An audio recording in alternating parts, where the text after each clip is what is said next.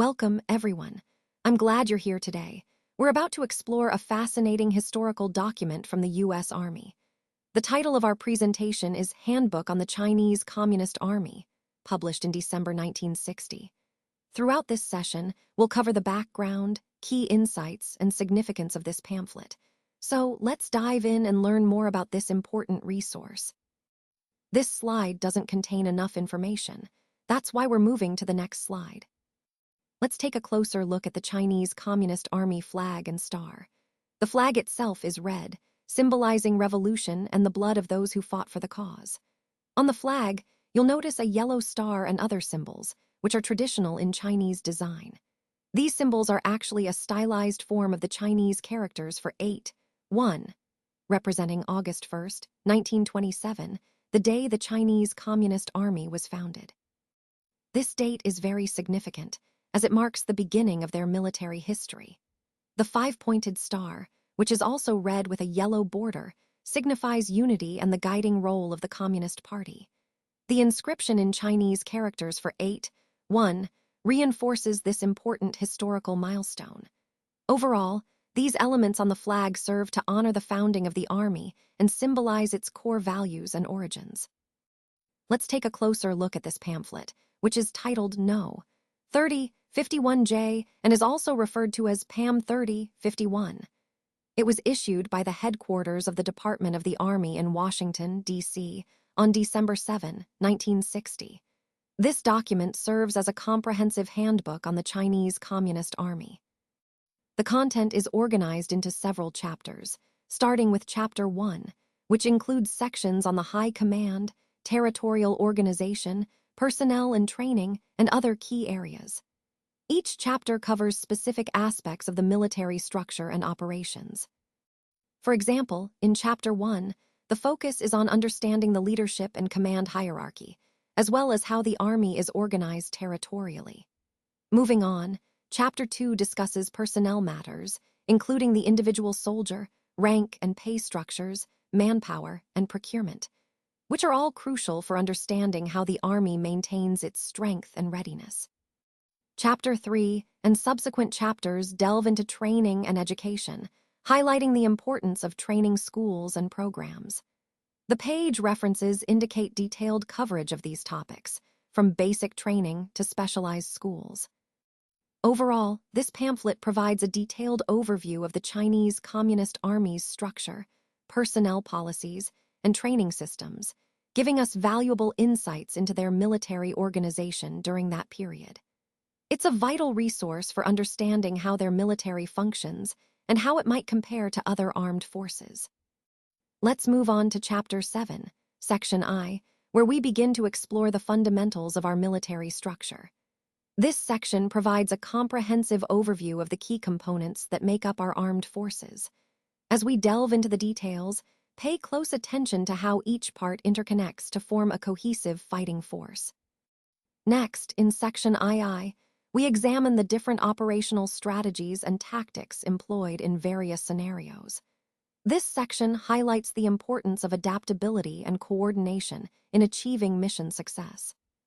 Section III focuses on logistics and support systems, emphasizing how crucial proper supply management and resource allocation are to maintaining operational effectiveness.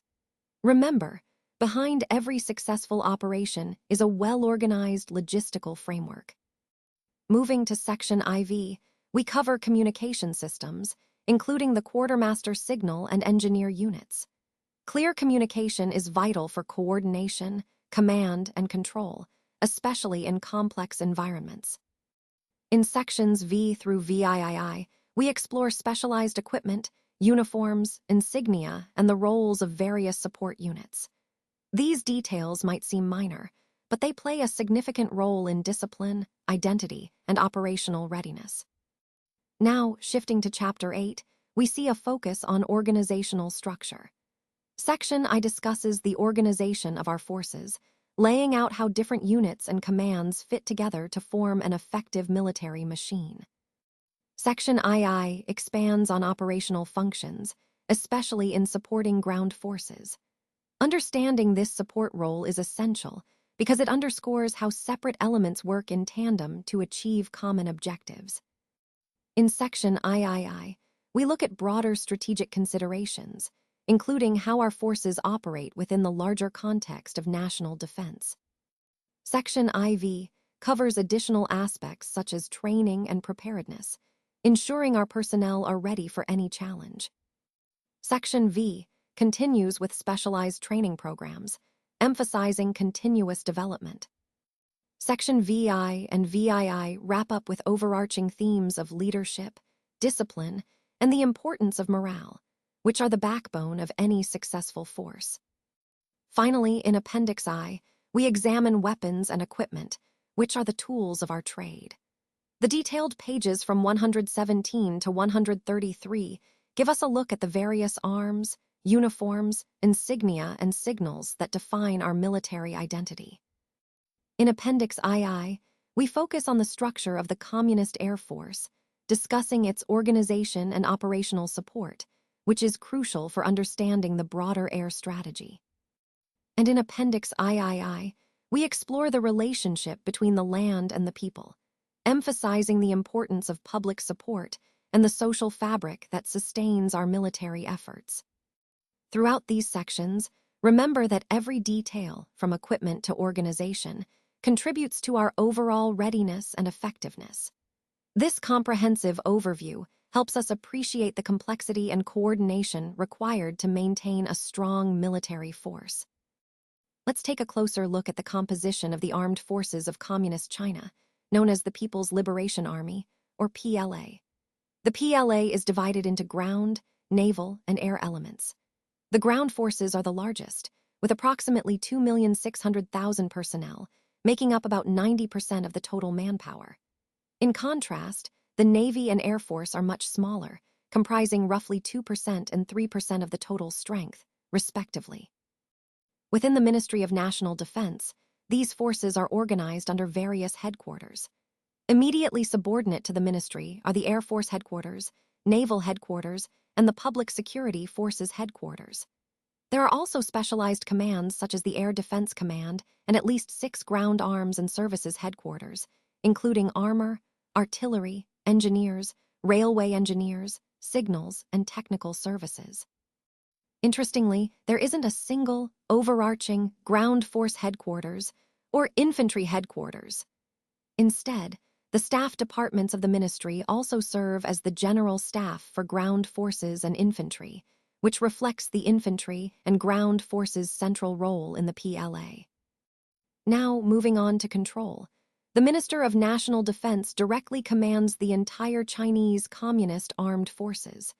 This is done through several staff departments, around 6 or possibly 8, that act as a kind of general staff, coordinating and overseeing operations across the different branches. Overall, this structure underscores the significant role of ground forces within the PLA and highlights a centralized command approach through the Ministry of National Defense, which helps us understand how military power is organized and controlled in China. Let's take a closer look at the original PLA and its officers. As you can see, this structure reflects the current military establishment, which is predominantly an infantry force complemented by specialized service and support elements.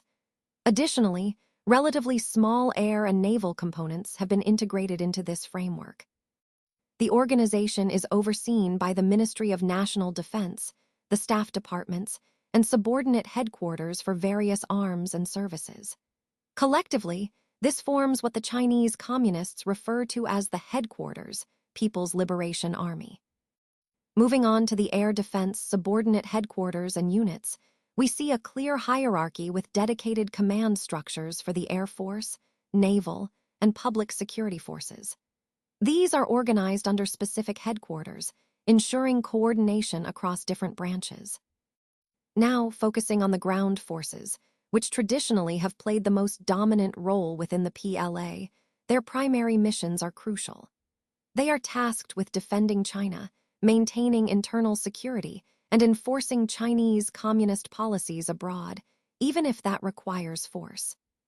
The main peacetime ground force commands are organized into military regions.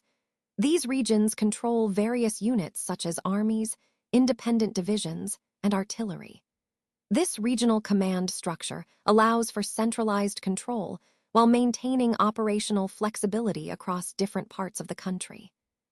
Connecting all these points, it's clear that the PLA's organization reflects a comprehensive and layered approach, emphasizing both the importance of ground forces and the integration of specialized branches like air and naval units, aligning with the overall theme of China's evolving military capabilities. Now, let's take a closer look at how the ground forces are organized during wartime. They are arranged into integrated combat commands, which operate independently from the military regions. This structure allows for more flexible and focused military operations. Moving on to the naval forces of the People's Liberation Army, it's important to note that China's Navy has historically been slow to develop beyond coastal defense. Equipment remains limited, and experience was almost non-existent until the last 10 years, when communist influence extended along China's coastline. The various fleets, aviation units, marines, bases, and depots are directly under the Naval District Commands, which in turn fall under naval headquarters of the PLA. These district commands are further subdivided into base commands responsible for specific areas. Despite its limited scope, the Navy does have some amphibious lift and deep-water capabilities, which are vital for certain operations. Next, let's consider the air forces of the People's Liberation Army. They are organized into air divisions, independent air regiments, and logistical units. Each military region has its own air headquarters, but these are primarily tasked with administrative functions. In some cases, especially during defensive situations, regional air commanders have operational control over units within their regions. This setup helps balance administrative management with operational readiness. Turning to paramilitary forces, they include the militia, production and construction units, and the National Defense Athletic Club. The militia, which numbers around 30 million, is the largest segment. It mainly comprises young men and women who are physically fit and considered politically reliable, making them a vital part of China's overall defense strategy. The production and construction units focus on agricultural production, conservation, and major infrastructure projects. Lastly, the National Defense Athletic Club, established in 1950 with Soviet assistance, aims to foster youth involvement and provide training in activities like gliding, marksmanship, radio operation, and camping, although it remains relatively small and still developing. Now, shifting gears a bit, let's explore the origin of the Chinese Army, or the PLA, as it's known. The PLA has historically been the military arm of the Chinese Communist Party. Its leaders have often been party leaders themselves, especially since 1931, making the histories of the party and the military deeply intertwined. The first major opportunity for the party to build its strength came in 1923, when Sun Yat-sen, after his Western aid was rejected, accepted Soviet military assistance. In exchange for that aid, the nationalists agreed to cooperate with the Soviets and to build a politically indoctrinated officer corps. Many high-ranking officers today have roots in the Whampoa Military Academy, which was established in 1924 with Soviet recommendations. During the years 1924 to 1926, many communist and pro-communist officers were trained there, influencing the assignment of personnel and helping to build a cadre of communist officers within the nationalist units. However, after the split between the nationalists and communists in 1927, things changed dramatically. The Communist Party and its officers actively participated in a revolt at Nanking in August of that year, marking the beginning of the Chinese Communist Army. This revolt and the subsequent formation of the Communist military forces were pivotal moments in China's military history, shaping the ongoing struggle for control of the country. Let's take a closer look at the birth of the Chinese Communist Army, which happened on August 1, 1927. This army faced a very challenging period, fighting against the nationalists in a desperate struggle to survive from 1927 to 1936. During this time, they endured many hardships, but their resilience paid off as they gained strength. Then, from 1937 to 1945, they fought during the war with Japan, which further strengthened their position. After the war, from 1946 to 1949, in the renewed Civil War, they managed to drive the nationalists from the mainland of China. This entire journey was marked by perseverance and strategic evolution. Now, moving on to the development of guerrilla tactics, let's focus on the period from 1927 to 1931. During these years, most of the Chinese Communist Party leaders and the Third International were planning for revolution based on the Soviet doctrine of uprising, which emphasized industrial workers in urban areas. However, this strategy didn't work out as hoped. It led to serious setbacks, especially among urban workers, who were the original focus. Recognizing this, in 1931, the Communist Party made a pivotal decision. They would shift their focus to the Chinese peasants and aim for an agrarian revolution. This was a major change in strategy, but it had far-reaching military consequences. From this decision, the Chinese Communist Army developed new doctrines of strategy, organization, and tactics. The key advocates of this new approach were Mao Zedong and Chu Tai, two leaders who are still recognized today. In 1931, Mao and Chu collaborated to establish a communist base in southeastern China, complete with an army and civil administration. Mao's early activities centered around organizing peasants in his home province of Hunan, while Chu was an experienced army officer who had learned guerrilla warfare fighting bandits along the China-Indochina border. Their strategy was based on a historical pattern. China had long been governed from the strongholds of about 1,000 walled towns, which proved to be a resilient form of control. This understanding of China's traditional defensive structures influenced their guerrilla tactics, emphasizing mobile, flexible, and decentralized tactics that could operate effectively within the rural landscape, rather than relying solely on urban uprisings. This shift marked a turning point in the development of communist military strategy, guiding their eventual success. Now, let's explore the strategic approach the communists took during this period. They recognized that cities were the centers of government, wealth, and military power. Their reasoning was that if they could organize peasants in the villages, arming them for self-defense, they could gradually isolate these walled cities from the communist-controlled countryside. Essentially, their mission was to extend and protect areas under communist control, creating a secure base for their operations. The Mao-Chu strategy was crucial here. It involved establishing a strong community bond with the peasants to secure recruits, food, and safety from surprise attacks. In return, the Communist Army initially offered land, at the landlord's expense, along with an efficient, fair government, humane treatment, some voice in governance, and protection against enemies. This approach was built on principles like bidding one's time, striking where the enemy was weak, and heavily relying on local militia and forces. Mao Zedong studied classical warfare principles and adapted them to China's unique situation. His 1936 work, Strategic Problems of China's Revolution, became the handbook for communist military leaders. Mao summed up his strategic ideas by saying that while they opposed guerrilla tactics in theory, they had to accept the guerrilla character of their forces. They favored quick, decisive campaigns over prolonged battles, avoided fixed fronts and positional warfare, and instead promoted unified fronts and maneuver warfare. Their goal was not just to rout the enemy, but to annihilate them.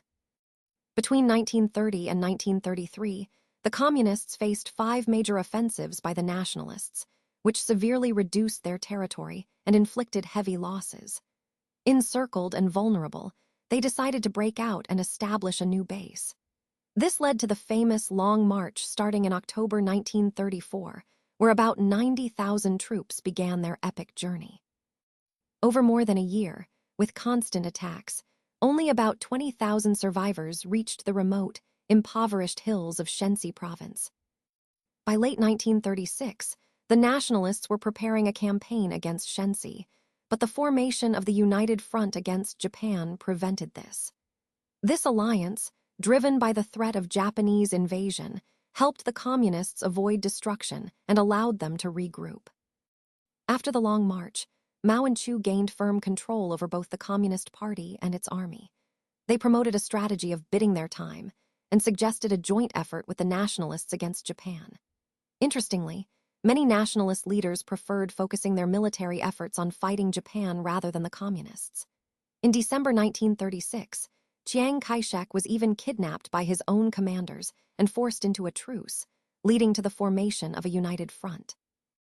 During the Sino-Japanese War, this strategy became even more vital.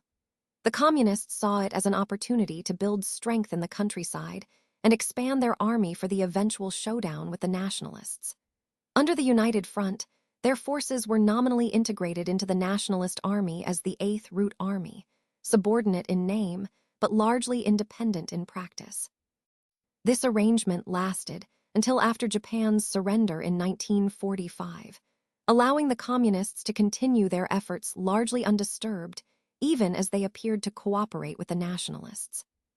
After Japan's surrender in August 1945, the struggle for control of North China and Manchuria intensified between the nationalists and the communists. At that moment, Japan still controlled the main cities, key county seats, and all the railroads across North China. Most of the communist troops were concentrated in North China, while the nationalist armies remained mostly south of the Yangtze River. Interestingly, the Japanese army in China had orders to surrender only to the nationalist government, and their puppet troops were supposed to be incorporated into the nationalist forces. Some nationalist units were airlifted to strategic locations like Peiping, Tientsin, and Chinan, while others moved northward from Hankow and Nanking via railroads. The communists responded by cutting those railroads, which created a kind of stalemate by the end of 1945. Neither side could make significant moves, the nationalists couldn't advance, and the communists mainly held their positions. During the winter of 1945 and into 1946, negotiations took place under General George C. Marshall's leadership, aiming to prevent a full-scale civil war through a ceasefire and a coalition government. However, fighting continued sporadically, and the communists used this time to reorganize and regroup their forces. When those negotiations broke down in the summer of 1946, the nationalists launched their first serious attempt to push into North China. They achieved some initial success, but failed to destroy the communist forces or establish reliable overland routes to their troops in the north and northeast. This failure resulted in the loss of many of their best divisions. By the summer of 1947, the communists had overrun southern Shenxi province and launched bold attacks between the Yellow and Yangtze rivers. During this period, they seized the strategic initiative and maintained it. These operations put heavy attrition on the nationalist forces, preventing them from executing effective plans and further weakening their position. This pattern of communist expansion and attrition would set the stage for their eventual dominance in China. During this period, the communist leaders demonstrated their mastery of key military principles.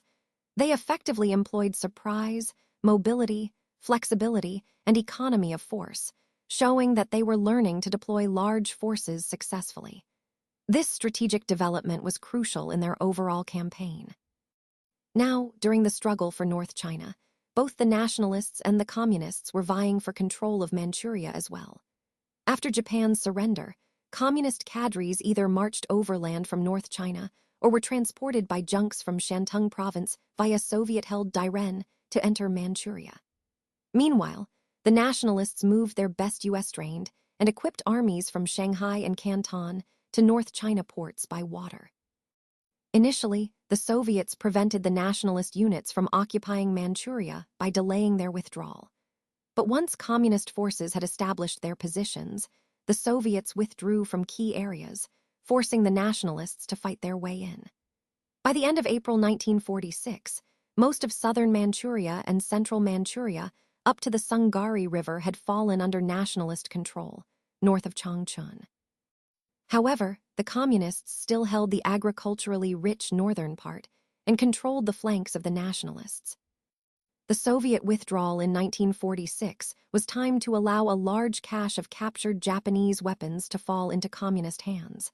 The Soviets also denied Dairen and its port facilities to the nationalists. Ultimately, the The situation favored the Communists.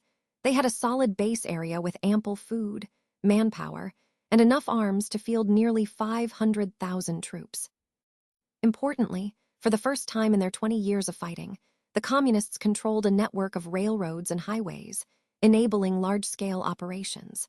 They built up a formidable army of over 400,000 in Manchuria, employing large units against nationalist positions. By the end of 1948, they had destroyed the U.S.-equipped nationalist armies there, capturing significant U.S. weapons and equipment. This communist army later became known as the Fourth Field Army and served as the backbone of their forces in Korea. In September 1948, the Communists launched what would become the Decisive Offensive. They severed the crucial corridor connecting North China and Manchuria. By October 30, they occupied the main nationalist stronghold after destroying 14 divisions trying to break south into North China. From November 1948 to January 1949, some of the largest battles of the Civil War took place around H-Sacho, with estimates of 500,000 men on each side. The nationalist armies were encircled and destroyed. Meanwhile, communist troops from Manchuria moved rapidly into North China, appearing before the gates of Peiping on December 14, 1948, after a swift, undetected march through Jehol Province's mountains. Tientsin fell on January 15, 1949, and Peiping surrendered on the 22nd. From that point on, communist forces outnumbered the nationalists significantly. Under increasing public pressure to end the Civil War, Chiang Kai-shek retired on January 21, 1949. He was succeeded by Vice President Lee Tsun-jen, who sent a delegation to negotiate with the Communists in Peiping. Meanwhile, the Communists solidified their control over the territory north of the Yangtze River, and by April 1949 were preparing for a crossing of the Yangtze River. On April 18, 1949, the Communists issued an ultimatum demanding the Nationalists surrender by April 20 and allowing Communist forces to occupy key areas on the south bank of the Yangtze. When this ultimatum was rejected, the Communists crossed the Yangtze River forcefully during the night, marking a pivotal moment in their advance toward unification. On April 20th and 21st, the Communist forces moved swiftly to encircle the Nationalist troops or push them into retreat. By April 24th, Nanking fell to the Communists without any fighting, a significant turning point. Shortly after, on May 5th, they occupied Hanqiao, which is located south of Shanghai. Then, on May 25th, Shanghai itself was taken by the Communists. The nationalist resistance there was half-hearted, and it's estimated that only about 50,000 of their troops managed to escape and reach Taiwan. At this stage, the remaining campaigns of the Civil War were essentially just cleanup operations. The Communist armies had grown to roughly 2.5 million men, a formidable force. Meanwhile, the Nationalists, now confined mostly to Taiwan and some small islands along the China coast, had managed to retain a force of around 500,000 to 600,000 troops. Looking at the organizational changes, from 1947 to 1949, the Communist forces gradually transitioned to more standardized, orthodox military structures. In early 1947, they had three main commands: the 8th Route Army, the new 4th Army, and the Northeast People's United Army. By mid-1947, these units had been reorganized and renamed as the People's Liberation Armies, each designated according to their geographic area, like the East China People's Liberation Army. Within these armies, the tactical units were called columns, which could be made up of varying numbers of divisions or brigades, and these units lacked uniform strength or organization. By early 1949, the armies in different regions were reorganized into 5 major commands, known as the 1st to 5th Field Armies. These were further divided into army groups, which served as administrative headquarters for several armies, all of which had been restructured and numbered from the old columns. The basic organizational structure was triangular, with each army divided into 3 divisions, and each division composed of 3 regiments. The 5th Field Army was later deactivated, but the fundamental structure of field army, army group, army, division, and regiment remained. The 1949 reorganization aimed to reduce inequalities and bring greater uniformity, although some irregularities persisted. Still, the trend was toward more standardized and orthodox military organization. However, despite these organizational improvements, the communist forces still faced significant shortages. They lacked sufficient artillery, armor, transportation, and other supporting services. So, even as they modernized somewhat, they were not yet fully equipped for all aspects of modern warfare. By the end of the Civil War, the Communist Army was not yet a modern, fully equipped force. Their high command demonstrated a strong understanding of warfare principles and showed great flexibility, especially in exploiting terrain and mobility. They took full advantage of the Chinese landscape for maneuvering, which was a key factor in their successes. But in other areas, their capabilities were limited. They had little experience in penetrating well-defended positions or conducting prolonged defenses in confined areas. Their logistical support was underdeveloped. They relied heavily on living off the land and captured supplies, which was not sustainable for sustained modern military campaigns. They had not yet developed the logistics needed for prolonged, large-scale operations. In October 1949, the Communists officially established the People's Republic of China. Then, in February 1950, they signed a 30-year treaty of friendship, alliance, and mutual assistance with the Soviet Union. This marked a significant step in their international relations, and by early March, Soviet advisors began arriving in China to assist in their development. Turning to the Korean War, it's important to remember that in 1950, the Chinese Communist Army was still mainly an infantry force, armed with rifles and some automatic weapons. Their artillery support was limited, and their logistics were quite haphazard. Despite these shortcomings, they intervened in Korea primarily to prevent the collapse of the North Korean regime, which was a critical moment in Cold War history. On October 1, 1949, Mao Zedong announced the founding of the People's Republic of China, marking a major turning point in Chinese history. Moving forward to the Korean War, we see that communist forces crossed the Yalu River in late November 1950 to attack United Nations forces. This action was significant because it made them the only force to openly challenge the United Nations in military operations. The first Chinese communist troops to fight in Korea came from the 4th Field Army.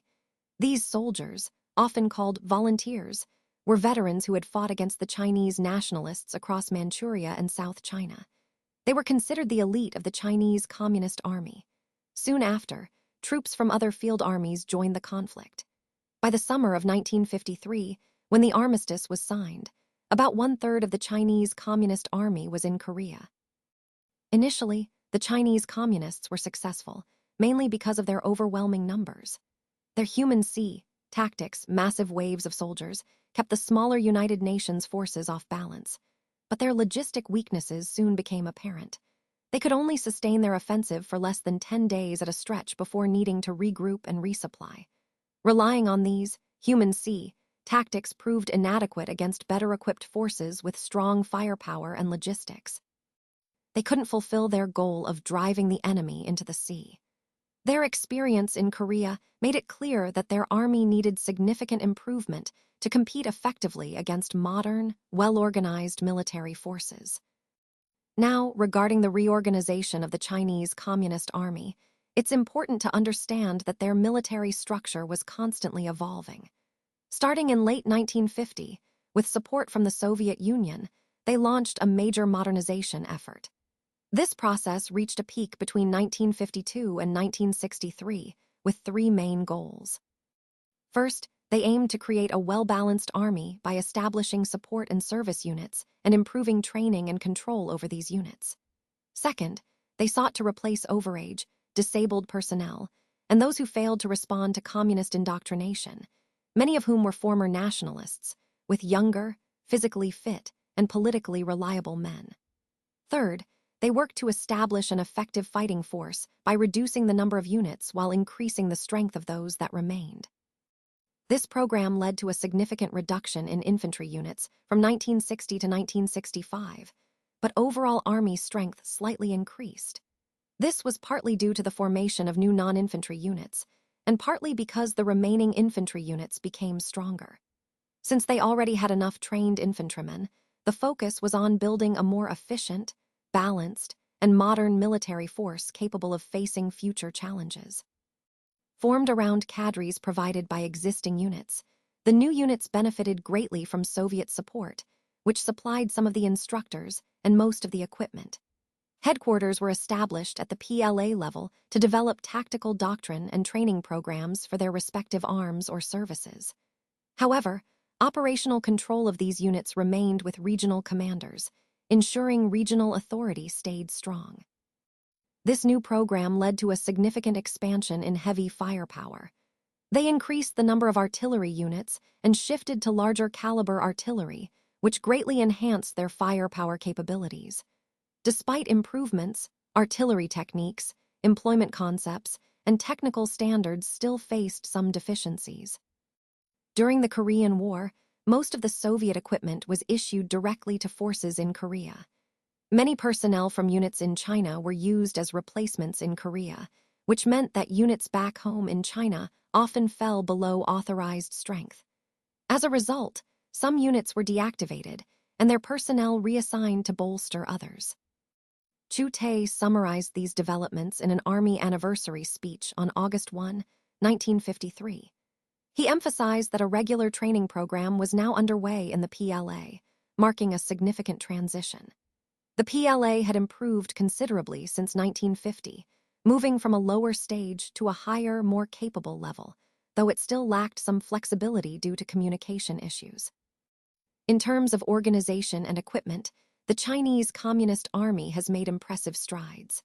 They now have a modern army of over 2.5 million men, along with a steadily improving navy and the fourth largest air force in the world. Their ground forces are approaching the level of Western powers during World War II. While they heavily rely on Soviet logistical support, their organization and equipment still fall short of ideal standards. Their units often don't fully meet the table of organization, and their equipment quantities are insufficient for an army of their size. Although China is working to increase its self-sufficiency, Soviet support remains essential, especially for operations on the scale of Korea.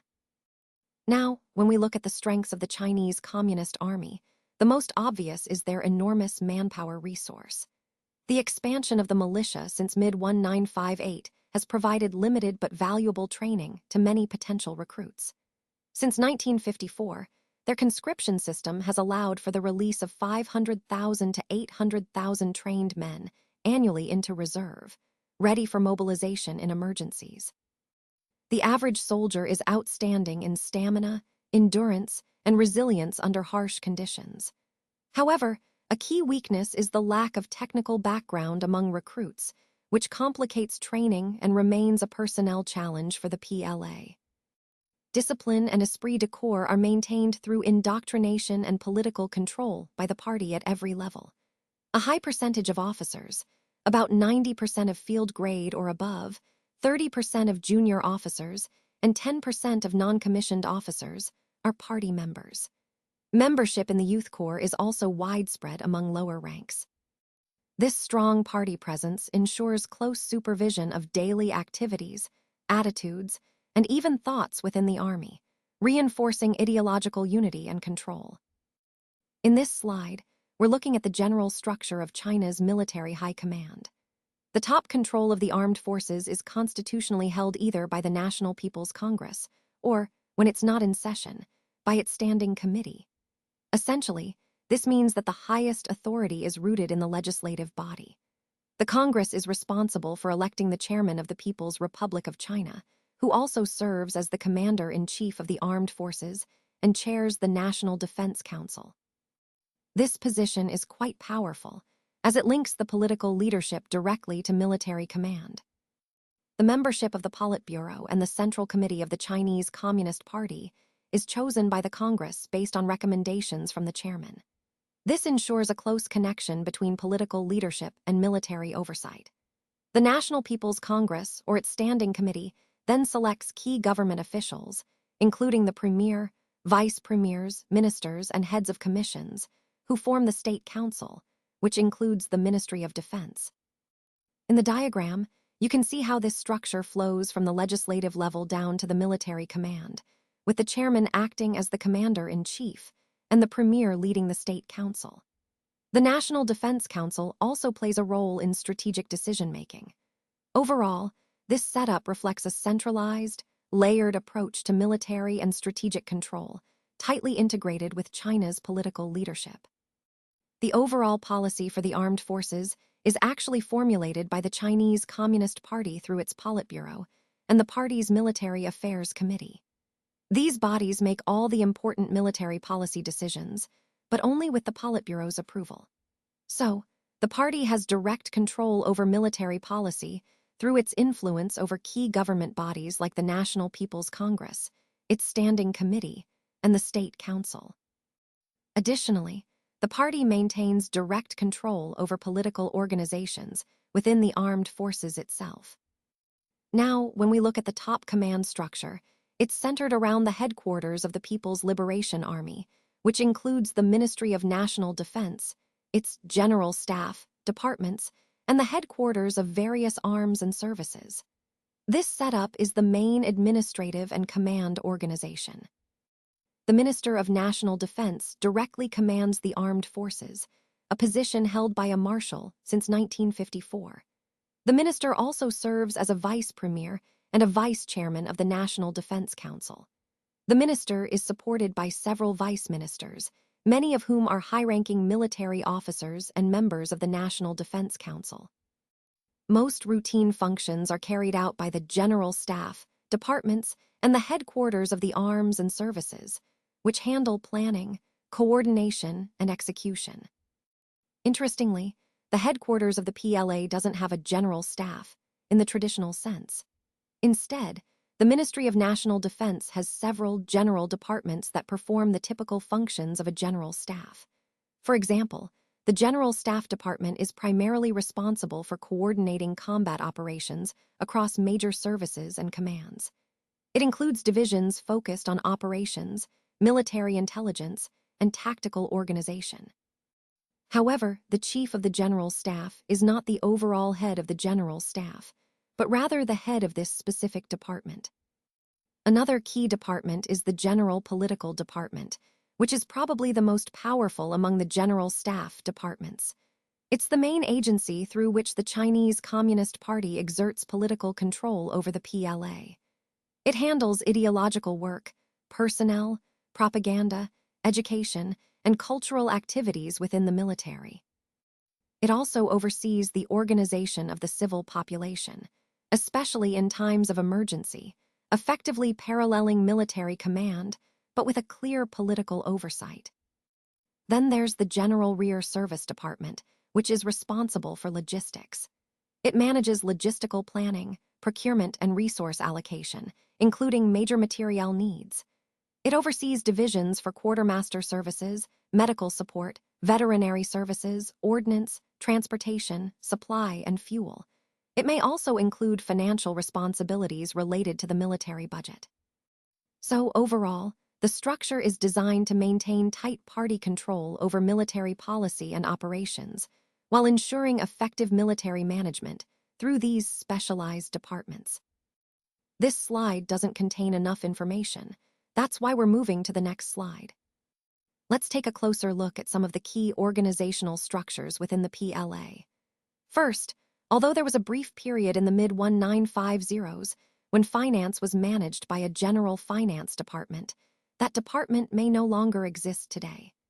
Moving on, the General Training Department plays a crucial role in shaping military education and training policies across the armed forces. It oversees national military schools, training installations of military area commands, and training programs developed by various service headquarters. This ensures a coordinated approach to military education. Next, the General Cadres Department is responsible for routine personnel administration for most armed forces personnel, except political personnel, which fall under the General Political Department. Then, we have the Armed Forces Supervisor Department, which monitors combat readiness across the entire military and ensures that training is properly planned and executed.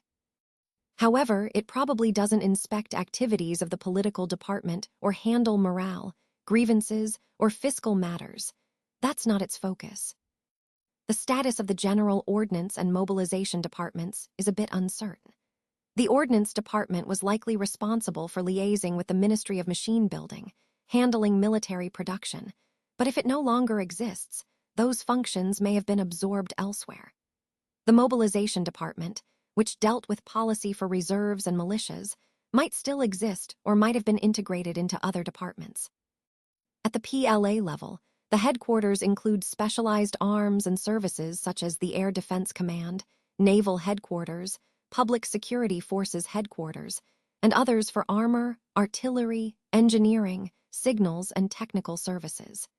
Interestingly, there's no separate headquarters for ground forces or infantry. Instead, the general departments within the headquarters serve as overall command for ground forces and infantry, while also performing general staff functions for the entire armed forces. The Air Defense Command is particularly important because it exercises operational control over the ground, naval, and air elements that make up China's air defense. The other service headquarters focus on developing tactical doctrine, training programs, and personnel administration, but typically do not have operational control. Those responsibilities are usually centralized.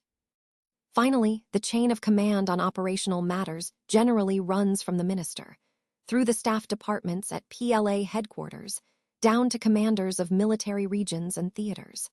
But it's also important to recognize that these service departments have their own separate administrative and technical chains of command, linking them to their counterparts in lower-level headquarters. This layered structure helps maintain both operational control and specialized administrative functions across the military. Commands within the military structure can be quite intricate, and understanding the chain of command is essential. For instance, the director of the General Rear Service Department interacts directly with the chief of the Rear Service Department of a specific military region. Similarly, the commander of artillery headquarters reports straight to the commander of artillery within a theater or military region commander's staff. But what's particularly important here is the third channel of command, the Communist Party. This party chain tends to balance or offset any potential conflicts that might arise between the military command chains. It acts as an overarching authority, ensuring unity and discipline across the different command levels.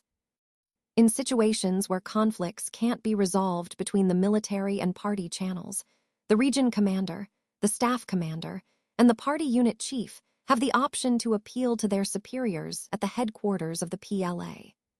This layered structure helps maintain order and clarify authority across complex organizational lines. Now, let's connect this to the bigger picture of how China organizes its military forces territorially.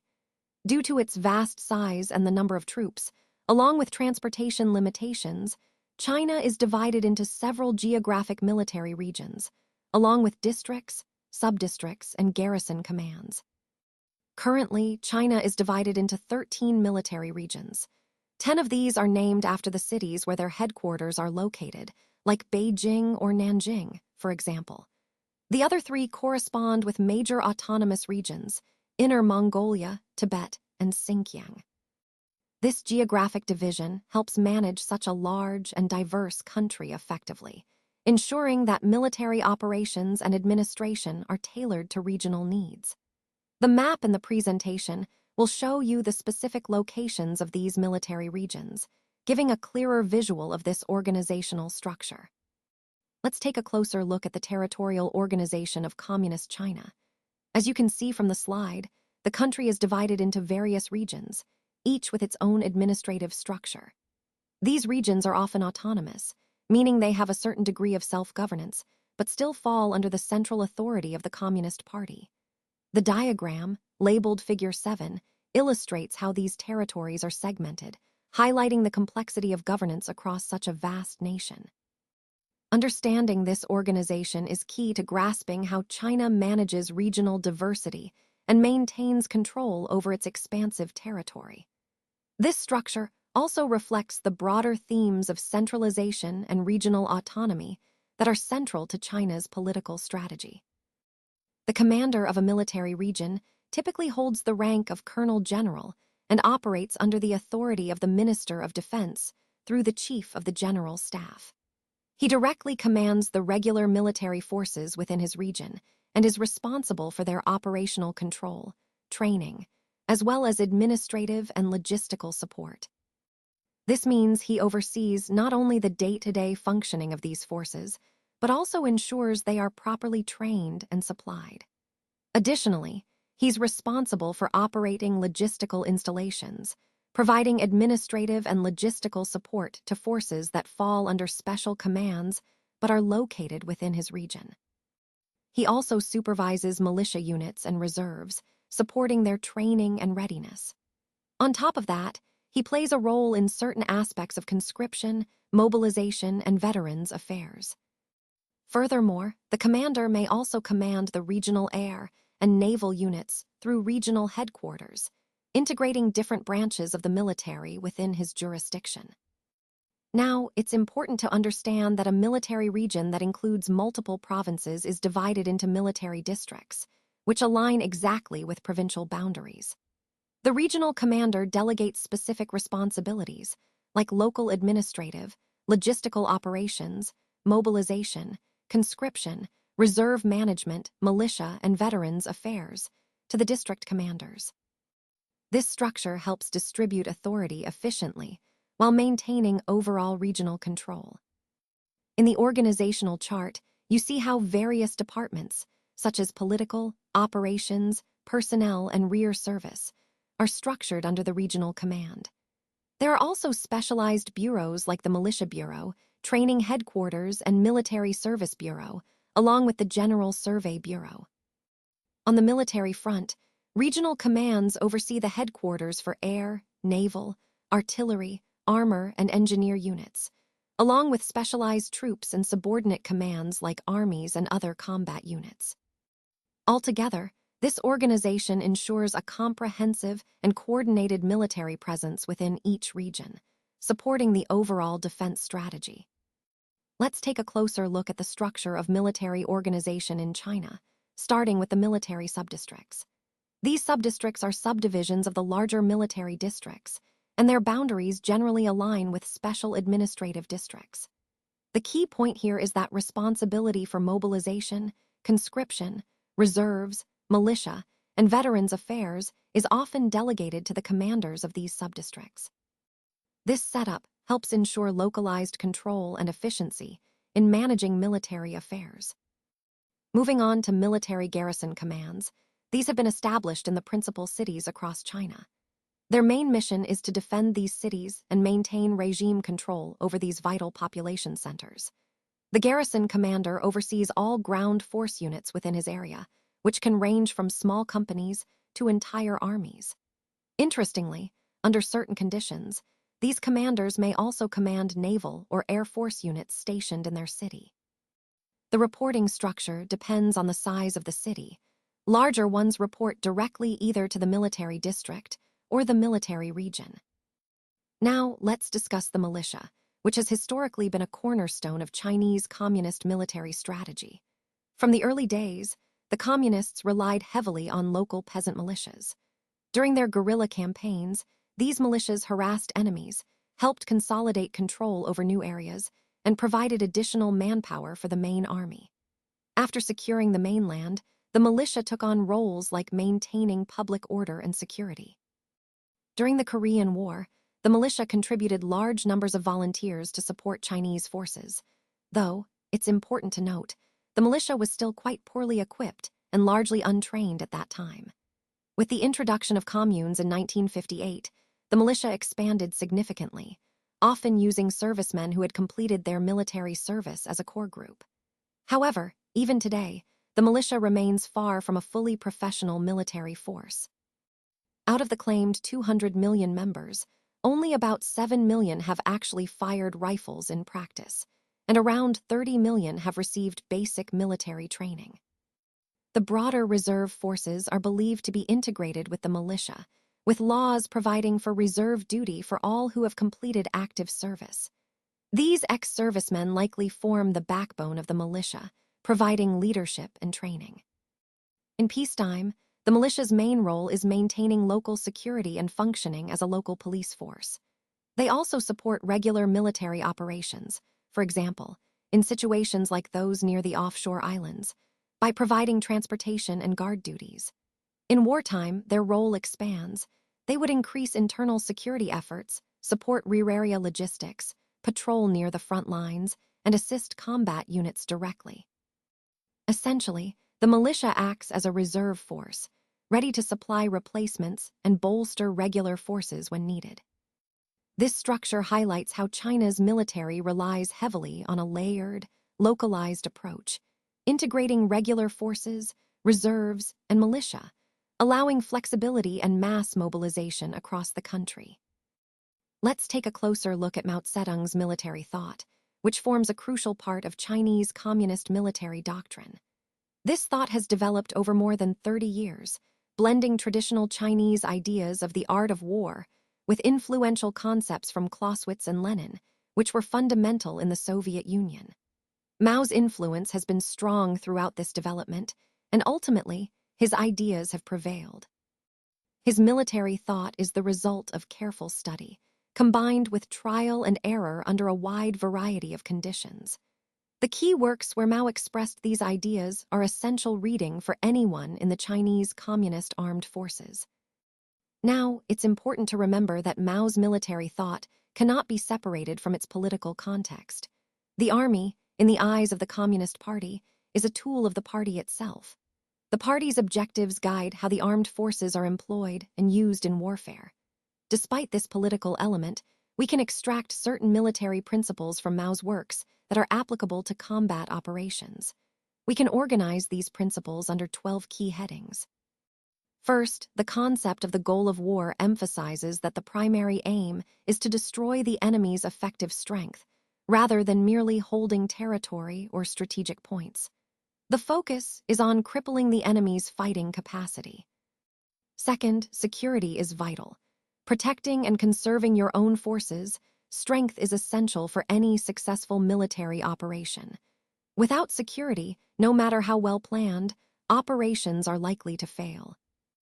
Third, flexibility is crucial. This includes the ability to withdraw before the enemy advances, pursue the enemy's retreat, and swiftly disperse or concentrate forces across a wide battlefield, depending on the situation. Fourth, local superiority matters. Concentrate overwhelming force against weaker points of the enemy, and only accept decisive engagements when you have a significant advantage, typically 2 to 6 times the enemy's strength. Fifth, defensive action is a key method of destroying the enemy. This includes attacking from at least 2 directions and surrounding the enemy to weaken their position. Sixth, maintaining a singleness of direction is vital. Strategically, there should be only one main direction of attack at a time, and tactically, a clear, singular objective. Seventh, tactics must be ingenious and flexible, adapting to the specific time, place, and situation. Rigid tactics are less effective than those that can change as needed. Eighth, surprise plays a critical role. Assembling forces secretly and attacking at times and places the enemy least expects can give you a decisive advantage. Ninth, always seize the initiative. Preserving your own liberty of action and forcing the enemy to react is a fundamental principle. 10th, unity of command ensures success. Especially when coordinating guerrilla and regular forces, unified command structures are essential. 11th, thorough preparation is necessary. Careful planning and preparation help avoid entering battles without a clear chance of victory. Finally, confidence, believing in the inevitable triumph of your cause, is a powerful motivator. Mao believed that victory depends on the confidence of commanders and troops, which is rooted in the idea that imperialists and reactionaries are paper tigers. Despite recognizing material shortcomings, Mao saw all communist forces as ultimately destined for victory through historical dialectics. Together, these principles form a comprehensive framework that guides the combat operations of the Chinese Communist Army, blending strategic flexibility with political resolve. Let's examine the key points on this slide. First, it suggests that capitalist forces must fall apart because of their own ideological poverty. Essentially, their inability to adapt or evolve makes their system unsustainable. Moving on, the Chinese Communists' tactics have been heavily influenced by years of guerrilla warfare. However, with their current army, they are shifting towards conventional warfare, moving away from tactics designed for outnumbered, poorly armed troops operating in the hinterlands. Their doctrine now envisions engaging in more traditional, large-scale military operations. Now, the Soviet Union has had a significant influence on Chinese tactical concepts, but Chinese military leaders emphasize the importance of studying Western armies carefully. They believe no military principles should be accepted blindly. Instead, they need to be adapted to China's unique conditions and thought processes. The military thought of Mao Zedong is rigidly observed in both planning and execution. This approach emphasizes detailed, deliberate planning before action and swift execution once the plan is in motion. Modifications are only made within prescribed limits, ensuring control over combat actions, even if it means sacrificing some flexibility. The overall commander develops detailed tactical plans for combat, which are followed closely, with little room for deviation. Still, if conditions change rapidly, the commander can make quick, comprehensive adjustments, always within Mao's doctrine. Since the Chinese Communist ground forces are primarily infantry, their tactics are designed to maximize infantry capabilities. Supporting arms, like artillery and armor, are centrally controlled, and their employment plans are usually made at high command levels. Regarding employment of combat arms, the infantry remains the core of the PLA. It's considered capable under any climate or terrain, and this remains true even with the potential threat of nuclear warfare. The doctrine of mobile warfare, combined with increased firepower, mobility, and communication capabilities, makes Chinese infantry highly adaptable for future conflicts. As for armor, although China currently has limited quantities, the leadership accepts the Soviet doctrine of mass armor deployment as a decisive force within a balanced ground force. They see armor as a crucial, decisive element in modern warfare. In summary, these points highlight a transition from guerrilla tactics to more conventional, large-scale warfare, with a strong influence from Soviet and Western doctrines, all tailored to China's unique strategic needs. Let's take a closer look at this slide, labeled a GO 10012A in Figure 10, which focuses on armor and infantry. As we explore this, I want to emphasize how critical the integration of these two elements is in modern military operations. Armor, represented here, generally refers to tanks and other heavily armed vehicles, which provide formidable firepower and protection on the battlefield. Infantry, on the other hand, is the backbone of ground forces, soldiers who operate both independently and alongside armor units. What's important to note is that the effectiveness of our combat power depends on the seamless coordination between armor and infantry. Armor can break through defenses and provide covering fire, but it needs infantry to secure territory, handle close-quarters combat, and operate in environments where vehicles might be vulnerable. This figure illustrates how these two components work together, highlighting their complementary roles.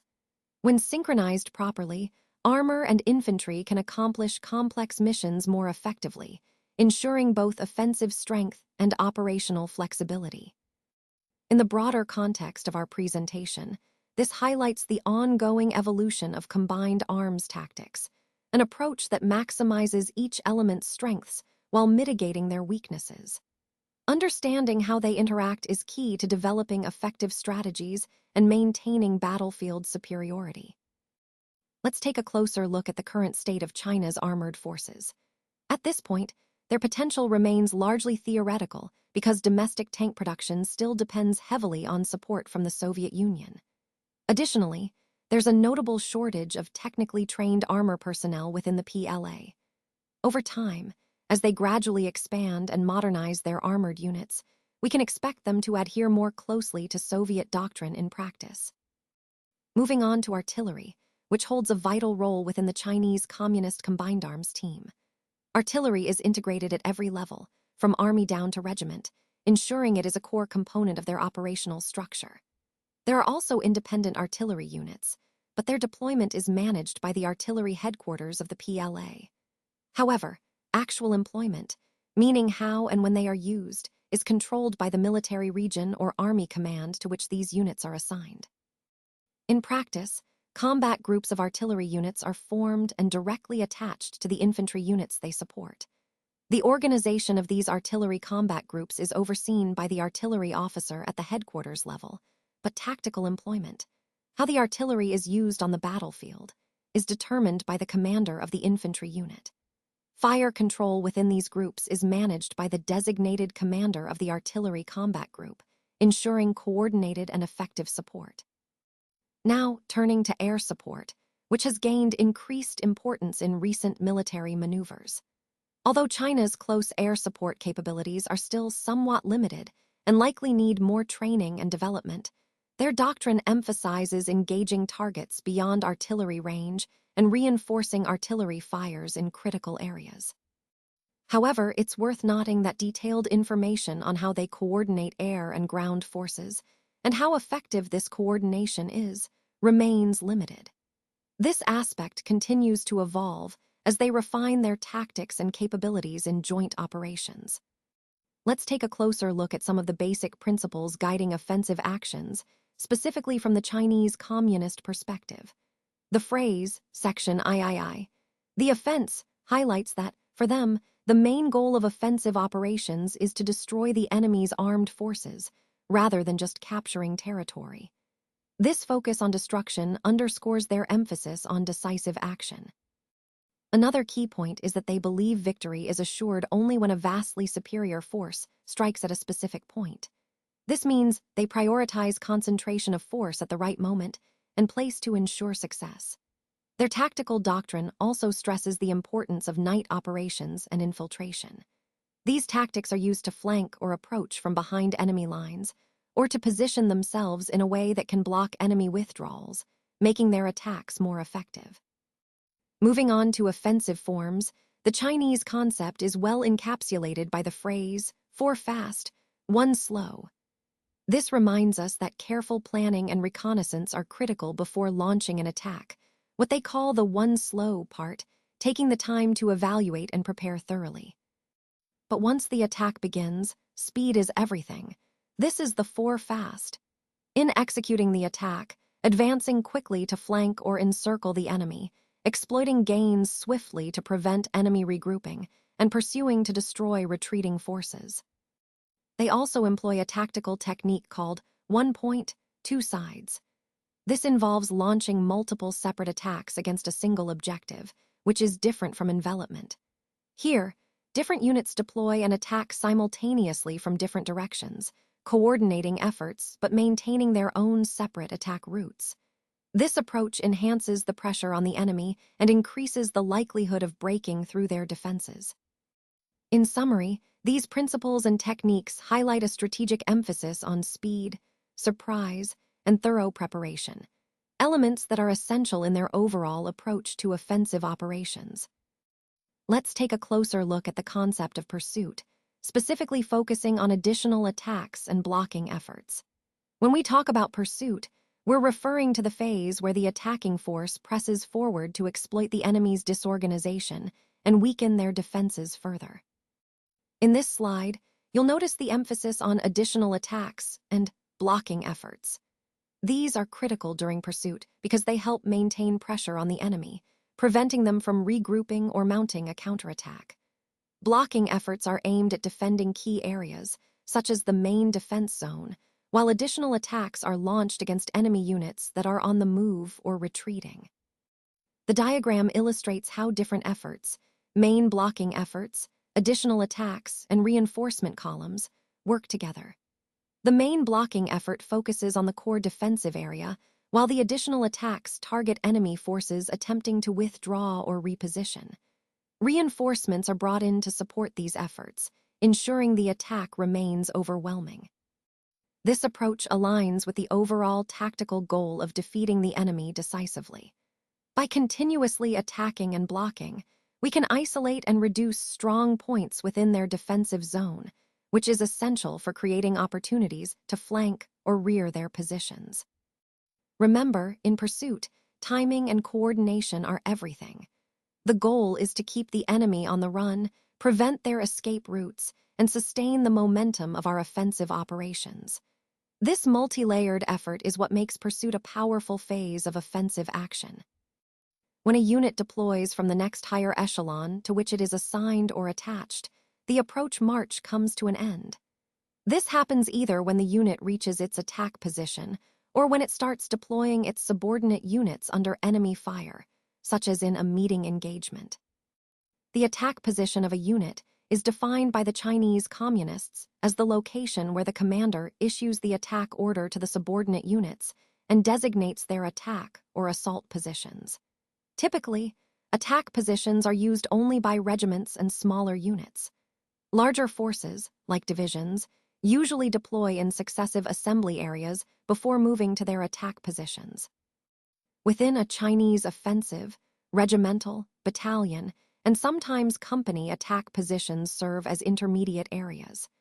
These areas facilitate the successive deployment of subordinate echelons between the assembly areas and the final assault positions.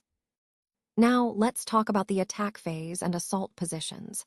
In Chinese Communist doctrine, the attack phase begins when units leave their company attack positions and ends once they occupy their company assault positions. This phase is mainly used when fighting is necessary to reach the assault position. Even though this phase is carefully planned, it might be skipped if assault companies can make an unobserved approach, using terrain, darkness, fog, or smoke, directly from the battalion attack position to the assault position. The assault positions are areas where companies or platoons receive their final instructions, deploy, and prepare for the assault on the objective. These positions are located as close as possible to the target and are arranged to allow the attack from multiple directions simultaneously. The main effort usually targets the flanks or rear of the enemy's position to maximize impact. The assault phase begins when units move out in the assault and ends when the initial objective is overrun and consolidated. During this phase, the focus is on rapidly seizing and securing the target. Moving into the combat in-depth phase, this starts right after the initial objective is taken. It involves continuing the attack through fire and maneuver to capture intermediate and final objectives, or to force the enemy to retreat so that a pursuit can be launched. Pursuit, in Chinese doctrine, is considered second only to destruction in place when it comes to annihilating the enemy. The objectives during this phase are chosen to facilitate the pursuit. If the enemy becomes disorganized and begins retreating before the final objectives are seized, subordinate commanders are instructed to start the pursuit immediately, without waiting for the full combat in-depth phase to conclude. Finally, regarding missions, tactical orders are quite detailed and often give instructions to commanders several echelons below the issuing headquarters. For example, Army combat orders might assign specific missions directly to infantry regiments. These orders specify both immediate and future missions to ensure control and coordination, even with limited communication. The immediate mission of the division in the Army attack echelon is to break through the enemy's main battle position and destroy regimental reserves and artillery. Typically, initial objectives are set around 2 to 2.5 miles behind the enemy's main line of resistance. Seizing these helps weaken the enemy's main defenses. The subsequent mission is to develop this breakthrough into the deeper parts of the enemy's main defense zone, working in coordination with support and reserve forces. The goal is to seize final division objectives, which are about 6 to 9 miles behind the front line. Achieving this would result in the destruction of enemy reserves and heavy artillery, and position the forces from which to support or continue attacking the enemy's second defense zone. Meanwhile, the division's support echelon's immediate mission is to assist the breakthrough by fire and maneuver, or to complete it if needed, helping the main attack succeed. Now, let's look at the key points regarding the types of defense. The defensive is generally assumed when facing a superior enemy force. Its main purpose is to allow us to concentrate and deploy our troops more effectively in a decisive sector, or to lure the enemy into an area where we can better counterattack. Sometimes, the defense is set up to wait for a more favorable opportunity to launch a full-scale offensive. The Chinese Communist strategy emphasizes mobile warfare based on localized tactical offensives carried out by subordinate units during a defensive mission. This approach includes measures like trading space for time, which means intentionally giving up some territory to gather strength or prepare for a counterattack.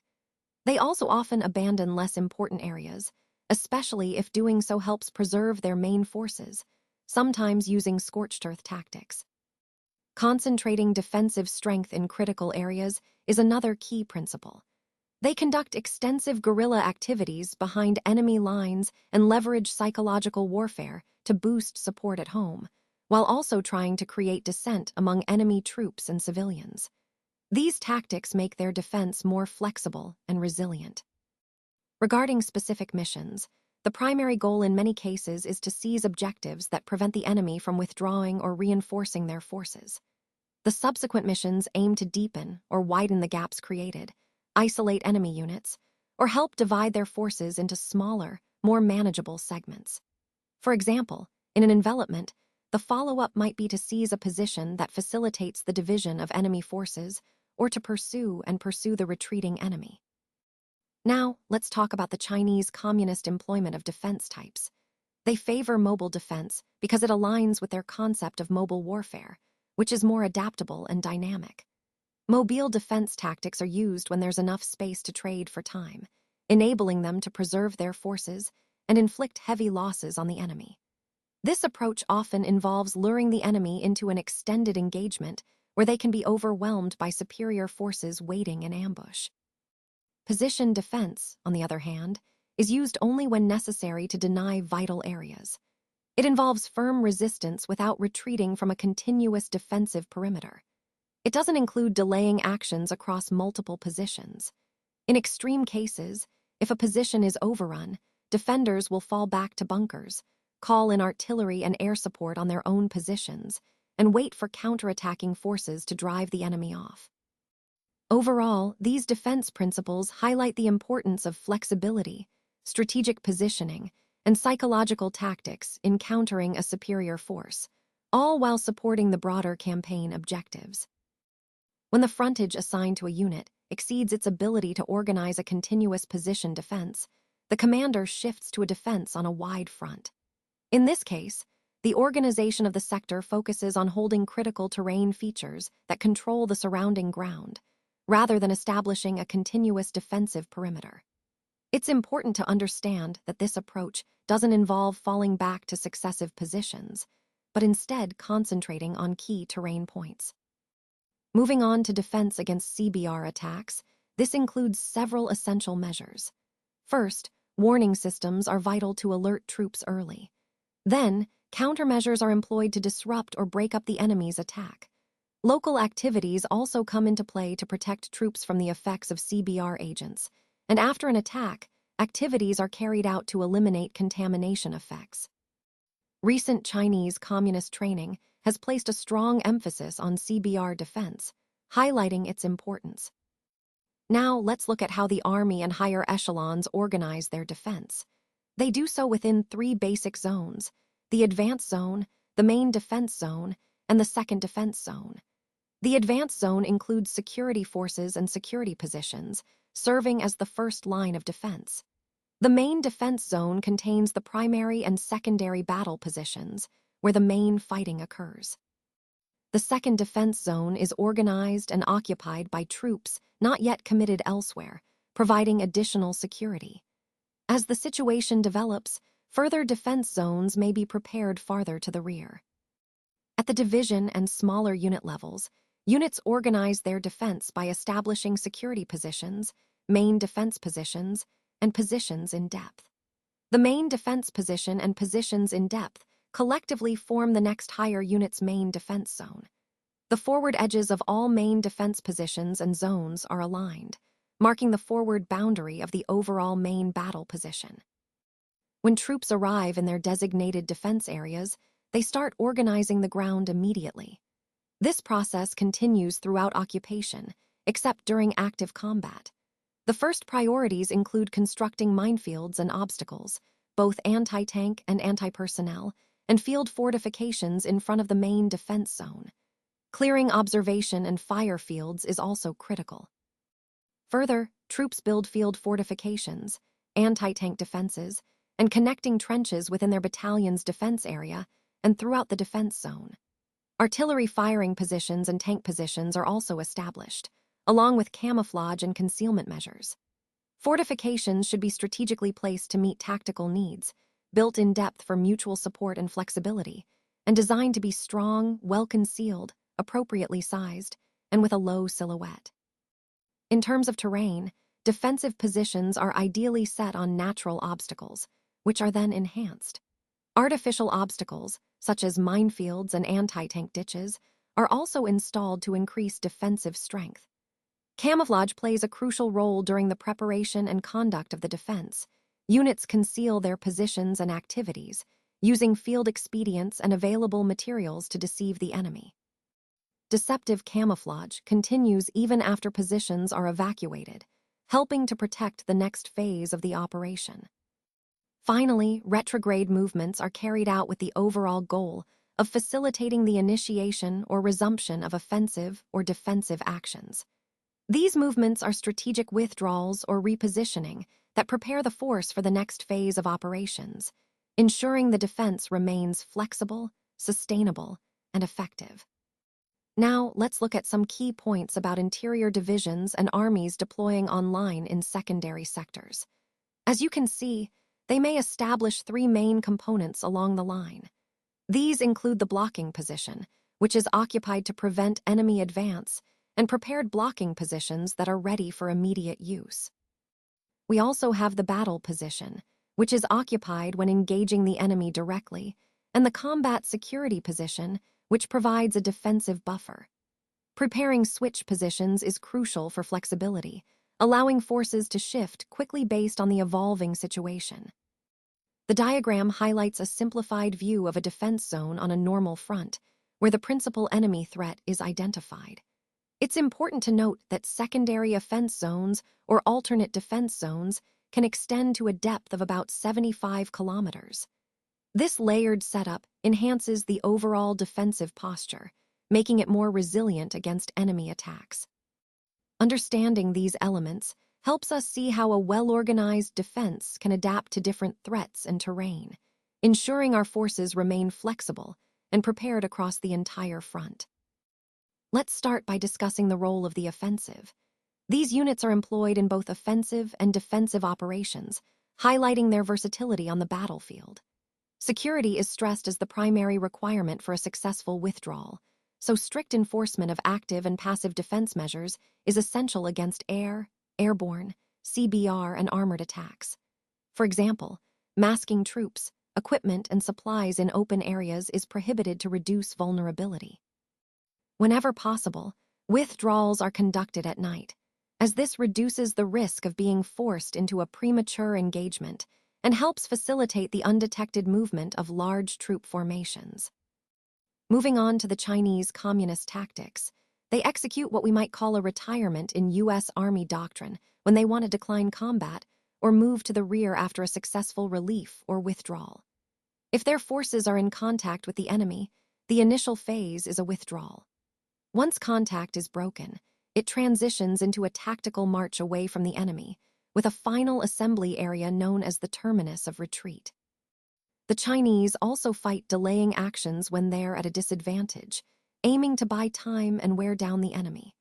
The overall goal of this tactic is to launch a counterattack when they are at a decided disadvantage, turning the tide in their favor later on. Now, let's look at the counterattack. If the enemy manages to break through the main defense, the next higher echelon commander must act quickly to contain the enemy and secure the flanks in the sector of the breakthrough. This is crucial to prevent further penetration. Counterattacks are often coordinated, and they are launched with support from artillery and airstrikes, which are coordinated closely with ground maneuvers. These combined efforts help regain lost ground and restore the defensive line. Finally, I want to highlight infiltration tactics, which the Chinese communists used extensively, especially during guerrilla actions and conflicts like the Korean War. Infiltration is used for collecting intelligence, creating confusion behind enemy lines, harassing communications, supply routes, and key installations, and delaying reinforcements or withdrawal of defending units. Small units often infiltrate individually under cover of darkness, regrouping at a pre-designated point. The size of these infiltrating groups varies depending on the mission, ranging from individual fighters to larger units, allowing flexibility and adaptability in their operations. Overall, these tactics, withdrawals, delaying actions, counterattacks, and infiltration, are all interconnected and serve to create uncertainty, buy time, and exploit weaknesses in the enemy's strategy. The increase in the issue of additional automatic weapons, light mortars, and grenades has significantly expanded the operational capabilities. These operations can vary greatly in duration, lasting from just a few hours to several days. Reconnaissance personnel, who are specially trained for such missions, often infiltrate the enemy rear in civilian clothes to gather vital intelligence discreetly. Airborne units are also trained for these kinds of missions, typically operating in platoon or company strength, and are often dropped behind enemy lines to carry out their tasks. Moving on to airborne operations, these are likely to follow Soviet doctrine, which emphasizes raid-type missions rather than large-scale, coordinated airborne assaults. These raids generally range from platoon to division size and are planned either as quick reconnaissance or harassment actions, or as part of a rapid link-up with ground forces. The idea is to strike swiftly and withdraw before the enemy can mount a strong response. Now, regarding amphibious operations, the Chinese Communist Army has placed increasing emphasis on this type of training since their well-executed attack on Chiang in January 1955. They have modernized their equipment and techniques steadily. While large-scale amphibious assaults would rely heavily on motorized junks and sampans, they also utilize Soviet-style landing craft, which are crucial in current training and potential real operations.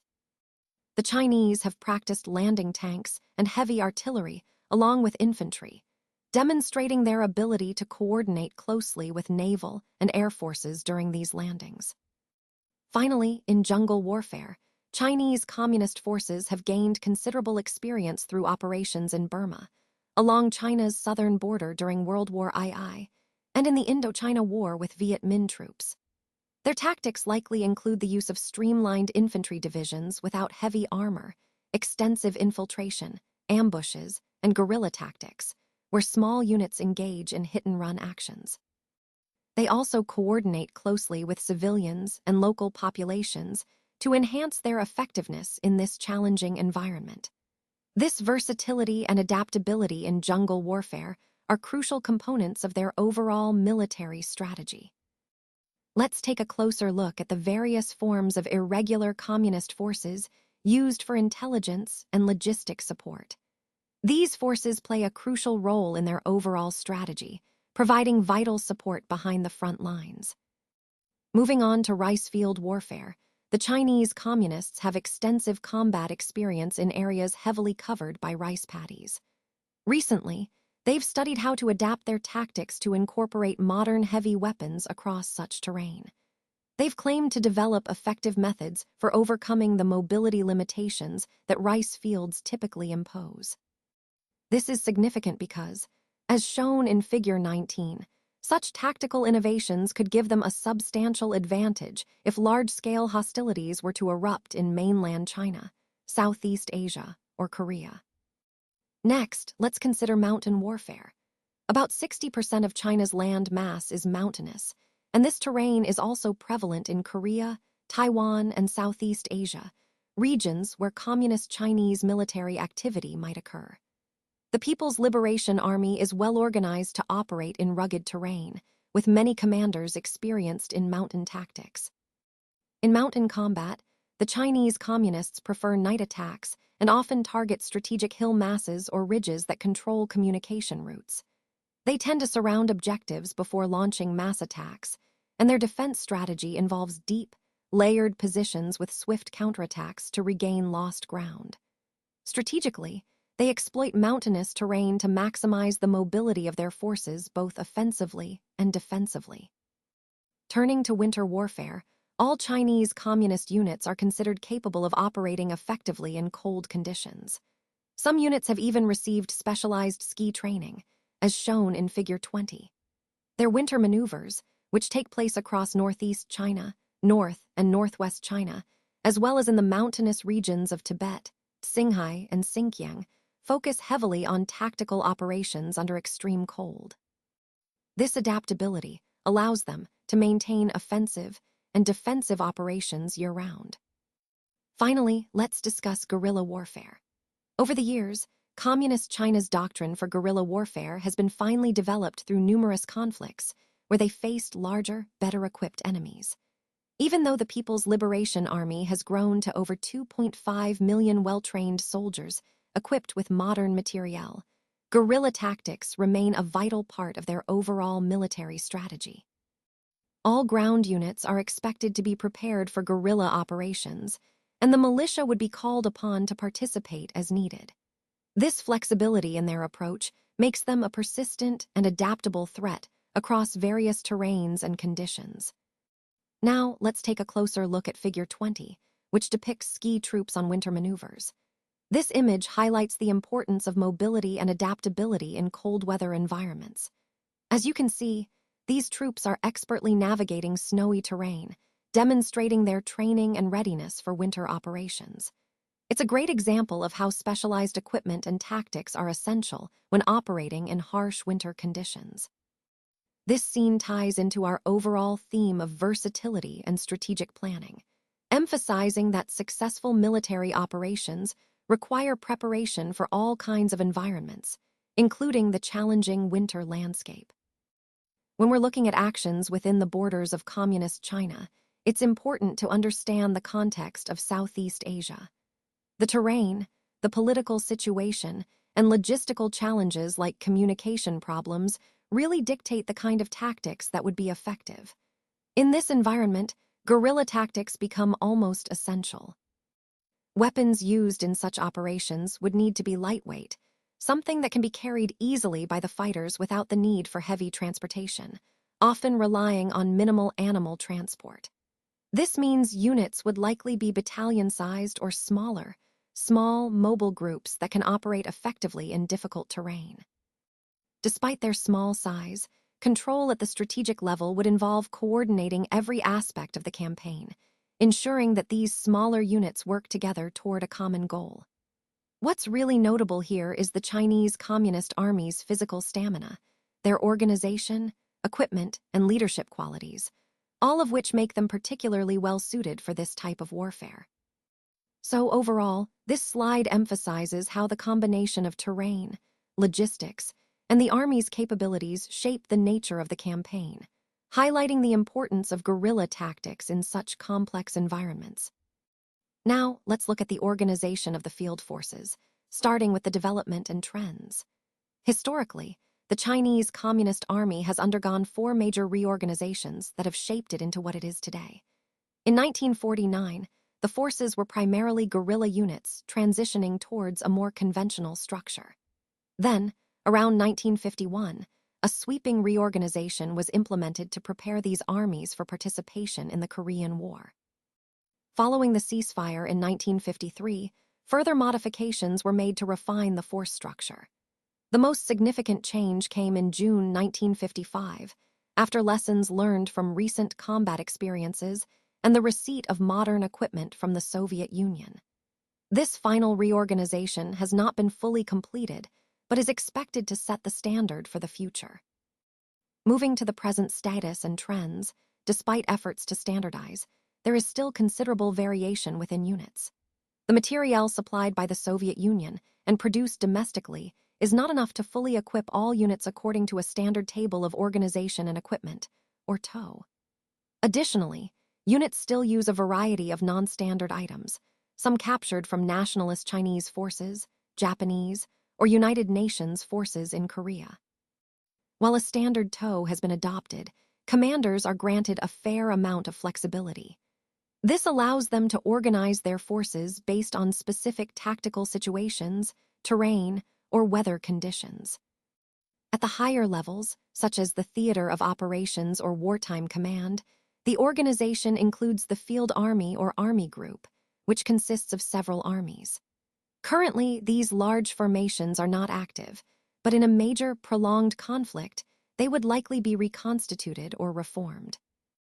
Lastly, the trend in recent reorganizations has been toward adapting Soviet models to fit Chinese circumstances.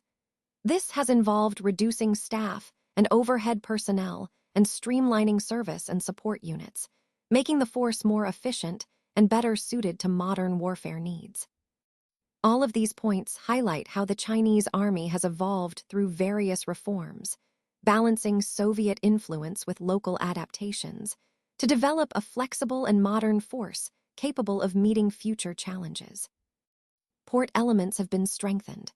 Increased firepower and the addition of engineer, chemical warfare, anti-aircraft, and motor transport components have considerably improved operational flexibility and combat effectiveness. Moving on to Section II, which covers arms and services, we see that the artillery regiment, along with headquarters and support units, plays a vital role in the overall structure. Now, turning to infantry, which still makes up the overwhelming bulk of the Chinese Communist Army. While infantry remains the main component, supporting arms and services are steadily increasing, becoming more prominent in the force structure. Let's look at armor. The armored forces include tank and assault gun units, along with those involved in maintenance and support work traditionally handled by ordnance personnel, similar to what we see in the US Army. The armored elements encompass armored divisions, separate tank regiments, and tank assault gun regiments organic to the infantry divisions. At the PLA level, the armor headquarters is increasing its role to coordinate these units more effectively. It's important to note that the infantry arm does not have a separate headquarters at the PLA level. Instead, it is controlled directly by the staff departments of the PLA headquarters, which reflects its fundamental role in ground operations. Each Chinese Communist Army comprises 3 infantry divisions, with each division consisting of 3 infantry regiments, a tank assault gun regiment, and other support units. These units are responsible for the branch-specific aspects such as administration, logistics, and training. Finally, a quick look at the organizational structure shows various battalions and units, including reconnaissance, guard, infantry, engineer, and signal battalions, all tailored to support the divisions and overall army operations. This comprehensive organization demonstrates how the Chinese Communist Army is building its forces to enhance operational effectiveness across multiple domains. Let's take a closer look at this table, which provides an overview of the structure and strength of a typical Chinese Communist infantry division. As you can see, it includes a variety of units, each with specific roles and personnel numbers. Starting with the Mortar Company, Rifle Company, and Heavy Machine Gun Company, these are the core combat units, each with around 450 personnel, emphasizing their importance in frontline operations.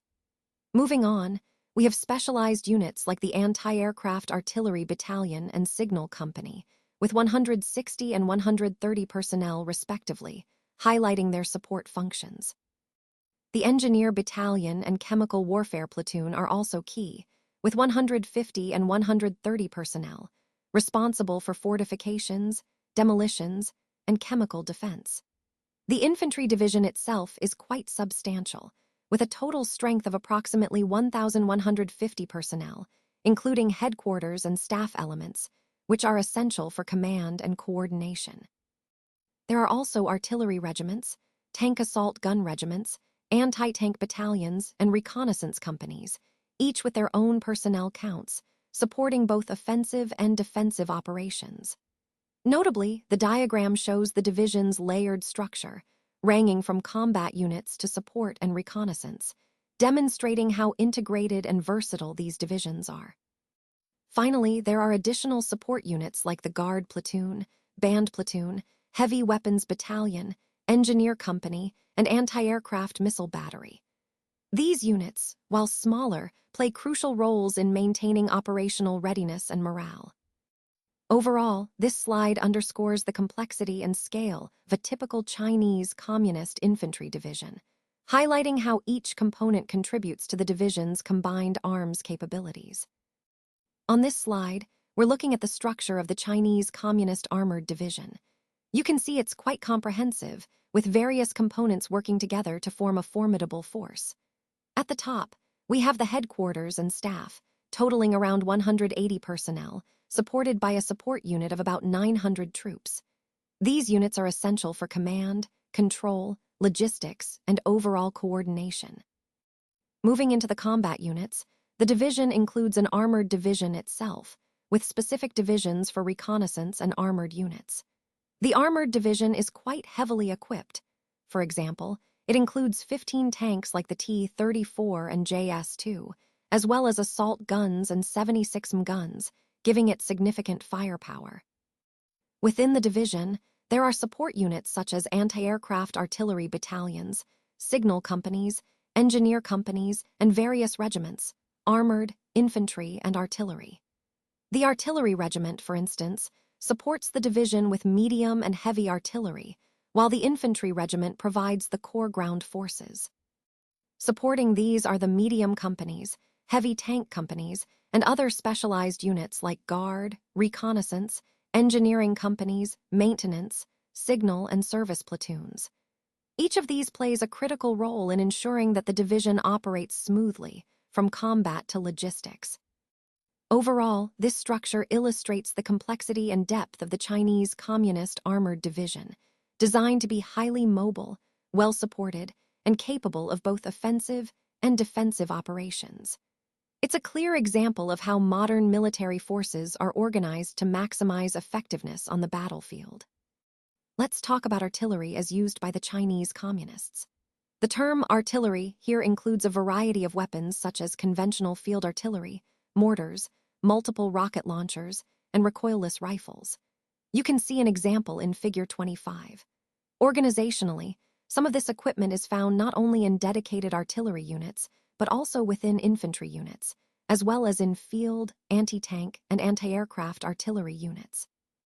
When it comes to field and anti-tank artillery, anything that isn't organic to line units is allocated to subordinate echelons by the PLA-level artillery headquarters.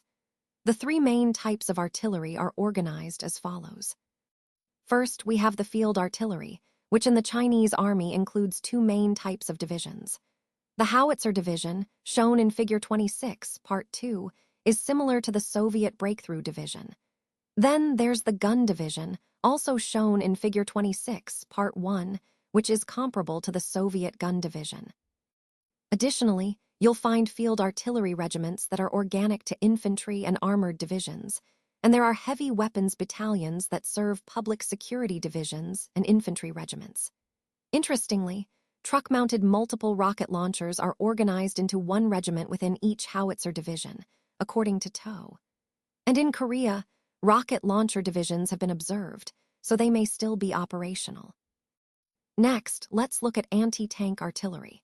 It's organized into independent divisions, like the one shown in Figure 27, as well as battalions that are organic to infantry divisions, and even companies within the heavy weapons battalion of an infantry regiment. Finally, anti-aircraft artillery has a flexible organizational structure, as seen in Figure 28. It includes both divisions and separate regiments, with units composed of personnel from the Army, Air Force, and Navy. The overall coordination and control of these units are exercised by the Air Defense Headquarters at the PLA level. So overall, you can see that Chinese artillery is quite diverse and organized to support various branches, with specific structures tailored to different roles. This organization allows for flexibility and coordination across different combat scenarios, which ties into the overall theme of their military strategy and capabilities. Let's take a closer look at the structure of Chinese Communist artillery divisions as depicted here. Starting with the 122 Howitzer Regiment, which typically includes around 1,300 personnel, and the 130 Howitzer Regiment with approximately 1,500 personnel. Both of these regiments are organized into command companies, guard platoons, and artillery divisions. Moving to the Rocket Launcher Regiment, it's similar in size but specialized for rocket artillery. The key point here is that these units are composed of multiple battalions, each with a specific number of guns, generally around 12 guns per battalion. The Artillery Division, which integrates these regiments, also includes support units like the headquarters and staff, an anti-aircraft artillery battalion, and a chemical warfare company. For example, the Chemical Warfare Company alone has about 150 personnel, emphasizing their importance within the division.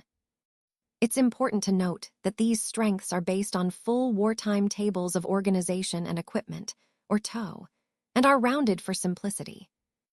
Overall, what we see here is a well-structured artillery force with specialized units for different roles: howitzers, rocket launchers, anti-aircraft, and chemical warfare, highlighting the comprehensive nature of their artillery capabilities. This structure reflects their ability to conduct coordinated and versatile artillery operations within a larger military framework. Let's take a closer look at the structure of the anti-tank division. At the top, we have the headquarters and staff, which coordinate and oversee the entire operation. The division is organized into several key components, including the guard platoon, command company, and anti-tank regiment. The anti-tank regiment itself is equipped with various types of anti-tank guns, typically around 24 guns per regiment, covering different calibers like 57, 85, and 76. Sometimes, you'll find regiments with mixed calibers to diversify their firepower. It's important to note that these figures are based on full wartime tables of organization, or TOE, and are rounded to give us a general idea of their strength. Moving on, there's also a chemical warfare company within the division, equipped with its own command and headquarters staff, guard platoon, and specialized chemical warfare platoon. All these elements work together to form a well-rounded and adaptable division, capable of engaging enemy armor and defending key positions. This structure reflects the importance of combined arms and specialized units in modern warfare. Let's take a closer look at the structure of the Chinese Communist Anti-Aircraft Artillery Division as depicted here. You can see that the division is organized around several key components, starting with the headquarters and staff, which oversee the entire operation. The division includes multiple regiments, each with a specific role and composition. There are medium and light AAA regiments, with the medium ones typically equipped with larger guns, such as 85, while the light regiments focus on smaller caliber weapons like 57 guns. This variation allows the division to cover different ranges and types of aerial threats effectively. Notice the command company, which coordinates these units, along with specialized companies like the Chemical Warfare Company. Each regiment and company has its own guard platoon, providing security and operational support. Overall, this organizational layout highlights how the division is designed for both offensive and defensive air defense, combining firepower, command, and support units to create a balanced and flexible force. This structure reflects the emphasis on layered air defense capabilities during that period. Let's take a closer look at the structure of a Chinese Communist Cavalry Division. As you can see here, the division is organized into several key components. At the top, we have the headquarters and staff, which coordinate all operations. Beneath that, there are specialized sections such as the political section, signal squad, cavalry company, security platoon, and rear service department. Each of these units has a specific role to play. Moving down the diagram, we see that the division also includes a cavalry regiment, which groups together multiple battalions, including reconnaissance and security units, as well as rear service functions. The personnel count here is approximately 5,000 soldiers, indicating a sizable force capable of diverse operations. Additionally, there's a mortar platoon with its own mortar squad, emphasizing the division's firepower capabilities. The overall structure highlights a well-organized, multifaceted force designed for flexibility and effectiveness in various combat scenarios. By understanding this organization, we can better appreciate how the Chinese Communist Cavalry Division integrates different units to achieve operational success, which ties into the broader theme of military organization and strategy we've been exploring. Let's take a closer look at the cavalry units within the CCA. These units are few in number, but are primarily intended for employment in the rugged terrain that is most common in western and northwestern China. They are organized into divisions, as shown in Figure 29, and possibly operate in independent regiments as well. Essentially, they function as mounted light infantry, which gives them excellent reconnaissance capabilities, ideal for navigating difficult terrain and gathering intelligence quickly. Moving on to airborne forces, the CCA has organized airborne troops into divisions. These units are equipped along Soviet lines, as depicted in Figure 30, and follow Soviet doctrine for employment. The focus here is on rapid deployment, getting airborne troops into position quickly, then linking up with conventional ground forces for coordinated action. Besides the fully qualified airborne troops, China also trains a large number of parachutists through civil and military athletic programs, which adds to their overall flexibility. Now, let's discuss the public security forces. These are separate from the civil public security agencies under the Ministry of Public Security. They are organized into divisions and regiments, classified mainly as border defense or internal security units, as shown in Figure 31. According to Chinese officials, these forces serve as an armed political enforcement agency and can be expanded in wartime to form an additional armed force. In terms of organization, they are similar to regular infantry divisions and regiments, but their armament tends to be lighter and their equipment less standardized. Importantly, they are not considered capable of independent, sustained, full-scale combat operations. Turning to engineers, there are two main types within the CCA. The first includes combat engineer units. These are considered by Paping as combat units and consist of engineer regiments at the Army level, engineer battalions organic to divisions, and engineer companies attached to other combat units. Their missions include constructing fortifications, laying and clearing mines, demolitions, bridging, and maintaining highways within the combat zone. Railway engineer divisions also fall into this category because their wartime role is to keep rail lines operational across the battlefield. During peacetime, they focus on repairing and expanding rail networks across China. The second type of engineer units is more quasi-military in nature. These include construction engineer divisions and agricultural divisions, which contribute more to the national economy than to direct military operations. They are largely composed of drafted civilians and demobilized servicemen, but they are still under PLA control and organized along military lines. Next, let's look at PLA signal units. These are regarded as combat elements, typically organized as independent regiments at the Army level, with battalions and companies attached to divisions and other combat units. Their main role is military communications, but they also make significant contributions to civil communications networks across China, supporting both military and civilian needs. Finally, regarding motor transport, the CCA units have less organic motor transport compared to comparable US Army units. Their transportation is organized into battalions within armies and divisions, along with independent motor transport regiments, as shown in Figure 32. These independent regiments help supplement the transportation capacity of the main units, ensuring supply lines and troop movements are maintained effectively. In summary, each of these units plays a specific role within the broader structure of the PLA, from reconnaissance and rapid deployment to internal security, engineering, communications, and logistics, all tailored to the strategic needs of China. Let's take a closer look at the structure of the Chinese Communist Public Security Division. As you can see, the division is organized into several key components, each with its own specific role. The entire division has around 8,200 personnel, with the headquarters and staff comprising approximately 2,350 members. This backbone provides overall command and coordination. Within the division, there are specialized units such as the Signal Company, Guard Company, Public Security Regiment, Artillery Battalion, and Reconnaissance Company.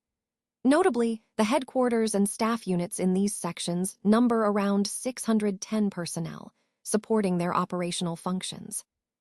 Focusing on some of the combat units, we see the Reconnaissance and Signal Company, Guard Company, and Public Security Battalion. The Public Security Company itself is geared towards internal security operations, maintaining order and discipline.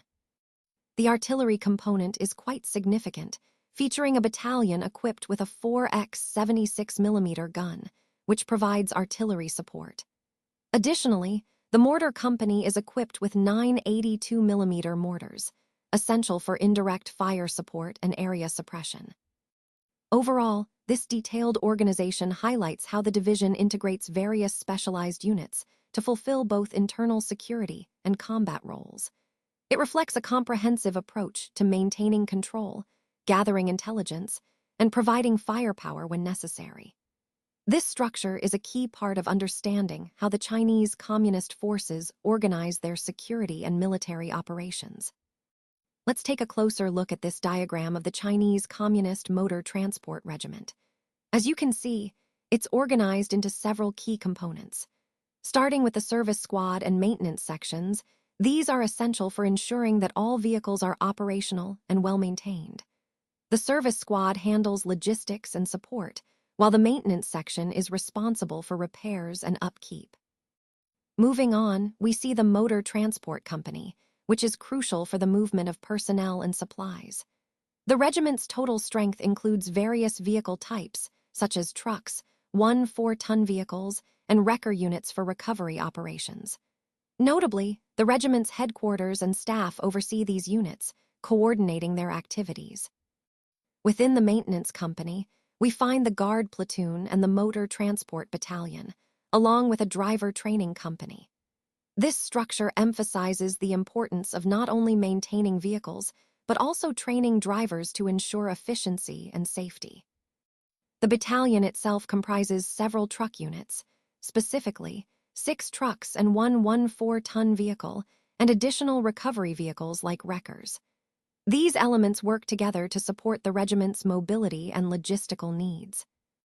Finally, there's a signal squad, which plays a vital role in communications, keeping the entire operation coordinated and responsive.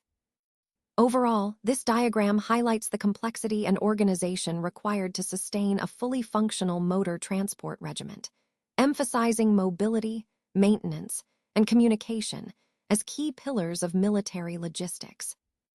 Let's take a closer look at the logistical support within the Chinese Communist Army. As you can see, many units still lack organic motor transport, so the military motor transport units are also used to meet the transportation needs of the national economy. This highlights how the armed forces are integrated with civilian efforts, especially in times of need. Moving on to chemical warfare, the units assigned to this role are considered organic to other tactical units, and the Chinese Communists treat them as bona fide combat elements. For example, a chemical warfare company is part of the division, and a platoon is part of the regiment. Their main missions are reconnaissance of chemical, biological, and radiological hazards, as well as decontamination. However, they also operate flamethrowers and smoke-generating equipment, and they are responsible for handling local storage and distribution of toxic materials. This shows how chemical units are integrated into combat operations and support roles. Regarding medical support, medical units are organized under the rear service departments at different levels: Army, Division, and Regiment. The Army has a battalion-sized medical section capable of running from 2 to 5 mobile field hospitals. At division level, there's a medical battalion, and at regimental level, a medical company. Additionally, medical troops staff hospitals across China, likely with some civilian personnel assisting, which underscores the importance placed on medical readiness and support across the entire force. Now, shifting focus to command and staff, the Chinese armed forces operate through two parallel chains, military and political. Since the armed forces are seen as an instrument of the Chinese Communist Party, command responsibilities are shared between these two chains. Coordination happens informally through personal relationships, but formal control is maintained through party committees at all levels, ensuring party influence remains strong throughout. The military staff in the CCA functions similarly to those in Western armies, operating down to the battalion level. Their roles include operations, logistics, and training. However, some intelligence responsibilities fall under the political staff, and administration is viewed as somewhat secondary to operations and logistics. At every echelon, there's a political department directly linked to the General Political Department at PLA headquarters. Political commissars and officers are present from the army down to the regiment, functioning alongside military commanders. Their roles include indoctrination, cultural education, surveillance, and supervision of personnel matters like assignments, promotions, and disciplinary actions. This structure keeps political control deeply embedded in the military. Finally, the relationship between party control and the military is fundamental. Important assignments are often given to party members, and the political officers share command responsibilities with military commanders. The political department often has the upper hand, especially in disagreements, particularly over military versus political training or command during maneuvers. Ultimately, at every level, the party committee is the ultimate authority, shaping policy and maintaining control over military operations. Let's take a closer look at the organization of the Operations Department. As you can see, it is divided into several key sections, each with a specific role. Starting with the Operations section itself, which is the core of the department, overseeing the overall activities. Next, we have the N6 section, responsible for communications and information systems, ensuring all units stay connected. The Administrative section handles the paperwork and logistical support to keep everything running smoothly. Moving on, there is the Intelligence section, which gathers and analyzes information to inform strategic decisions.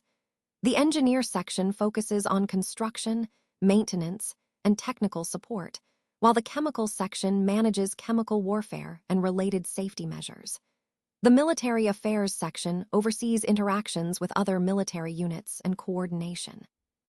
Within the organization, there's also a Classified Document section, which handles sensitive information securely. The Armor section is responsible for all armored vehicles and equipment, and the Signals section manages communications infrastructure. The Provost section acts as military police, maintaining discipline and order, while the Reconnaissance section conducts scouting missions. The Artillery section manages artillery units and fire support, and the Infantry Division Command Group oversees ground forces operations. The Rear Service Department provides logistical support behind the front lines, including rations, ordnance, fuel, and supply sections. Equipment and service sections maintain and repair gear, while the Transport section handles movement and logistics. On top of that, there is the Finance section, managing budgeting and resources. The Administrative section, led by the commander, includes deputy commanders and political commissars, emphasizing the importance of political oversight and organization. The Political Department includes various subsections like Youth, Security, Civil Affairs, Propaganda, Enemy Affairs, and Enemy Propaganda, all aimed at maintaining internal cohesion and managing information. Finally, we see the Culture section, which includes subsections dedicated to photo, library, athletic, movie, and drama teams, reflecting the importance of morale building, and cultural activities within the division. This comprehensive structure illustrates how tightly organized and multifaceted a modern military division is, ensuring all aspects of operations, logistics, politics, and culture are integrated to support overall mission success. Now, let's turn to Section 4, Evaluation. Here, we focus on the importance of the present standardization within the Chinese Communist Army. Since their encounter with United Nations forces in Korea, the Chinese Communist Army has made significant strides. They are now better equipped, more organized, and have improved their training methods. This new organization has been a key factor in boosting their combat effectiveness. It allows for the efficient use of increased quantities of materiel and facilitates standardization across their armed forces, which is essential for coordinated and effective operations. Moving on to future developments, the overall strength of China's armed forces is expected to stay relatively stable for the foreseeable future. However, ongoing reorganization and modernization efforts are likely to bring about further changes. For example, as more armor becomes available, we might see all infantry divisions equipped with tank assault gun regiments, and additional armored divisions could be organized. With increased access to transport aircraft, some infantry divisions might even be transformed into airborne divisions. Additionally, improvements in amphibious transport capabilities could lead to the formation of an amphibious command. Importantly, these potential developments will probably unfold within the flexible framework established by the military reorganization of 1955. This ongoing process of modernization and restructuring shows their intent to adapt and improve their military capabilities, maintaining a dynamic and evolving force. Let's talk about the general background of the Chinese soldier. Historically, they've been characterized as physically sturdy, accustomed to hardship, and possessing sound common sense. However, they tend to be naive, practically illiterate, and generally uninterested in matters that don't directly affect themselves, their families, or their villages. Their obedience is usually secured either through fear or deep personal loyalty to their commanders. Additionally, historically, the profession of soldiering has been viewed with some contempt by the broader population. The communist regime has recognized these issues and has worked to improve the situation, achieving significant success in many areas. Now, moving on to the personnel and training aspect, especially focusing on the individual soldier. Most Chinese communist conscripts come from the peasantry, about 80% of China's population, and they are usually in excellent physical condition. Compared to pre-communist times, these conscripts are better educated and have undergone intensive political indoctrination. Where once literate private soldiers were rare, today most conscripts have enough basic education to understand simple military publications. This education, combined with ongoing political activities at their home villages, makes them aware of the value of being part of the youth corps or the party itself. In fact, loyalty to the party has largely replaced loyalty to individual commanders. While efforts are ongoing to improve technical skills, the lack of technically proficient soldiers remains a challenge for the Chinese Communist forces. Finally, there has been a strong campaign to raise the prestige and social standing of military service, which has helped reduce the traditional contempt for soldiers. Now, regarding their characteristics, individual soldiers are integrated into a tightly controlled politico-military system. They have very little personal time or privacy, as every moment is under supervision, either military or political. The policy clearly prioritizes political guidance over military command, and soldiers are constantly subjected to indoctrination aimed at shaping their thoughts and actions. Though it's difficult to assess how effective this indoctrination is on individuals who are naive and have strong personal beliefs, there is no evidence of widespread discontent within the lower ranks. Overall, the Chinese communist soldier is shaped by a system that emphasizes loyalty, discipline, and political conformity. Let's take a closer look at Figure 35, which illustrates how new recruits are welcomed into the infantry unit. As you can see, the ideal soldier is described as a willing worker, capable of improvising under a wide range of conditions. This flexibility and resourcefulness are highly valued. Strong appeals are made to his sense of national pride and loyalty to the party, which serve as key motivators. Additionally, the fear of ideological criticism is believed to further motivate him to perform well. While the recruit still lags behind Western standards in literacy and technical skills, he is often superior in physical condition and resilience, making him well-suited for the hardships of combat. When properly trained and led, this individual can become an outstanding fighting man, embodying the qualities necessary for effective military service. Now, moving on to the next section, which covers the rank and pay structure, we see that until 1955, the Chinese Communist Armed Forces did not have a formal system of personal ranks. Instead, they used positional ranks to indicate a person's role within the army. For example, anyone from assistant platoon leader upwards was considered an officer, while squad leaders and their equivalents were non-commissioned officers. In 1955, two important regulations were introduced. These officially established an officer corps and created non-commissioned officer grades. The laws set up 4 classes of commissioned officers, including ranks like marshal, field, company, and so on. There is also a rank called warrant officer, which is similar to a sub-lieutenant and is typically used in command positions rather than administrative roles. For non-commissioned officers, there are 3 grades: senior sergeant, sergeant, and corporal. Below corporal, there are 3 ranks: private first class, private second class, and recruit. Lastly, it's worth noting that the rank of senior marshal, which has not yet been conferred, is reserved for those who distinguished themselves in the Civil War against the nationalists. The rank of marshal itself is a symbol of high distinction. So far, the honor of conferred titles has only been given to 10 of the past revolutionary services. Interestingly, these fall into just one of 8 categories, including political, technical, quartermaster, and military leaders. There also appears to be a designated hierarchy for infantry, artillery, cavalry engineers, railway, signal, technical services, public security, air defense, and Navy units.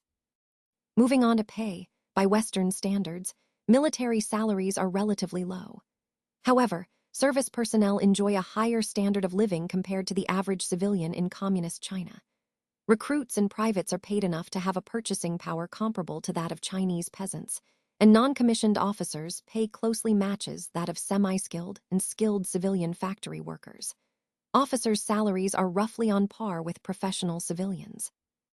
In 1956, the Chinese Communist Army standardized a pay structure, which was slightly modified in 1958. Besides base pay, there are also various fringe benefits and allowances. For example, medical, veterinary, legal, and administrative services are included in these benefits. Command and political officers are distinguished by their roles, with higher ranks like senior marshal, marshal, senior general, colonel general, lieutenant general, major general, senior colonel, colonel, lieutenant colonel, major, senior captain, captain, first lieutenant, and second lieutenant. Each rank has an estimated monthly pay, which, although not directly comparable to US dollars in the slide, provides a good sense of the pay scale. For instance, the highest ranks like marshal are estimated at about $85 per month, while lower ranks, such as second lieutenant, are around $23 to $27. Additionally, warrant officers, senior sergeants, and corporals, junior sergeants, also fit into this structure, with pay reflecting their responsibilities. Regarding manpower, size doesn't seem to be a limiting factor for the Chinese Communist Armed Forces. As of the end of 1959, around 7 million people had served in the military. The overall population was about 667 million, with roughly 174 million males aged 15 to 49, of whom nearly 85 million were considered eligible for service. Before 1954, the military conscription system was in place, but significant reforms came with the adoption of the new constitution and military service laws. This system supports maintaining a large and capable force aligned with the country's strategic needs. In 1955, the manpower for the Chinese Communist Armed Forces was mainly obtained through what was called a volunteer system. However, this wasn't exactly volunteering in the traditional sense. It was often induced by appeals to patriotism, pressures on the recruit's family, threats, or even resorting to press gang methods. Local authorities were given quotas to fill, and certain categories of people were more likely to be called into the ground forces. The conscription year runs from March 1st through February 28th of the following year, with the annual registration and draft happening from November 1st to February 28th. Interestingly, women specialists could also be drafted into the peacetime reserve and mobilized if needed. The terms of service varied depending on the branch: 3 years for the Army and Public Security Forces, 4 years for the Air Force and Naval Security Forces, and 5 years for Naval Forces. These terms could be extended, sometimes by as much as 4 months without specific authority, and the Ministry of National Defense could further extend active service. Although re-enlistment isn't generally provided for, a small number of highly qualified enlisted personnel could stay on extended active duty. Officers are typically obtained by commissioning graduates from service schools or non-commissioned officers who pass certain exams or attend special training courses. In wartime, battlefield commissions could also be granted. Most new officers have at least a 6-year elementary education. Enlistment was generally for an indefinite period, with no clear promise of release, making it a rather permanent commitment for many. The 1954 Constitution emphasized the duty of every citizen to defend the homeland, making military service a patriotic obligation. This was quickly followed by the enactment of the conscription law on July 1, 1955, which formalized these obligations. According to this law, once a male citizen turns 18, he is liable for military service and must register. Registration happens through local village councils or police stations, and the information is forwarded up through the administrative hierarchy to Beijing, where quotas are determined and assigned to provinces. From there, local military committees select individuals for conscription based on set criteria, and those selected undergo physical exams before induction. Voluntary enlistment isn't officially provided for, but young men who wish to enlist might be able to work out arrangements locally. Importantly, conscripts don't have a choice about their service assignment, and most are assigned to their entry branch or unit based on their schooling or other criteria. Regarding ranks, age criteria for commissioned officers are set by law, and promotions to higher ranks are managed by different authorities, such as the State Council, the Ministry of National Defense, or military regional commanders, depending on the rank level. The Premier and the Minister of National Defense have authority over placing general and field grade officers on reserve or retirement lists. Authority over company grade officers generally rests with field commanders and service chiefs. Now, moving to training, it is divided into 3 main categories: military, political, and cultural. Military training is overseen by commanders under the supervision of the General Training Department, ensuring that soldiers are well prepared not just physically, but also in understanding the political and cultural dimensions of their service. Let's take a closer look at the training cycle and the responsibilities involved. The slide mentions that the PLA, or People's Liberation Army, has specific duties, particularly the political officers under the General Political Department.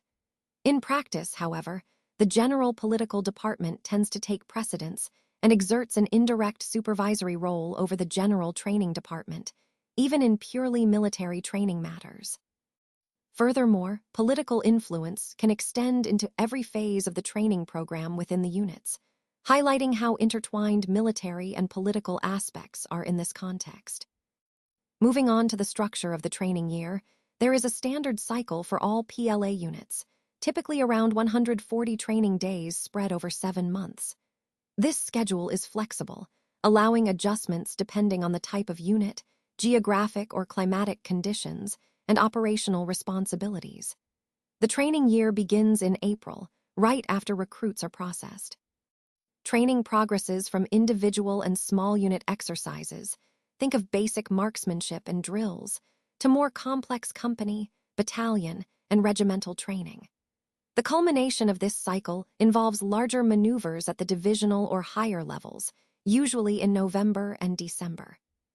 It's also important to note that training is a continuous process.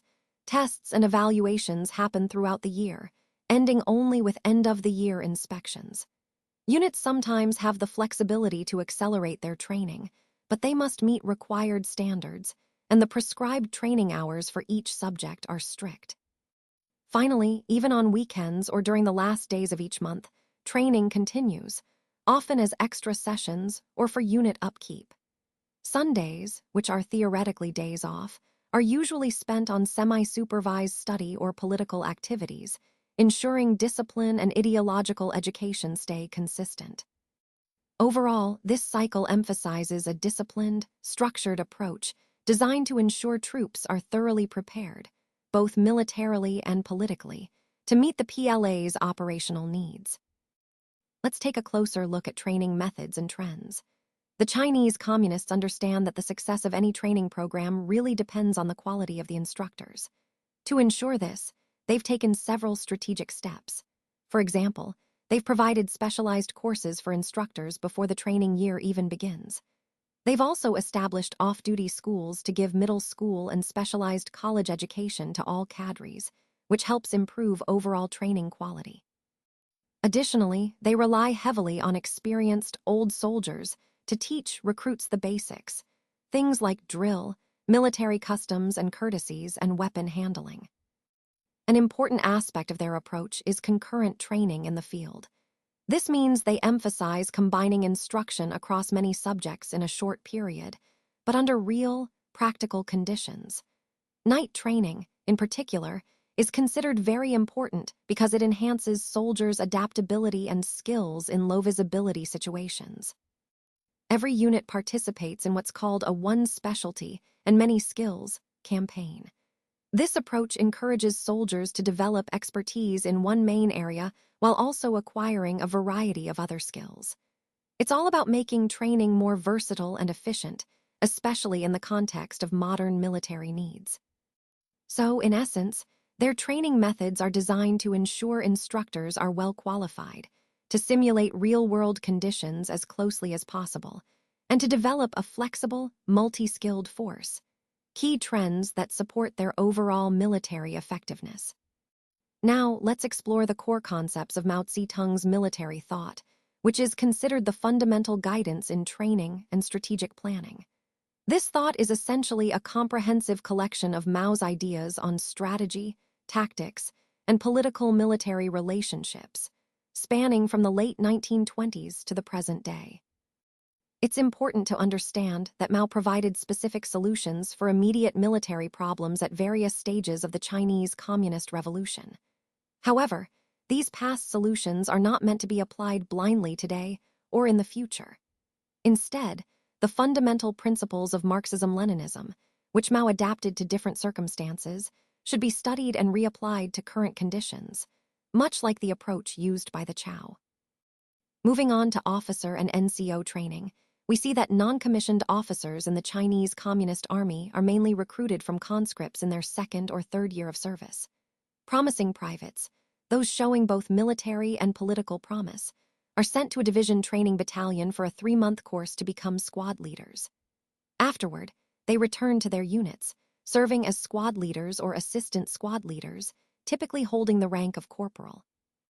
Most subsequent training, aside from technical specialties, happens on the job. Regarding junior officers, they come from two main sources: civilian school graduates with technical or administrative backgrounds who are commissioned as specialists, and NCOs who have demonstrated command ability and political reliability, having completed a basic course at a service school. Political officers, in particular, receive on-the-job training in military specialties, and all officers attend off-duty schools to improve their education and professional competence. For officers above the company level, including commanders, political officers, staff officers, specialists, and administrative cadres, there's a requirement to spend several months each year in the ranks, either as privates or as platoon or company officers. This program serves both political and military purposes, aimed at fostering better relations between officers and enlisted personnel, and ensuring those moving back to the ranks stay familiar with current problems, activities, and attitudes at the basic level of the armed forces. Finally, let's look at the military school system. The Chinese communists have developed a well-organized and coordinated system of military schools. These schools provide branch-specific training for officers at all levels, as well as technical training in fields like engineering, motor mechanics, radio and radar operation, medicine, and chemical warfare. The curricula include essential cultural courses, such as literacy, basic math, and history, alongside military and political education. While Soviet advisors used to be more involved, they seem to have been mostly withdrawn from these schools now. The entire system is overseen jointly by the General Training Department and the General Political Department of the PLA headquarters. It's clear that great efforts are being made to improve military education, aiming to boost the technical skills and leadership potential of the Chinese armed forces. Now, let's take a closer look at troop labor versus training. The Chinese Communist armed forces are seen not only as a military tool, but also as a vital part of socialist construction. According to a directive from January 1959 by the PLA General Political Department, every troop unit is required to dedicate 1 to 2 months each year to agricultural or industrial projects. This approach serves multiple purposes. It helps contribute to the national economy by making troop units partially self-sufficient, and it also allows troop labor to fill gaps in overall production efforts. Additionally, this program aims to strengthen relationships between the military and the civil population, fostering better community ties. Importantly, the scheduling of these labor periods is designed to align with times when the demand for labor is highest in the civilian sector. The flexibility of the schedule means that adjustments can be made as needed, so this troop labor program doesn't seriously interfere with the military's training goals. Furthermore, while there may be rescheduling during disaster relief, emergency projects, or operational needs, the actual training time for the PLA remains comparable to that of United States forces. So, overall, the system balances the dual roles of military preparedness and social-economic contribution effectively. On this slide, we see that the Chinese Communist Army is primarily equipped with Soviet-type material, which they have been reorganizing since 1954 with Soviet assistance. This effort aims to improve their technical and logistical support at all levels. While there has been noticeable progress compared to their units in Korea, it's important to note that their equipment and logistics still lag behind those of the United States during World War II. Their logistical system and practices largely follow those of the Soviet Army, reflecting their reliance on Soviet models. In the past, they could only meet their minimal logistic needs, but modernization is changing that. As they modernize, the increased weight and complexity of their equipment will put more strain on their transportation and supply networks. This dependency on heavier equipment means that any future large-scale operation would likely heavily tax their logistical capabilities. So, while they've made strides, their logistical system still faces significant challenges, especially as they push towards modernization. On this slide, we see a figure illustrating that troop units provide much of their own food. This highlights an important aspect of military logistics and self-sufficiency. Essentially, many units are equipped or organized in a way that allows them to sustain themselves during operations, especially in challenging environments. This self-sufficiency reduces dependence on external supply lines, which can be vulnerable or disrupted. It also speaks to the resilience and adaptability of troop units in the field. Understanding this capacity is crucial because it influences how military strategies are planned and executed. It's a key component of operational readiness and overall force sustainability, fitting into the larger picture of military logistics and support systems. Let's take a closer look at the sources of military equipment and supplies. As you can see, these sources are quite limited and heavily depend on imports. However, some fuels are procured locally by rear service units, which helps supplement the supply chain. When it comes to military vehicles, they are obtained from both domestic and foreign sources. The Chinese Communists produce many small arms, mortars, recoilless rifles, rocket launchers, light and medium artillery, and ammunition domestically. They've also developed the capability to produce trucks and even a limited number of Soviet-type medium tanks recently. Despite these advancements, they still rely heavily on the Soviet Union and other bloc countries for much of their armored equipment, heavy artillery, specialized technical gear, and ammunition. Moving on to storage, supplies are managed through a system of supply depots maintained by military regional commands, supervised by the regional rear service departments. Each military region typically has several major depots where supplies are stored before distribution. Supplies are transported directly from factories, arsenals, civilian warehouses, or the railhead if imported. From these depots, the supplies are further distributed to subdepots or to Army-level supply installations. These are then passed down to division or regimental dumps. Responsibility for transportation during these distributions generally falls on the senior echelon involved. Regarding stockpiles, given the modernization program that started in 1954, it appears that stockpiling is limited mostly to older items that have been phased out. Not all units are equipped with major weapons or equipment, and it seems that production has not yet fully matched demand. Rations and clothing are typically procured annually, leaving little room for stockpiling.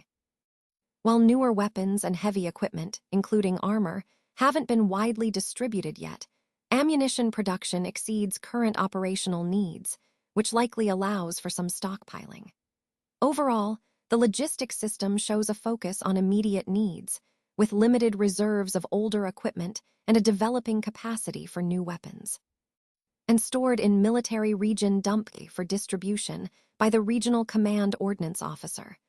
Vehicles, spare parts, and tools are also requisitioned by the Regional Command Ordnance Officer. Water supply is a function of the engineer in each organization. Now, moving on to supply channels, the region commander, through his rear service staff, combines the overall theater logistical planning with the operation of the supply system. This arrangement provides the initial logistical link between the armed services and the sources of war materiel. Supplies from theater sources are moved directly to Army-level logistics facilities near the combat zone, from which the Army Rear Service Staff is responsible for moving supplies forward to the units that need them. Supply responsibilities are maintained at each subordinate level within the normal chain of command, with requisitions being consolidated by higher headquarters. Essentially, the movement of supplies is driven forward from the higher to the lower commands, ensuring a streamlined flow of resources. Shifting focus to troop movements, the Chinese Communists utilize various modes: rail, motor, air, and foot, both within China and in theaters of operation. Reserves and reinforcements are often moved as far forward as possible by rail or motor vehicles, sometimes forming tactical march formations after detrainment or detrucking. Given the limited number of aircraft, air movement is probably restricted mostly to airborne operations and the movement of command and technical personnel. Troop movements are generally categorized into transportation movements and marches. Transportation means are used when there's little or no threat of ground attack to quickly move units from one location to another. Marches, on the other hand, are most common in the forward areas of a combat zone, often conducted on foot. Regarding rail movements, troops are mostly transported in 30-ton freight cars, with platoons serving as the basic loading unit. Typically, about 48 personnel, along with their weapons, equipment, and organizational gear, are loaded into a single boxcar. Heavier equipment like tanks, artillery, and trucks are hauled on 30 to 50-ton flat cars, and animals are transported in high-sided gondolas. A typical train might consist of around 30 cars, capable of carrying the equivalent of roughly one infantry battalion. Because of shortages in PAL and road infrastructure issues, at least 85% of long-distance moves on the mainland are accomplished by rail. As for motor movements, the Chinese Communists generally lack extensive experience with large-scale motor marches, so their overall efficiency is relatively low. However, recognizing the flexibility and speed that motor transportation can offer, especially for rapid concentration, they are likely to increase their use of motor marches as they acquire more vehicles. In most densely populated areas, highways run parallel to railroads, but they are often poorly maintained and not all-weather, which limits their use. As a result, only about 5% of troop movements are believed to happen by motor transport. Short-distance hauls can move large tonnages quickly, but long-distance motor movements are less common due to infrastructure limitations. Overall, these logistical strategies reflect a combination of traditional rail reliance and emerging motor capabilities, tailored to the terrain and resource availability. Let's take a closer look at military movement methods, starting with rail movement. It favors a mileage basis, meaning that transport efficiency depends on the distance covered. When operating over typical Chinese roads, military convoys average about 15 miles per hour during the day, allowing them to travel roughly 120 miles per day.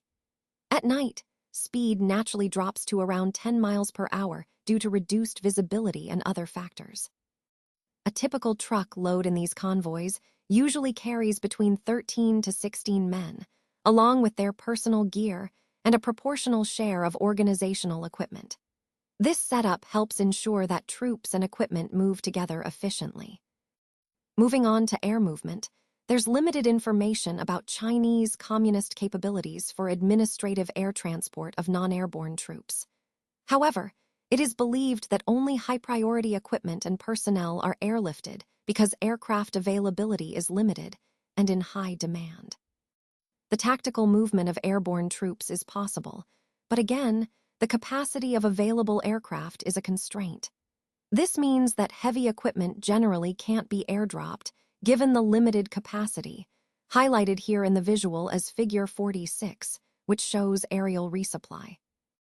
Finally, water movement is mostly used for transporting supplies, unless troops are involved in waterborne operations. The standard lift capacity of water transport vessels is limited, so their primary role is to support supply logistics rather than large troop movements. Understanding these movement capabilities helps us grasp how forces are mobilized and sustained across different terrains and circumstances, which is crucial for planning military operations effectively. Let's take a closer look at the military-type invasion craft. These vessels could be supplemented by thousands of junks available in coastal areas, which are capable of carrying troops with light equipment. As you can see in Figure 47, these junks enhance our logistical flexibility. However, it's important to remember that waterways often limit the size of the craft we can use, which in turn can slow down shipment times because of the slower travel speeds. Despite these limitations, water transportation accounts for about 10% of the total military movement of supplies in tons-miles, which highlights its significance in our overall logistics strategy. Now, moving on to foot movements. This has historically been a very reliable method for large-scale troop movements, especially before the widespread use of motor transport units. The Chinese communists, for example, placed a lot of emphasis on march conditioning, as shown in Figure 48. Today, we mainly use administrative marches when transportation options are limited. A typical march day usually lasts about 7 to 8 hours, and anything beyond that, say 10 or 12 hours, is considered a forced march. The maximum allowed for forced marches is up to 16 hours per day. When marching during daylight, troops average about 3 miles an hour on roads, while at night, that speed drops to around 2 miles an hour. This demonstrates how terrain and conditions impact troop movement efficiency, and it underscores the importance of proper planning in logistics and operational planning overall. Let's talk about the typical pace of cross-country marches. Usually, they move at about 1 mile per hour, but when it comes to longer distances, adjustments are necessary. For example, in Korea, large units would march between 200 and 300 miles, but their average daily movement was only around 20 miles. This slower pace helps conserve resources and personnel. Now, moving on to Section V, which covers materiel repair, maintenance, evacuation, and salvage. First, responsibility for repair and maintenance generally falls under the command. However, it's important to note that standards are often quite low, facilities limited, and there are few trained technicians available. The Chinese, for instance, categorize maintenance into minor, medium, and major repairs. Interestingly, there's no strict line separating these categories. Rather, the ability to perform the repair often determines at which level it is handled. So, simple repairs are usually done by individual soldiers and units, while more complex repairs, especially before seasonal issues, are managed at higher levels like theater or regional installations, often using civilian facilities within the Army area. Next, let's look at ordnance equipment. The main items requiring maintenance include individual and crew-served weapons, along with vehicles. Units at the company and battalion levels are responsible for these, but the scope of maintenance varies based on the item and the unit. Shifting to personal equipment, the maintenance of individual clothing and gear below the Army level is handled by the quartermaster sections of rear service units. Minor repairs, such as routine checks, replacing small parts, or fabricating simple tools, are performed at the regimental level. Medium repairs, which involve more extensive work, are done at divisional and major Army units. However, for major repairs, the necessary parts and facilities usually aren't available at division level or below. Finally, Army-level repairs are kept to a minimum, especially during combat, because mobility is crucial. If equipment can't be quickly repaired at the Army level, it's either cannibalized for parts or sent to salvage and rebuild facilities operated by the theater or regional commands. This approach helps keep the units mobile and ready for action. Major items of equipment that are damaged in combat are rarely replaced immediately, except during prolonged engagements. Even then, replacement parts are often not available, which leads to higher attrition rates compared to Western armies. This means that equipment tends to be lost or damaged more permanently, impacting operational capabilities. Recovery of equipment from the battlefield is a key focus for the Chinese Communists. The theater technical service chiefs are responsible for implementing recovery programs to retrieve equipment. The Army Transportation Officer plays a vital role here, coordinating with the Army Ordnance Officer to recover vehicles. The Ordnance Officer also supervises the collection of other types of ordnance equipment. At the Army and division levels, each service maintains a collecting point for salvage materiel at rear area supply installations. Below the division level, a single collection point handles salvage of all material classes. Special teams, organized at regimental, battalion, or company levels, are tasked with searching the battlefield and collecting salvage materiel, as shown in Figure 51. Turning to medical services, the Chinese Communist evacuation program emphasizes saving wounded personnel for future combat, rather than prioritizing saving human life alone. By Western standards, their evacuation, medical care, and medical personnel quality are considered poor. Within the Wartime Theater Command, evacuation occurs in three main steps. First, from the battlefield to the regiment. Second, from the regiment to the Army. And finally, from the Army to the Army group or theater level. Initially, company aid men provide first aid and evacuate casualties from the battlefield, as shown in Figure 52. Battalion teams then move wounded to the battalion aid station, where doctors give emergency treatment before further evacuation. At the regiment level, more doctors and medical personnel handle emergency operations, classification, and record-keeping, as illustrated in Figure 53. Next, evacuation from regiment to Army uses supply vehicles, first to a division field hospital, then to mobile Army hospitals.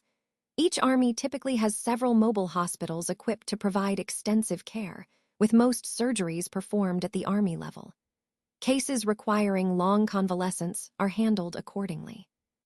Finally, the medical units and hospitals at the Army group or theater level provide care for the wounded, ensuring a broad support network for medical treatment across the entire theater.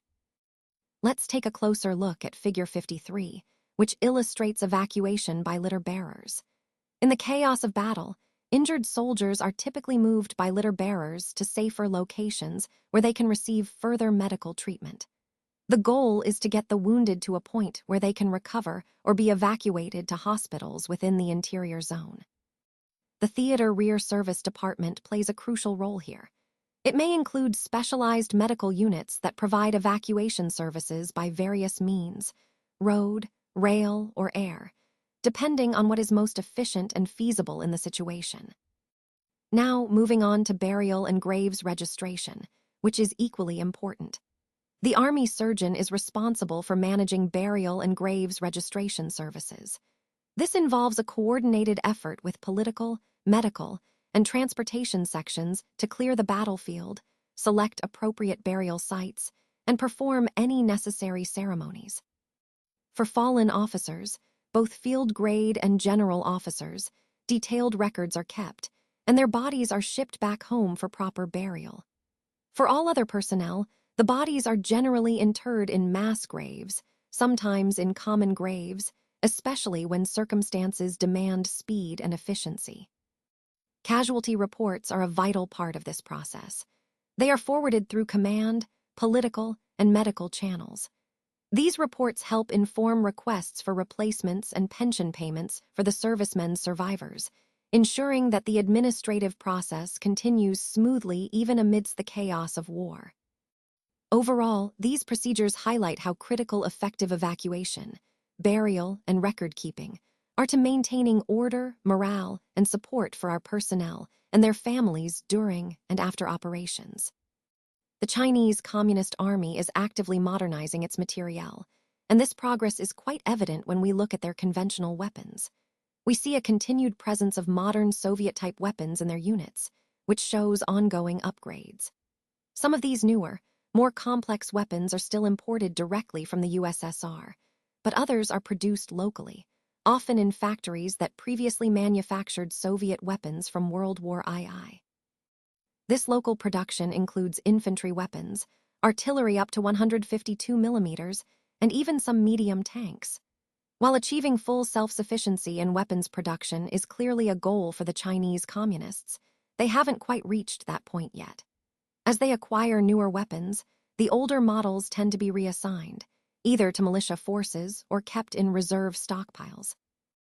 Moving on to the pistols, the Chinese Communist Army is primarily an infantry force, but recent advances in heavy weapons have improved their artillery and armored support. Before 1950, their arsenal was quite mixed, with weapons of various calibers and origins, which created logistical challenges for maintenance and ammunition supply. However, with Soviet assistance, they've standardized many of their weapons, significantly reducing the variety of spare parts needed and simplifying ammunition logistics. That said, with the addition of tanks and heavier artillery, the Army has become more road-bound, which means it's less mobile across rough terrain, increasing logistical demands. Despite these constraints, the current weapons inventory allows them to engage effectively in fast-moving, all-weather, non-nuclear warfare on the Asian mainland. Focusing on infantry weapons, the Chinese still use large quantities of the older Soviet 7.62 TTM-1933 pistol and the Chinese-made Type 51 copy. Both are simplified versions inspired by the US .45 caliber 1911 Colt pistol, feeding from an 8-round magazine. They also likely standardize on the Soviet 9 pistol Makarov and the Stekhin machine pistol. The Makarov is a double-action, self-loading pistol operated by blowback with an 8-round magazine, effective up to about 50 meters. The Stekhin, however, is a much more formidable weapon. It's a true machine pistol capable of both automatic and semi-automatic fire, effective up to 100 meters, and equipped with a 20-round magazine.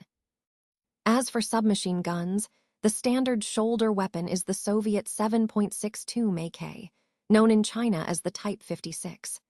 There are two versions, one with a fixed wooden stock and another with a metal stock, both capable of firing the Soviet intermediate 7.62 M43 round. The AK has become a key component of their infantry weapons, reflecting their ongoing Soviet influence and the importance of reliable, versatile small arms in their overall military strategy. Let's take a closer look at some of the firearms used by the Chinese Communist forces. Here we see the Chinese Communist 7.62 pistol, Type 51, which is essentially the Soviet TT-33 from 1933. Next to it, we observe the Chinese Communist 7.62 submachine gun, Type 56, in the foreground, which is a Chinese version of the Soviet AK. In the background, there's the Chinese Communist 7.62 carbine, Type 56, modeled after the Soviet SKS. Now, these firearms fire a cartridge that provides significantly higher muzzle energy and velocity, about 440 yards for semi-automatic fire and 330 yards for automatic fire, compared to submachine guns that fire pistol ammunition. This cartridge is also used in other weapons like the Soviet RPD squad light machine gun, known as the Chinese Type 56 here, and the Soviet SKS, which is the Chinese Type 56 semi-automatic carbine. The AK-47, or Type 56, feeds from a 30-round curved magazine, which offers a good balance of firepower and maneuverability. Despite the newer models, large numbers of older Soviet submachine guns like the PPSH-41 and PPS-43, along with their Chinese copies, the Type 50 and Type 54, are still in service. However, these older weapons, which fire pistol ammunition, have a more limited effective range, about 220 yards in short bursts and 110 yards in long bursts, compared to the newer rifles and carbines. Moving on to rifles and carbines, the Chinese primarily use the Soviet 7.62 AK, or Type 56, which is their standard shoulder arm. They also employ a significant number of the Soviet 7.62 SKS, known here as the Type 56. Although classified as a rifle by US standards, the SKS is gas-operated and uses a 10-round box magazine. It was produced in large quantities by the Soviets, but has been phased out from the Soviet Army's infantry arsenal in recent years. Interestingly, the SKS is as accurate at typical combat ranges as many US rifles in service during 1958. There are still many of the older Soviet 7.62 M1944 carbines, also considered rifles by US standards, still in service. However, it's believed that both the M1944 and the SKS will eventually be replaced by newer weapons, such as the AK-47, to modernize their armament. On this slide, we're looking at two notable examples of Chinese communist weaponry that are modeled after Soviet designs. First, we have the figure showing the 7.62 semi-automatic carbine, Type 58, which closely resembles the Soviet SKS. This weapon was widely used and represents how Chinese forces adapted Soviet technology to their own needs. Next, we see the Chinese Communist 7.62 carbine, Type 53. This firearm is based on the Soviet M1944, and it highlights the influence of Soviet small arms design on Chinese weapon development during that period. Both of these weapons illustrate the broader theme of how China integrated Soviet military technology into their arsenal, often modifying or reproducing these designs for local production. Recognizing these similarities helps us understand the historical and strategic connections between Chinese and Soviet military equipment during the Cold War era. Today, I want to talk about machine guns used by the Army, focusing on the standard squad light machine gun, which is the Soviet 7.62 RPD, also known as the Chinese Type 56. This weapon, shown in Figure 60, is a gas-operated, belt-fed, bipod-mounted automatic weapon. It fires the same 7.62 cartridge as the AK submachine gun and the SMS Type 56 semi-automatic carbine, ensuring compatibility across different weapons. Moving to the company level, the standard light machine gun is the Soviet 7.62 RP-46. This model is also gas-operated, belt-fed, and bipod-mounted, but it's heavier than the RPD because it fires the older, long 7.62 rimmed cartridge. It's important to note that the older Soviet 7.62 DPs and DPMs are still in service, but are gradually being replaced, as seen in Figure 61. At the battalion level, the main heavy machine gun is the Soviet Goryunov, M1943, which is known as the Chinese Type 53. This machine gun, shown in Figure 62, is an air-cooled, belt-fed weapon designed for heavier firepower needs. These different machine guns illustrate how the Soviet and Chinese forces have developed and adapted their small arms to meet various operational requirements, from squad-level support to battalion-level heavy firepower. Understanding these distinctions helps us see the evolution and strategic deployment of machine guns across different military levels. Now, moving on to the cooled, gas-operated weapon mounted on a wheel, which can be used for anti-aircraft fire. This weapon is fed by a 250-round non-disintegrating metal link belt, allowing for sustained firing without frequent reloading. We'll also look at some older Soviet models, like the 12.7 DSHK from 1938 and the M193846, also known as the Chinese Type 54, which is shown in Figure 63. These are primarily used as anti-aircraft weapons against low-level air attacks, but are also employed for ground support roles. In addition, the newer 14.5 ZPU-2 dual and ZPU-4 quadruple anti-aircraft machine guns are notable. As shown in Figure 64, these models are designed mainly for anti-aircraft purposes, but can also serve in ground support. It's important to note that these ZPU models do not have off-carriage fire control systems, so their traverse and elevation are manually operated. Now, let's connect this to the overall theme. These weapons highlight the emphasis on versatile, multi-role capabilities, able to defend against low-flying aircraft while also supporting ground operations through manual targeting systems. They exemplify a strategic approach to resourcefulness and adaptability in anti-aircraft defense. Let's take a closer look at this particular weapon system, the Chinese Communist 57 recoilless rifle, Type 3.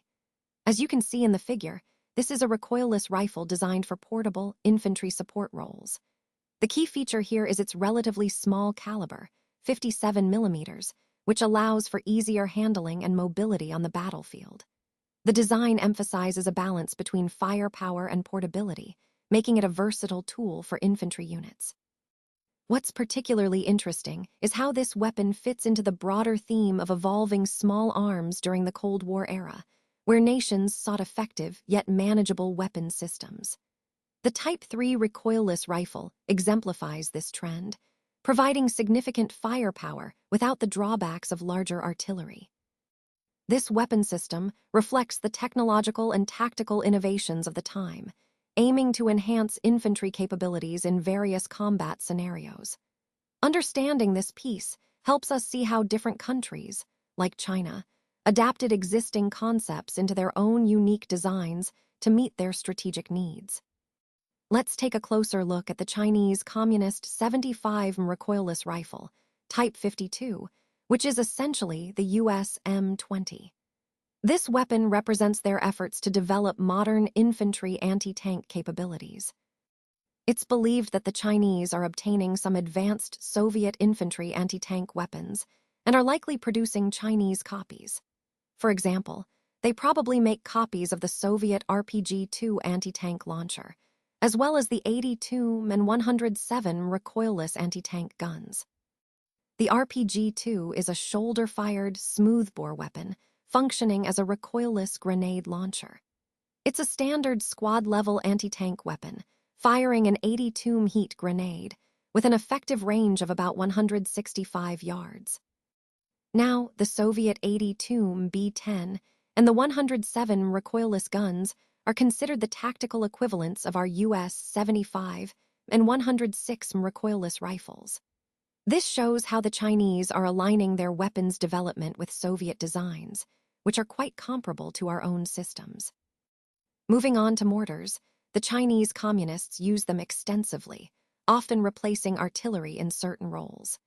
They rely on Soviet-made models like the 82 M1937, the 120 M1943, and the 160 M1943 mortars, all of which are produced locally now.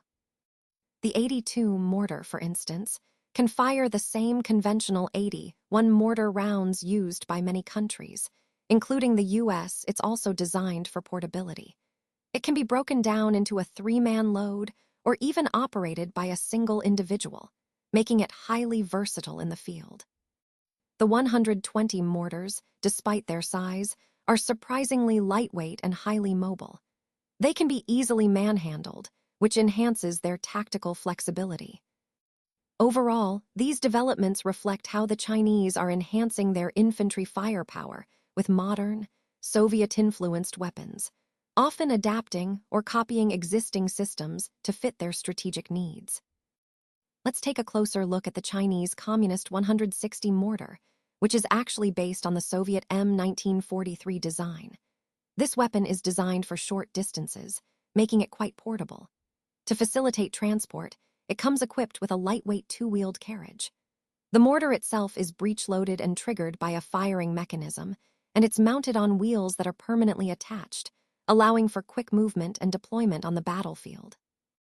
Moving on, the 160 mortar is a significant piece of artillery, but it's interesting to note that the 60 mortar Type 31, which is a Chinese nationalist copy of the American 60 212, is no longer part of the standard infantry arsenal. This reflects the ongoing modernization and standardization efforts within their forces. Now, shifting gears to grenades, the Chinese Communists show a clear preference for stick grenades. They've developed a variety of offensive and defensive types, which are considered standard issue.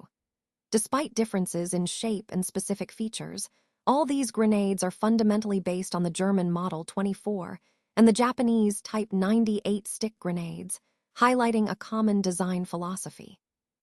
Regarding the types of grenades in use, they include Soviet models and Chinese copies of Soviet designs. For example, the F1 hand grenade is a defensive grenade similar to the US MKII fragmentation grenade. The RG-42 is an offensive grenade known for its heavy blast and relatively light fragmentation, making it effective for specific tactical purposes. The RPG-43 and RPG-6 are heat, meaning high-explosive anti-tank, grenades, capable of penetrating up to 3 and 4 inches of armor, respectively. These are crucial for anti-armor tactics and reflect a focus on versatile explosive options. Finally, it's important to note that Soviet-type grenades are gradually replacing traditional stick grenades in service. China is also producing these Soviet designs domestically, which aligns with their broader goal of standardization under the Sino-Soviet bloc modernization program. This shift enhances their tactical flexibility and logistical efficiency, fitting into the larger theme of military modernization we're examining today. Let's take a closer look at the artillery pieces used by the Chinese Communist forces. As you can see, their calibers go up to 152 millimeters, which indicates a range of firepower and versatility. Most of their standard artillery pieces above 57 millimeters are based on Soviet designs, primarily from the World War II era or later, and many are locally manufactured. Now, among the key pieces considered standard today, we have the Soviet 85 field gun D-44, which is quite mobile and effective. It has a maximum range of about 17,000 yards and can penetrate armor up to 5.4 inches at 550 yards. That's a significant capability for battlefield support. Next, the Soviet 122 howitzer M1938 is well-designed with excellent combat characteristics. It can reach out to 13,000 yards and has a heat round that can penetrate up to 4 inches of armor, making it versatile against various targets. We also see the 122 gun D-74 and the 152 gun howitzer D-20, which are modern and mobile as well. The 152 gun howitzer D-20 is particularly important because it serves as the primary weapon for counter-battery fire, long-range destructive operations, and interdiction. Its maximum range is impressive, up to 19,000 yards, allowing it to strike deep into enemy lines. Overall, these artillery pieces demonstrate a mix of mobility, range, and firepower that significantly bolster their artillery capabilities on the battlefield. This slide doesn't contain enough information. That's why we're moving to the next slide. Let's take a closer look at some of the artillery pieces highlighted here. First, we have the Soviet 152 gun howitzer, the D-20. This weapon was widely used and known for its versatility on the battlefield. Next, there's the Soviet 130 gun, the M-4D, which is roughly equivalent to about 5 inches in caliber. These guns represent the older generation of artillery.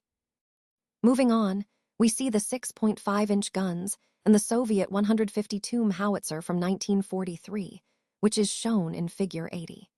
This particular howitzer has a range of about 13,560 yards, making it quite effective for long-range bombardments. It can also penetrate up to 3.4 inches of armor at 550 yards, indicating its capability for engaging armored targets. Overall, what we're observing here is a variety of old mountain and light artillery pieces still in inventory. However, many of these are likely being phased out. The reasons include ongoing standardization efforts, which aim to unify and simplify equipment, and the difficulty in obtaining spare parts and replacements for these older models. This transition reflects a broader move toward modernization and efficiency within the artillery forces. This slide doesn't contain enough information. That's why we're moving to the next slide. Let's take a closer look at the anti-tank artillery used by the Chinese Communist forces. The primary weapons are the Soviet 57 anti-tank gun M1943, which the Chinese have copied as the Type 55, and the Soviet 85 field gun D-44, also replicated in China. The 57 gun is quite effective for its class, offering a good balance of performance and portability. However, its main limitation is its weight, which can make it challenging for infantry units to handle in the field. It has a maximum range of about 9,000 yards when firing high explosive shells, and it can penetrate around 5.5 inches of armor at 550 yards, pretty respectable against lighter armored vehicles. Moving on to the larger caliber weapons, the 85 MD, 44, and the 76 M1942 are also significant, but their details are covered earlier in the discussion on field artillery.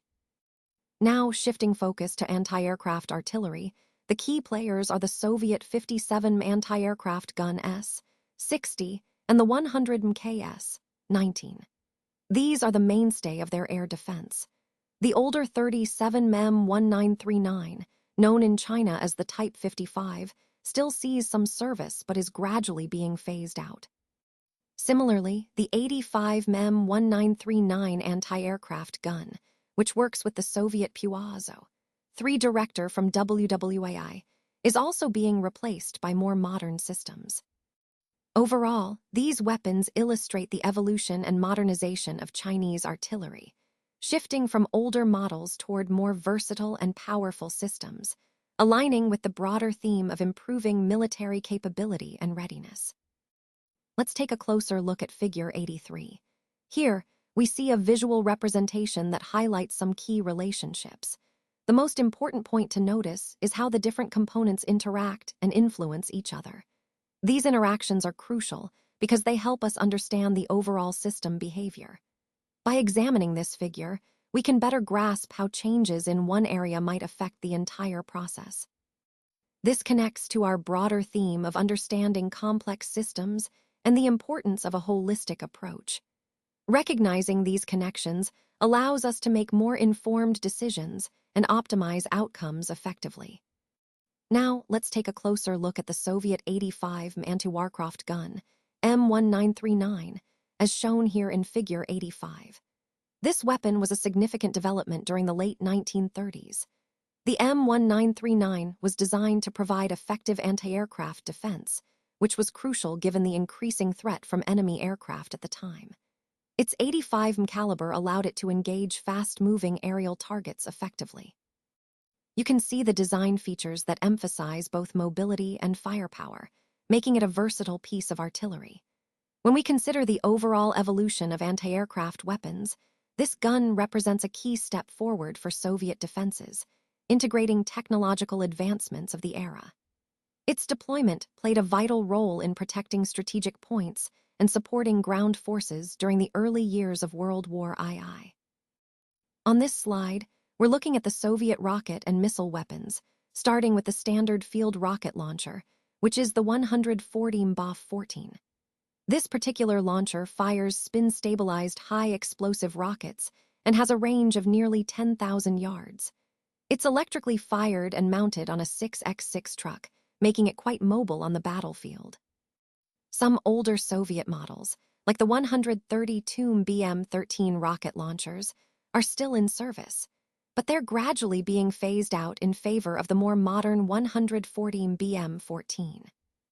As for the Chinese Communist forces, it's believed they don't possess Soviet-made missiles, nor have they developed the capability to produce their own, which is an important point when considering their missile capabilities.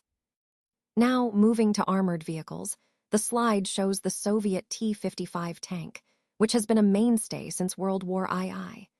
It features an 85 gun capable of penetrating up to 7 inches of armor and is equipped with two 7.62 machine guns. The tank weighs about 35 tons with a diesel engine and has a low silhouette, which helps reduce its visibility. This tank performs well in open country, thanks to its mobility and armor. However, it's being replaced by more modern tanks like the Soviet T-64 and a Chinese copy of it. The primary Chinese tank is the T-84, which is similar in design and is shown here in Figure 87.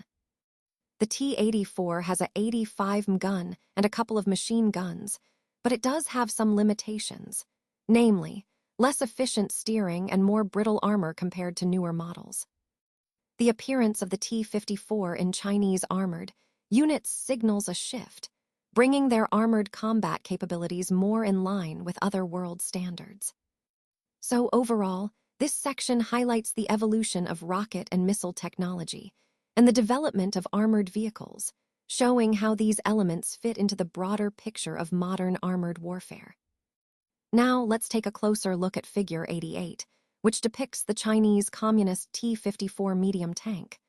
This tank, designated AGO 10012A, is a significant example of Cold War-era armored vehicles. The T-54 was originally developed by the Soviet Union, but it was widely exported and adapted by various countries, including China. What makes this tank noteworthy is its role in regional conflicts and its influence on tank design during that period. The T-54's design emphasizes a balance of firepower, armor, and mobility, which made it a versatile asset on the battlefield. In the context of our overall discussion on armored warfare, the T-54 represents a key evolution in medium tank development, showcasing how nations adapted existing designs to meet their strategic needs. This image highlights the importance of understanding different variants and how they fit into broader military strategies during the Cold War. It also underscores the technological exchange and adaptation that occurred among allied nations, shaping the armored forces we see today.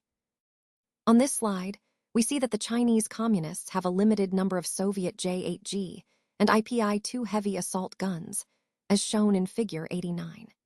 These early models, which date back to Joseph Stalin's era and are now somewhat outdated in the Soviet Army, are quite formidable.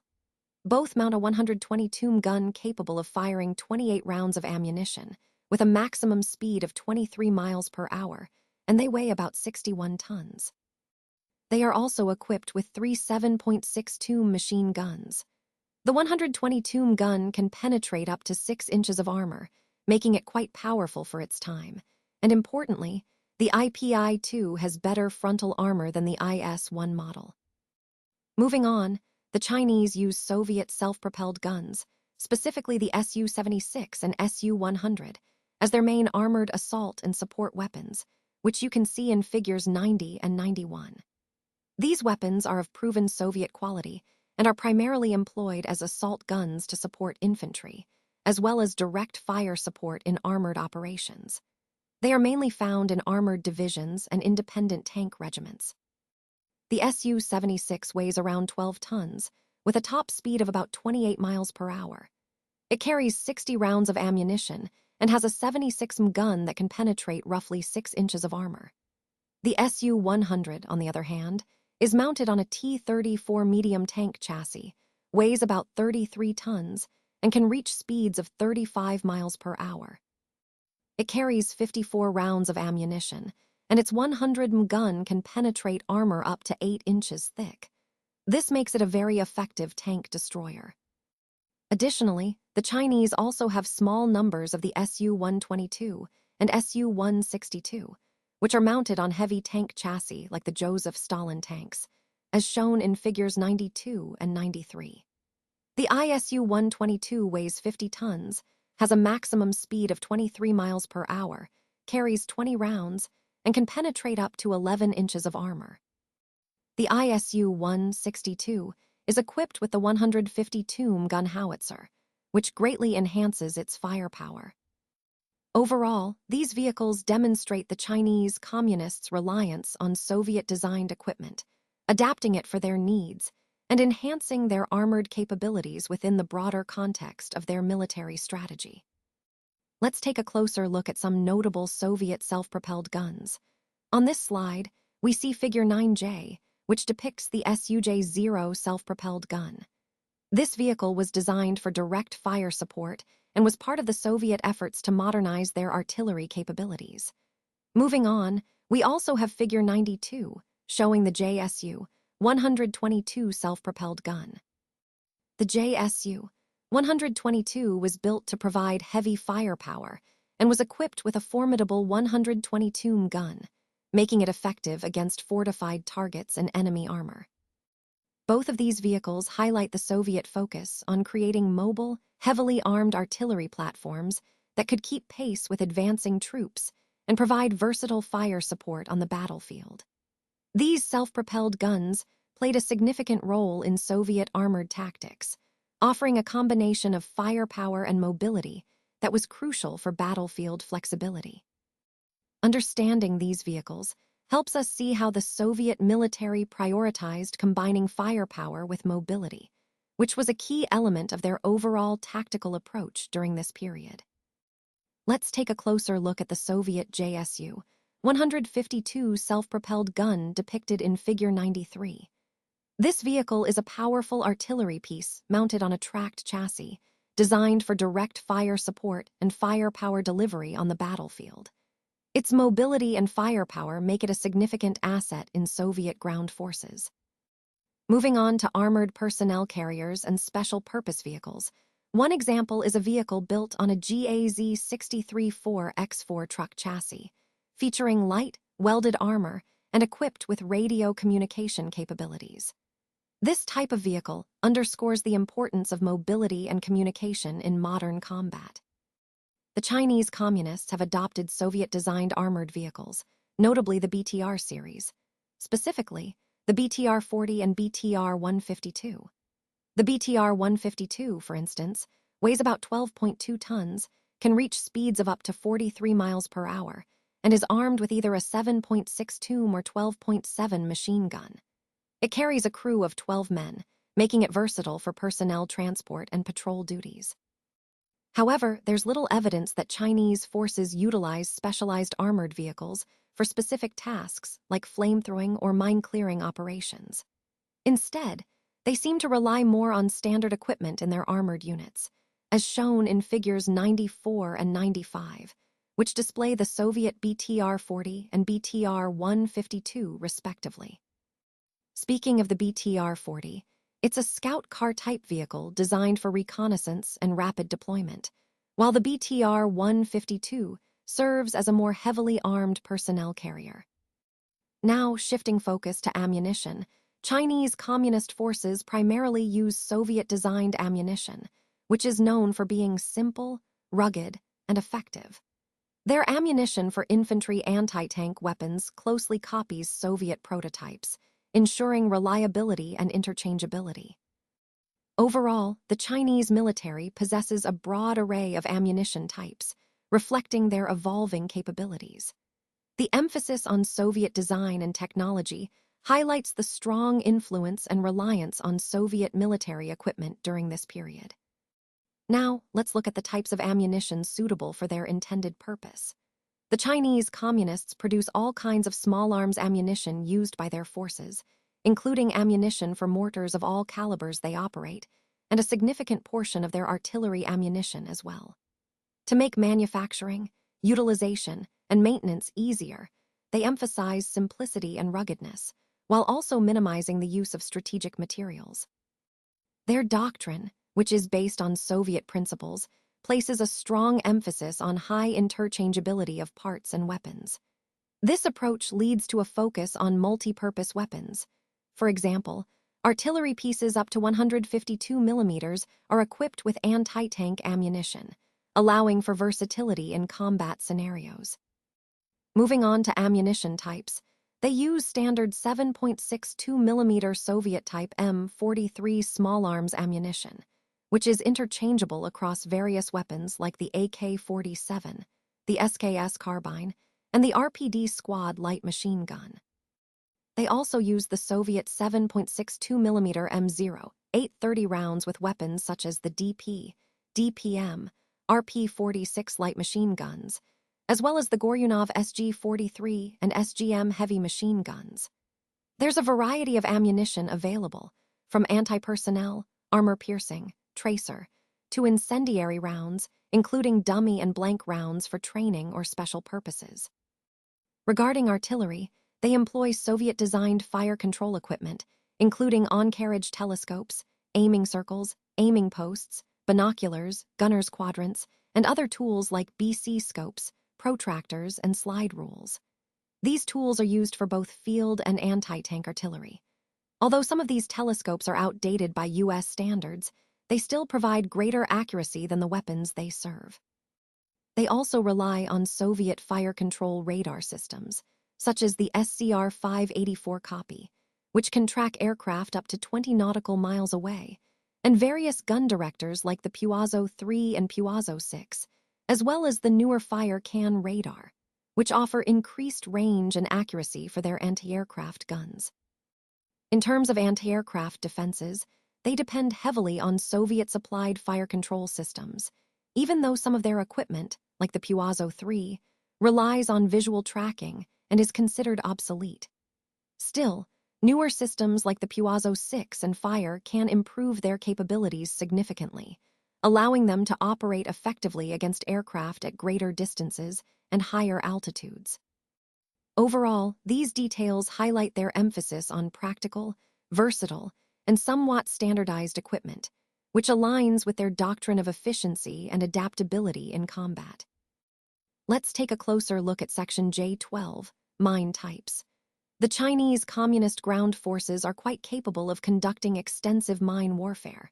However, it's interesting to note that before the Korean War, they didn't have a standard set of mine warfare equipment. This meant they had to rely heavily on improvised devices and captured Soviet equipment. They used both Soviet and Chinese-manufactured versions of various mines. For example, there's the wooden anti-tank mine, known as TMDB, which you can see in Figure 97.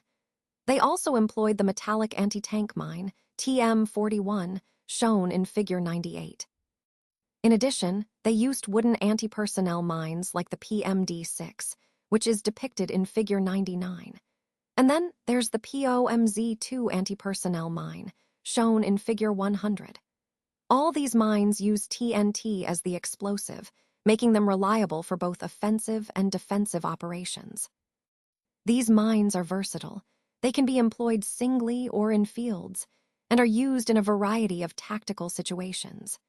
It's also important to highlight that Chinese Communist doctrine closely follows Soviet practices when it comes to mine emplacement and tactics.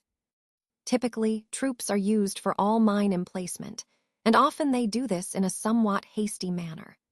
This approach underscores the importance of understanding the tactical flexibility and the resourcefulness of Chinese mine warfare capabilities during this period.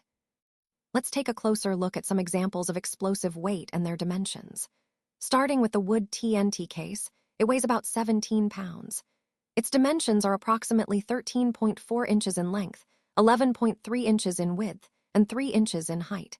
An example of this is the Chinese Communist wooden anti-tank mine, M1951, which is similar to the Soviet TMD. Next, examining the metal case, which contains amatol or flaked TNT, the explosive weight is around 12 pounds. Its diameter measures about 10.5 inches, with a height of 5.6 inches. An example of this type is the Chinese Communist metallic anti-tank mine, similar to the Soviet TM-41. Moving to the TNT-filled mines, these typically contain about 14 ounces of explosive. Their dimensions are roughly 7.3 inches in length, 3.5 inches in width, with the front height at 2.5 inches and the rear at 2 inches. An example here is the Chinese Communist wooden anti-personnel mine, comparable to the Soviet PMD-6. Now, beyond these standard mines, it's important to recognize the variety of improvised explosive devices. These are often made from materials like Bangalore torpedoes, artillery shells, mortar grenades, aerial bombs, and hand grenades. They can also utilize containers such as tin cans, wooden boxes, fuel drums, barrels, glass bottles, and clay pots, basically anything that can hold an explosive. There are 3 main types of improvised mines, classified based on how they are triggered, mechanically, chemically, or electrically. The first type is tripwire mines, which are equipped with pull wires or taut tension release wires.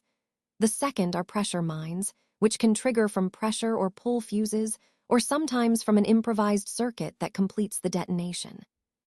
Lastly, automatic mines typically have an electric firing circuit that's broken by a time delay device, like a clock or a makeshift timer circuit. Understanding these variations is crucial because they show how adaptable and resourceful adversaries can be in deploying mines. It highlights the importance of vigilance and proper detection methods in our operations. Let's take a closer look at the explosive weight and dimensions of these devices. The cast iron example, which is similar to the Soviet POMZ-2 mine, weighs about 4.4 pounds. Its diameter measures approximately 2.4 inches, while its height is about 5.3 inches. This gives you a sense of the size and weight of typical explosive devices used in this context. Now, moving on to the operational methods. First, we see a fragmentation grenade with the pin removed, placed inside a tin can. This can is anchored to the ground or a tree, and the grenade is connected via a trip wire, making it a simple but effective trap. In the second example, a fragmentation grenade is placed inside a mud ball. Once the mud dries, the pin is removed, and the grenade is actuated by breaking the dried mud, which triggers the explosion. These methods highlight how improvised tactics can be used to deploy explosive devices in various environments. Understanding these configurations helps us grasp the adaptability and ingenuity involved in these weapon setups. Let's take a closer look at the operation of pressure or pull fuses. These are placed inside mortar shells, which are then buried underground. When the mortar shell is triggered, the fuse activates, leading to the detonation of the shell. This method is commonly used in mortar shell mines, as you can see in the figure. Moving on to mine detection equipment, it's important to note that Communist China is not known for producing its own mine detectors. Instead, they import limited quantities of Soviet electronic mine detectors, such as the VIM 203, which you see in the figure. Engineer troops are trained to operate this detector, which is capable of detecting metallic mines at depths of up to 1 foot. The most common and effective methods for detecting mines are probing and feeling by hand. Probing involves inserting a tool into the ground to feel for buried mines. These probes are usually simple, often made from sturdy bamboo or wood with a sharpened wire tip. Teams divide the area into sections, and each team systematically probes the ground, usually to a depth of 2 to 5 inches, to locate hidden mines. It's important to understand that many probes are improvised, but the principle remains the same. Methodical probing helps ensure safety and thorough detection. Connecting this to our overall theme, effective mine detection is critical in minimizing risk and ensuring safe clearance operations in the field. Let's talk about mine laying, marking, and recording. Minefields are strategically sited to make the most of the surrounding terrain. Specific placement is usually done using a spacing cord or by packing, as shown in Figure 103. Standard minefields are quite simple and can be laid by less trained troops, but the officer in charge can decide on different patterns to suit the situation. While there's no strict uniformity, minefield patterns generally fall into 2 main categories: those along roads and those in fields with anti-tank or anti-personnel mines. Starting with the anti-tank road patterns, one common pattern is the W pattern. In this setup, mines are placed diagonally across the road, forming a W shape. The mines are spaced roughly 10 to 16 feet apart, and the legs of the W can either join or be spaced apart, up to 75 feet at the closed end and about 225 feet at the outward end, as shown in Figure 104. Another pattern is the box pattern, which usually contains about 8 mines. These are arranged in rows with 2 to 3 mines per row, spaced 3 to 13 feet apart, and the rows are spaced 7 to 76 feet apart, often in a pattern like in Figure 106. Then there's the square pattern, which involves 2 rows of 3 or 4 mines, spaced roughly 10 to 13 feet apart. These rows run across the road, and the distance between the rows equals the width of the road. The isolated triangle pattern is quite different. Here, 3 mines are placed to form a triangle, roughly 10 feet apart, and these triangles can be spaced anywhere from just a few feet to several miles apart, depending on the tactical situation. Moving on to field patterns, the primary one is the tip-top pattern. This is the most common and serves as a basis for many other patterns.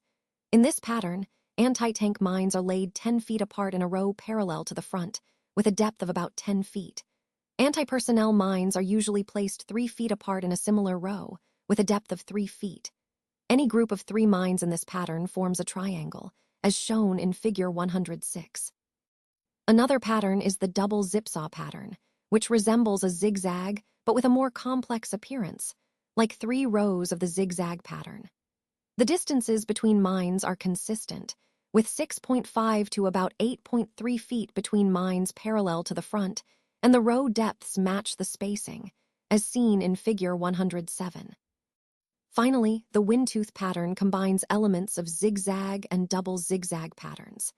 It involves 1 row parallel to the front, a second behind it at an angle to the right or left, and a third behind at an angle, creating a more intricate pattern that can be quite effective in terrain.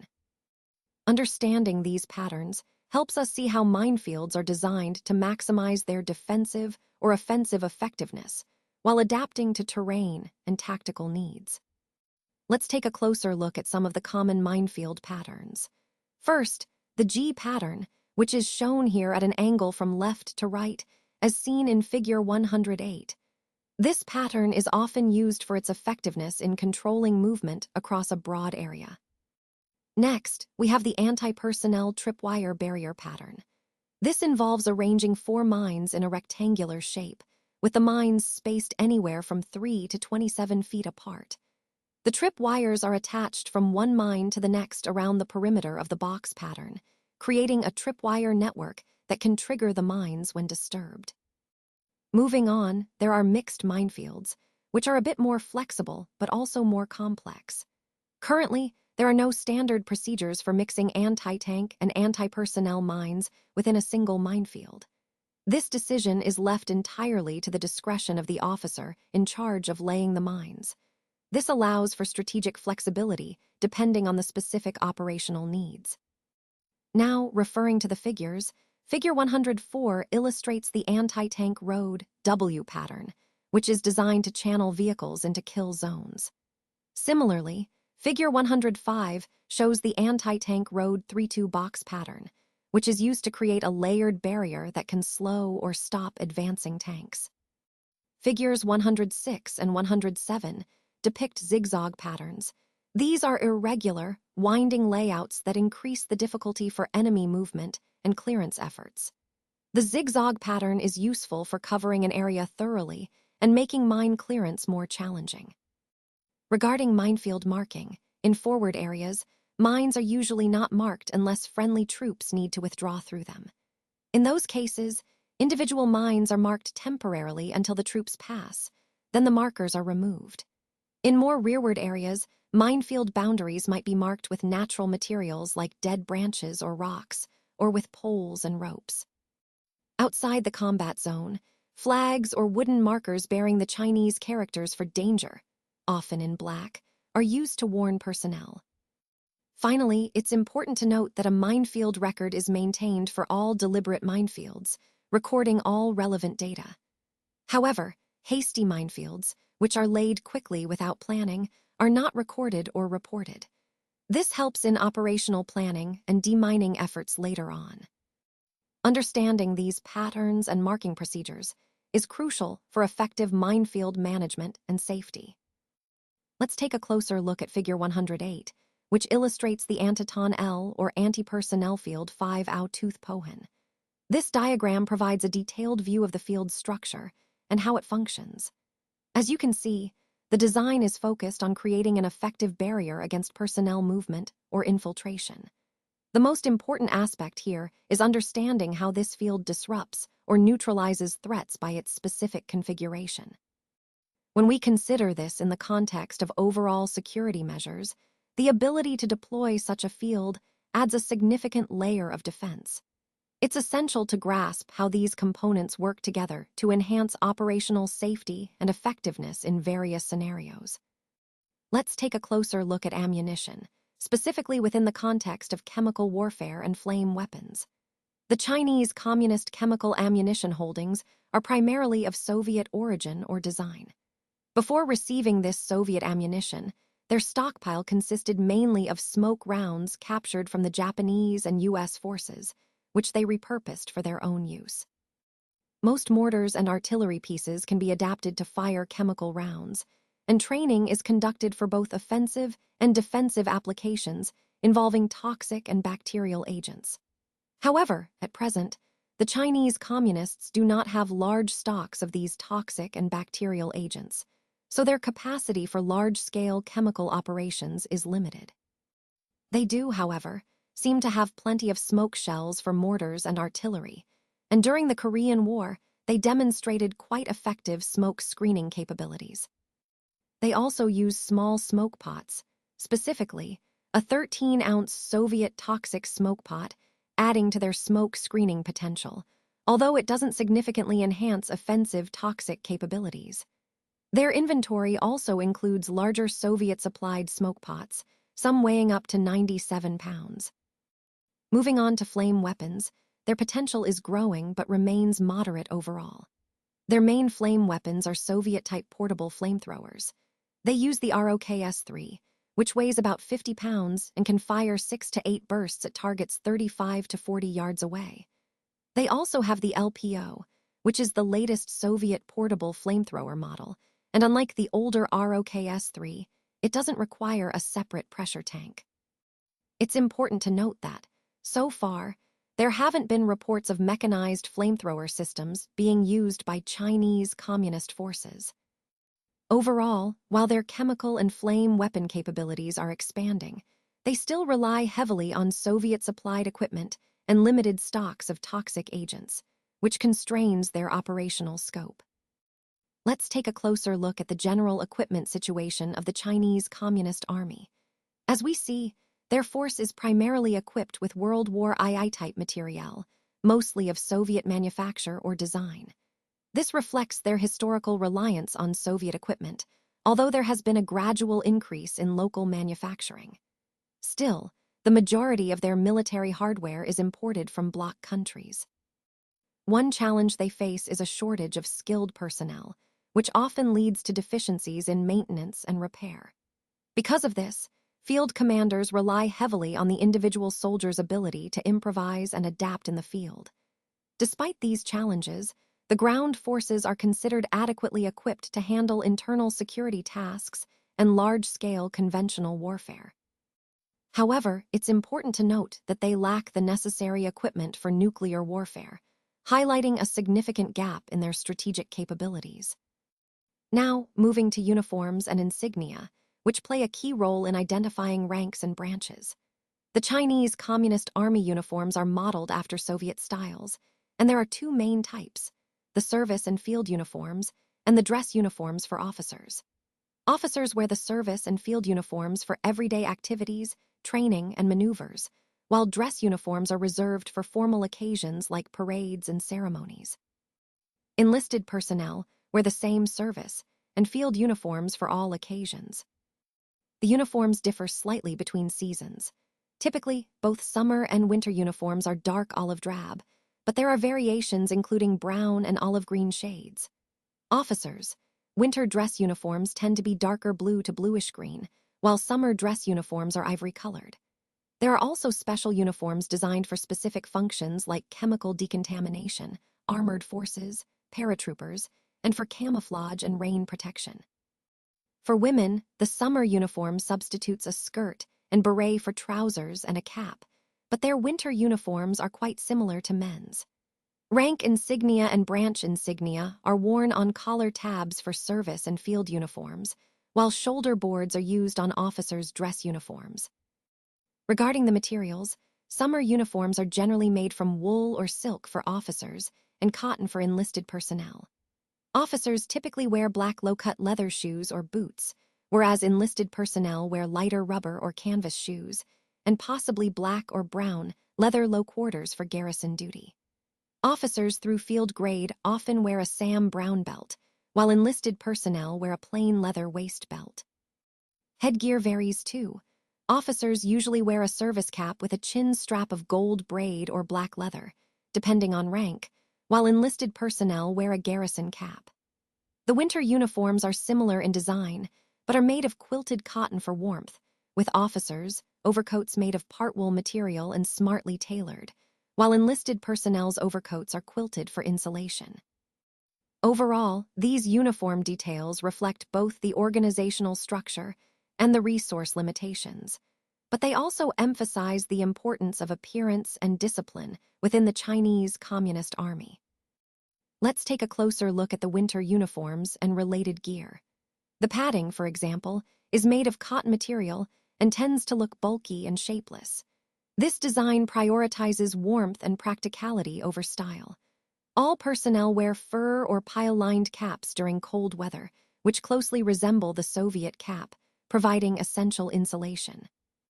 Officers have the option to wear either black leather boots or fur-lined olive-drab canvas boots with the winter uniform, while enlisted personnel typically wear brown leather boots and canvas boots. To protect their hands, soldiers use cotton padded gloves or mittens with a thumb and trigger finger recess, and they often have a halter so these gloves can hang around the neck when not in use. Moving on to special purpose uniforms, China has acquired protective suits for chemical and nuclear warfare, which include gloves, rubber shoes, and masks, sourced from bloc nations and distributed to certain units. Both armored troops and paratroops have distinctive uniforms that mirror Soviet designs. For instance, armored units wear coveralls, and paratroopers have a wide leather belt and close-fitting crash helmets, as shown in Figure 111. There are also specialized winter and summer camouflage suits, like the white cloth coat for patrols and snipers, which can be turned inside out for snow-covered terrain, and the Soviet-style summer-modeled suit. Soldiers often rely on improvisation, such as sewing foliage loops onto their uniforms or smearing dirt and mud to blend in with their surroundings. Regarding rainwear, there are three main items: a raincoat, a waterproof cape, and a poncho shelter half. All are white on the reverse side. The raincoat features a hood with a drawstring and fastens with 5 buttons, with 4 covered by a flap when closed. The waterproof cape also has a hood, with slits on each side for the hands. The poncho can be worn as a hooded cloak, serving as both a windbreaker and raincoat, with a hood held by a drawstring and a front that secures with snaps or sewn wooden pegs. Now let's discuss insignia. Officer-grade insignia combines stars and longitudinal stripes on collar tabs or shoulder boards. For example, company-grade officers wear 1 to 4 silver stars on a red collar tab with yellow piping and a single yellow stripe. Field-grade officers have 2 yellow stripes, and general officers wear gold stars on red tabs trimmed with gold piping. On the dress uniform, the insignia features silver stars on yellow shoulder boards with red trim, with the number of stripes indicating the rank: 1 for company grade, 2 for field grade, and none for generals. Enlisted insignia are small silver stars on red collar tabs, with non-commissioned officers having a narrow yellow stripe. In terms of branch insignia, the infantry doesn't have specific branch devices, but is identified by plain red collar tabs with the grade insignia. Other branches use metallic devices: gold for officers, silver for enlisted, worn on the collar tabs along with the grade insignia. For example, the Air Force and parachute troops have sky blue collar tabs, while naval forces use black. Finally, The headgear insignia for officers features a gold-edged five-pointed star in relief on a blue background, set on a convex metal disc. Surrounding the star is a wreath of gold rice heads and a partial cogwheel. The center of the star bears Chinese characters in gold, 8-1, which commemorates August 1, 1927, marking the founding of the Chinese Communist Army. This insignia embodies both tradition and pride, linking current personnel to their revolutionary history. Let's take a closer look at the uniforms worn by officers and enlisted men during different seasons. Starting with the officer's summer service and field uniform, these are designed for warmer weather, providing comfort while maintaining a professional appearance. The infantry lieutenant colonel's summer uniform is tailored to balance practicality and formality, suitable for field operations and official duties. Moving on to the enlisted men's summer and field uniform, it's similarly designed for warmer conditions, emphasizing mobility and durability. The infantry private second class also wears a uniform suited for summer and field activities, ensuring they can perform their duties effectively. Now, turning to winter uniforms, officers wear a winter service and field uniform that provides warmth without sacrificing mobility. The infantry lieutenant colonel's winter uniform is more substantial, reflecting the need for insulation in colder conditions. Enlisted men also have a winter service uniform, which includes an overcoat designed to keep them warm during harsh weather. Speaking of overcoats, both officers and enlisted men have specific winter overcoats tailored for their roles, offering additional protection from the cold. Finally, there's the officer's winter dress uniform, which is more formal and used for official ceremonies or parades, presenting a sharp and distinguished appearance. All these uniforms highlight how military attire adapts to seasonal changes and operational needs, ensuring personnel are appropriately dressed whether in the field or in formal settings. This variation also reflects the overall emphasis on both functionality and discipline within the military uniform code. Let's take a closer look at some of the specialized uniforms and gear used by armored troops. First, we see the summer camouflage suit, which is designed to blend into warmer environments and provide effective concealment during the summer months. Then, there's the 8AINC oat, a type of protective outerwear that offers additional defense in combat situations.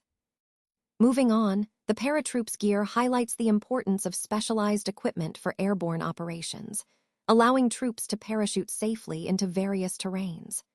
The waterproof cape is another critical piece, providing protection against rain and moisture, ensuring soldiers remain dry and comfortable in adverse weather conditions.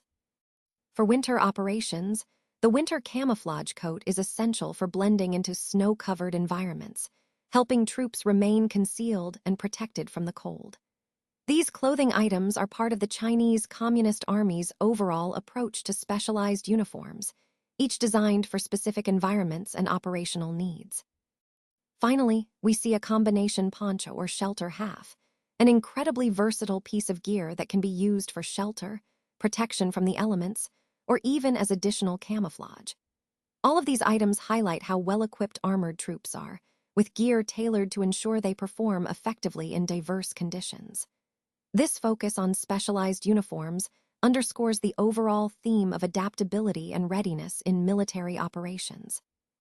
Let's take a closer look at the Chinese Communist Army collar insignia of grade for field and service wear. What you're seeing here is a detailed depiction of the various ranks, starting from the highest, like the Supreme Marshal and Colonel General, down through senior officers such as Senior Colonel, Senior Captain, and Lieutenant General. These ranks are distinguished not only by their titles, but also by their specific insignia, which are displayed on the collar. As we move down the hierarchy, you'll notice the distinctions between officers of different grades, company-grade officers like captains and lieutenants, and enlisted men such as sergeants and privates. Each of these ranks has its own insignia that visually signifies their position within the military structure. What's important to understand here is how these insignia serve as a visual language across the Army, providing immediate recognition of rank and authority. This is crucial in maintaining discipline and organization, especially during complex operations. Connecting this to the overall theme, these insignia are not just symbols. They encapsulate the hierarchy, tradition, and professionalism of the Chinese Communist Army. Recognizing these distinctions helps us appreciate the structure and discipline that underpin military effectiveness. Let's take a closer look at the shoulderboard insignia of the Chinese Communist Army for dress wear. As you can see, the shoulderboards are designed to indicate the rank of the officers clearly.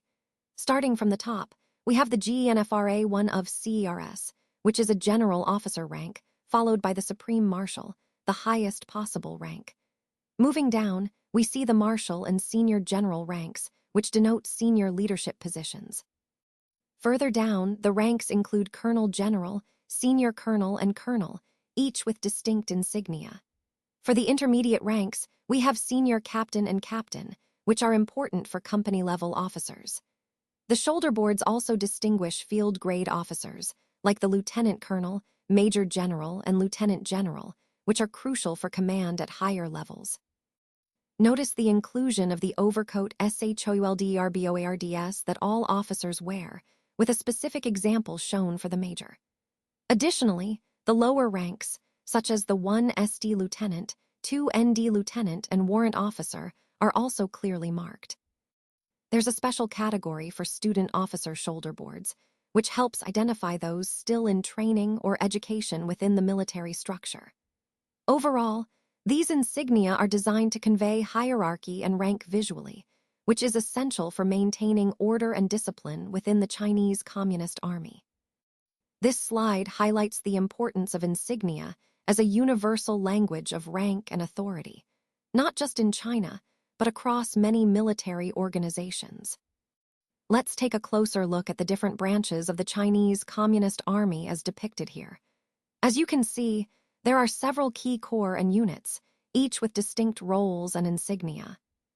First, we have the Technical Corps, which is responsible for technical support and specialized skills within the Army. Next is the Medical Corps, tasked with providing medical services and healthcare to soldiers. The Administrative Corps handles logistics, personnel, and administrative duties.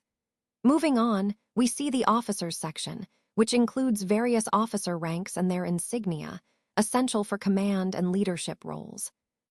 There's also mention of the Veterinary Corps, though it's not confirmed, indicating that there may be a specialized unit for veterinary services, perhaps for animals used in the military. Other notable units include the Artillery Corps, which manages artillery and fire support, and the Army Engineers, responsible for construction, fortifications, and demolitions. We also have the Railway Public Security Forces, which would be involved in transportation security and infrastructure. The enlisted men are identified separately, highlighting the different tiers within the Army structure. Then there are specialized units like the Motor Transport Corps, Signal Corps, and Airborne Forces. These support mobility, communications, and rapid deployment, respectively. Notice the various insignia and headgear, which help identify each branch and rank. These visual symbols are crucial for organization and discipline within the Army. Overall, this slide gives us a comprehensive view of how the Chinese Communist Army is organized into specialized branches, each with its unique insignia and roles, all contributing to the overall effectiveness of the force. The headgear insignia of Supreme Marshals and Marshals features a distinctive gold-colored leaf wreath that encircles the metal disc, symbolizing their high rank and status. Enlisted personnel's headgear insignia closely resembles that worn by officers, but it is notably smaller, as shown in slide 114. Moving on to awards and decorations, Chinese Communist military decorations are awarded for heroism, achievement, and exemplary service. These are typically worn on the left breast, arranged in order of importance, starting from the top on the inner side. Campaign medals usually take the form of metallic brooches, which vary in shape and size. Interestingly, service ribbons can sometimes be worn instead of decorations, providing a different way to display honor. The principal decorations and medals awarded to Army personnel are listed here, generally in order of precedence, and you can see examples illustrated in Figure 115. Some medals, like the second and third class awards of the Order of August, Order of Independence and Freedom, and Order of Liberation, are similar to their first-class counterparts, but are not illustrated here. Also, specific color descriptions for these decorations are not available. Let's briefly review some key awards. The Order of August, awarded in 3 classes, recognizes those who distinguished themselves during the Chinese Communist Revolutionary War from 1927 to 1937. The Order of Independence and Freedom, also in 3 classes, honors those who excelled during the Revolutionary War from 1937 to 1945. Similarly, the Order of Liberation covers the period from 1945 to 1950, recognizing notable contributions during the Liberation War. The Military Heroes decoration is reserved for elite soldiers, often called combat heroes or model troops. These individuals are nominated by their units, and recognition can be both verbal and written from communist commanders. Other medals include the Soldier's Distinguished Merit Medal Grade C, awarded for service to the fatherland, and medals for liberation campaigns across different regions: North China, Northwest China, Southwest China, South and Central China, each recognizing participation in those specific liberation efforts. There are also medals for resisting United Nations forces in Korea, such as the Commemoration Medal and the Long Life Peace Medal, which honor those who resisted U.S. forces in North Korea. The Manchurian Campaign Medal recognizes involvement in the liberation of Manchuria, and the Triumphant Crossing of the Yangtze River Medal celebrates participation in that significant military achievement. Overall, these awards highlight the various acts of heroism and achievement across different campaigns and periods, reflecting the rich history of service recognized by the Chinese military. Now, let's take a closer look at this slide, which is titled Figure J1J Chinese Communist Army Awards and Decorations. Here, we're exploring the various honors and recognitions awarded within the Chinese Communist Army.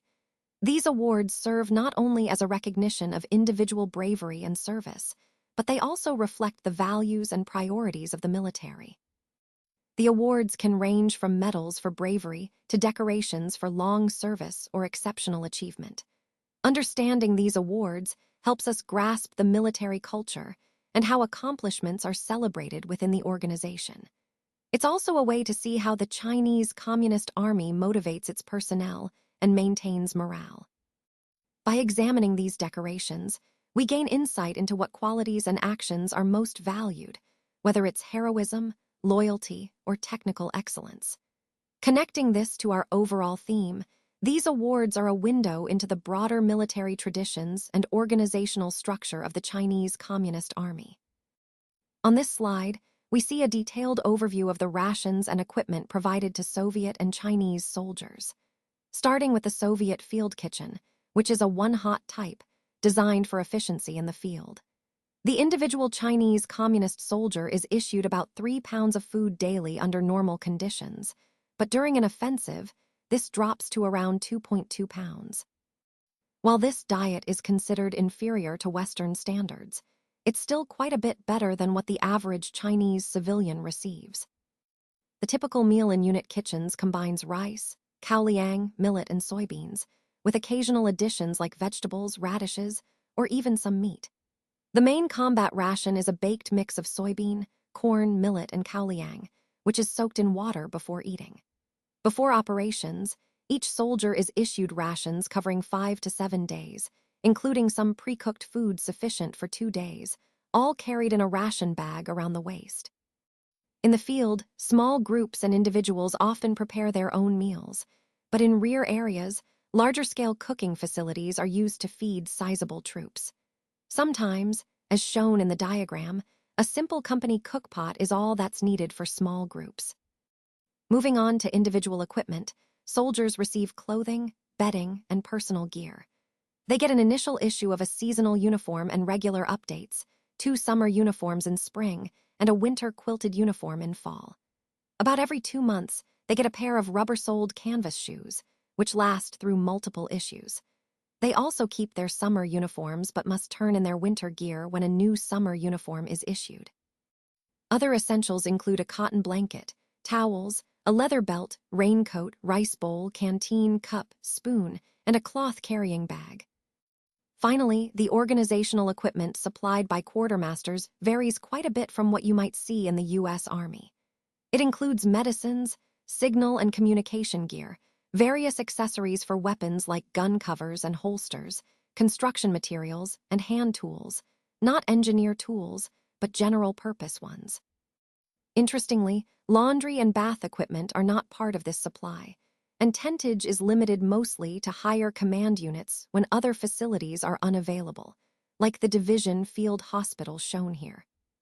So overall, these logistics details reflect the practical approach to field provisioning, balancing what's essential for combat readiness with the realities of resource limitations.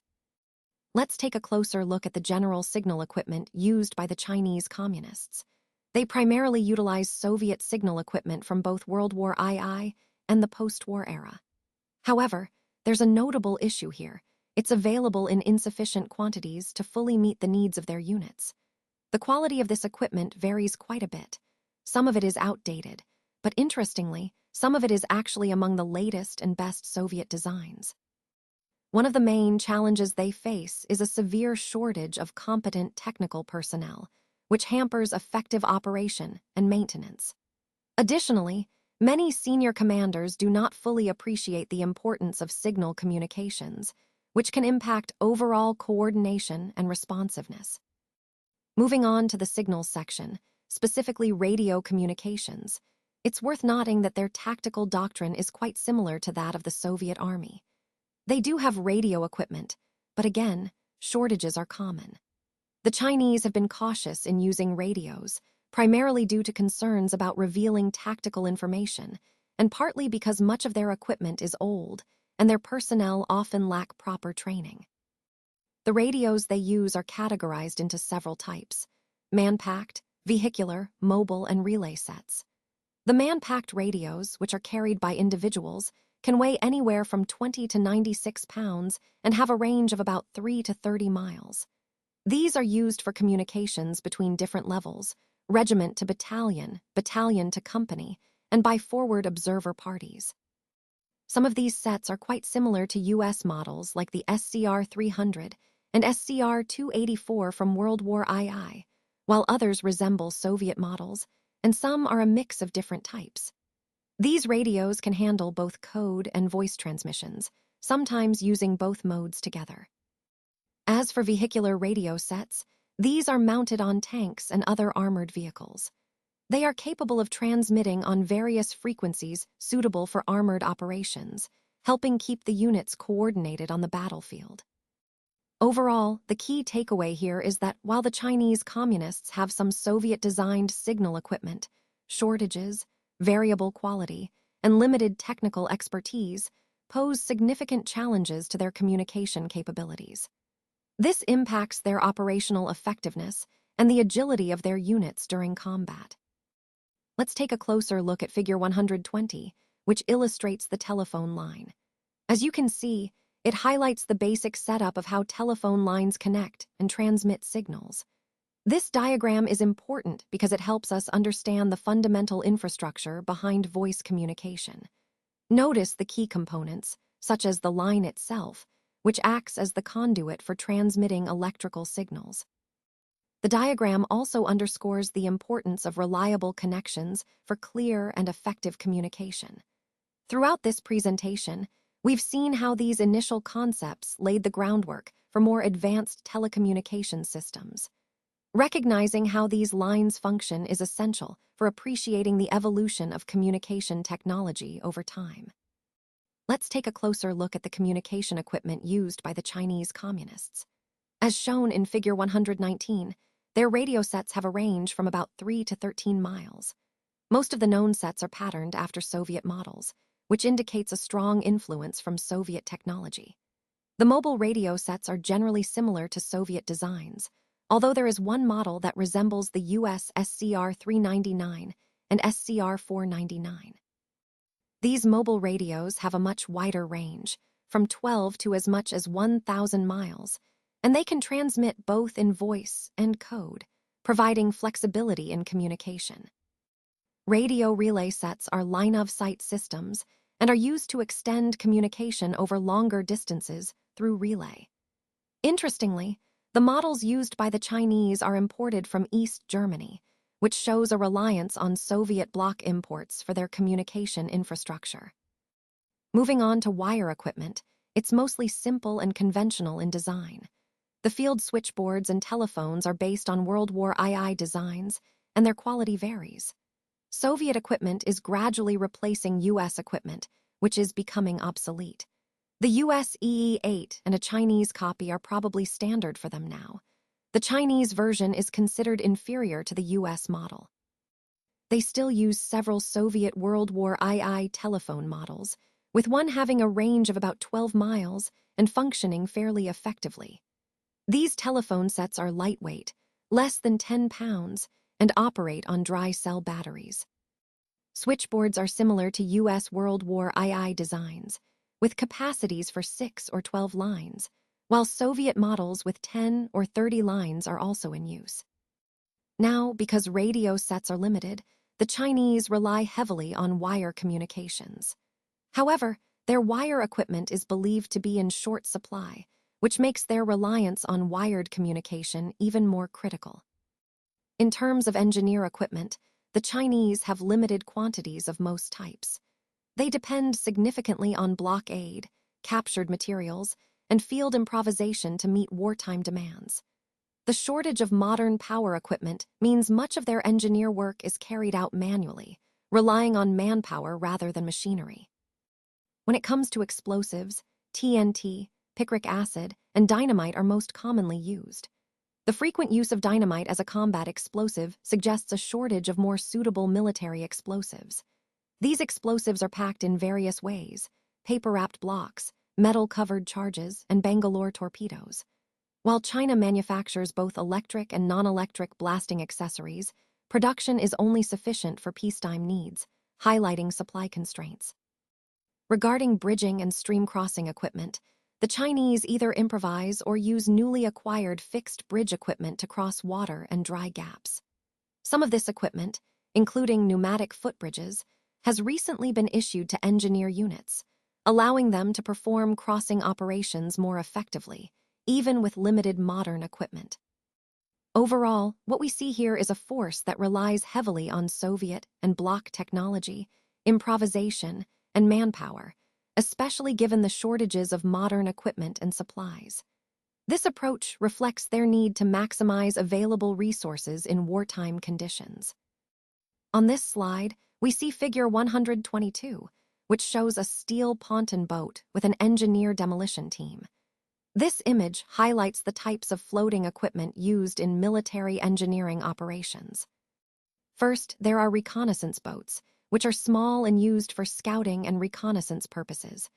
Then, we have footbridges made of hay or straw-wrapped waterproofed floats, as shown in Figure 121. These are simple, makeshift solutions for crossing water obstacles. Next, we encounter light wooden ponton boats, which have a capacity of about 0.3 short tons or can carry around 21 men. These are suitable for ferrying personnel or creating temporary bridges, with capacities ranging from 6.6 to 33 short tons. Moving on, we see steel ponton boats, like the one in this figure, which can carry about 0.6 tons or 25 men. These are more durable and versatile, suitable for ferrying troops, as shown in Figure 123, or for bridging larger gaps, with capacities from 6.6 to 82.5 short tons. We also have wheeled amphibians, resembling the US Duck, capable of carrying 25 men. These are especially useful for rapid transportation across water and land. In addition to all these, there's an almost endless supply of civilian-type wooden boats, ranging from small fishing boats to large junks, providing great flexibility for various tasks. For dry gap bridging, Soviet practices of improvisation are being followed, using bamboo and timber to construct short-span bridges capable of supporting tanks and artillery. Lastly, an unknown quantity of Bailey-type bridging is also available to the engineers, providing modular and rapid bridging solutions in the field. Overall, this slide emphasizes the variety and improvisation involved in military engineering support, highlighting how different types of equipment are used to overcome water obstacles efficiently. On this slide, we're looking at the types of equipment imported from bloc countries, which mainly include lighter, small-capacity machinery such as tractors, crane shovels, scrapers, road rollers, air compressors, diesel engines, rock crushers, and concrete mixers. These items tend to be lightweight and not very powerful, and they often suffer from inadequate maintenance and a lack of skilled operators, which limits their effectiveness. Moving on to special-purpose equipment, it's clear that Communist China either doesn't have or doesn't rely heavily on many of these specialized tools. For example, infrared equipment isn't manufactured locally or is believed to be held only by troop units. They also don't typically use water supply or purification equipment, though soldiers are issued purification tablets for personal use. Camouflage nets and garnishing materials are available, but only in small quantities, as the reliance is mostly on natural materials. Electric equipment is generally inadequate, and most of the identified gear has been imported, primarily from bloc and free world countries, but very little of it is high precision. Regarding topographic equipment, which includes surveying, drafting, plotting, and map reproduction tools, there's limited information, but it seems that China hasn't invested heavily in this area either. Now, let's talk about chemical protection. This is a significant part of their defensive stance. The Chinese place more emphasis on CBR, chemical, biological, and radiological, defensive tactical doctrine rather than offensive capabilities. They are increasing efforts to train all units on how to handle CBR threats. Their quantities of protective gear for training and possibly full issue are believed to be adequate. This includes suits made of lightweight rubberized fabric that still offer good protection against liquid agents, which are still serviceable. Training emphasizes individual protection, detection, and decontamination procedures. Soldiers have been issued protection against airplane spray attacks, and there are reports of one-time-use reinforced paper garments that can protect against most liquid agents. However, rubberized gloves and footwear aren't widely used for crossing contaminated areas, which suggests some limitations in their protective measures. As for decontamination equipment, they have some supplies of US ointment and large quantities of Japanese WWII decontamination kits, which are effective mainly against mustard gas.